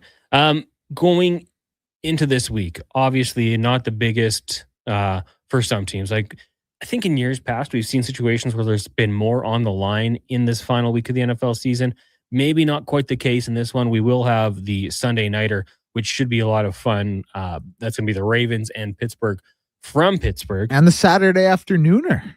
Saturday afternoon, Niners Seahawks. Well, I was talking Panthers Bucks for the NFC South. Like, there are a couple games mixed in here. You talked about the Panthers. Like, who would have seen this coming? This was probably the right trajectory for this team and Bryce Young and what they're looking to accomplish there. And then for the Bucks, they've lost 2 what looks like to be pretty good coaches, and Canales went to the Panthers, and then Liam Cohen to the Jags. Meanwhile, I've seen plenty of Bucks fans complain about their head coach. Doesn't have the best rep around there, does he? Doesn't seem to be going that way. I mean, I think he's a Raheem Morris, right? Good coach, but hasn't been the best season for them, especially the way it started. Baker Mayfield was like everyone's third of the mark season MVP. Well, if you missed anything, go check out the podcast, Apple, Google, Spotify. We'll be back to do it all again tomorrow. Oilers and Jets. We're 8 minutes in, currently scoreless. Once it wraps up, post-game coverage here on Sports 1440 for Jason Gregor and Declan Kruger. I'm Connor Halley. We'll be back to do it again tomorrow from 2 till 6. Right now, we'll get to a Sports 1440 update brought to you by Northgate Chevrolet, Buick GMC. We got winter tires. Tires at cost, yes, at cost. Don't believe me? Check it out for yourself. NorthgateGM.com. Have a great night, everyone.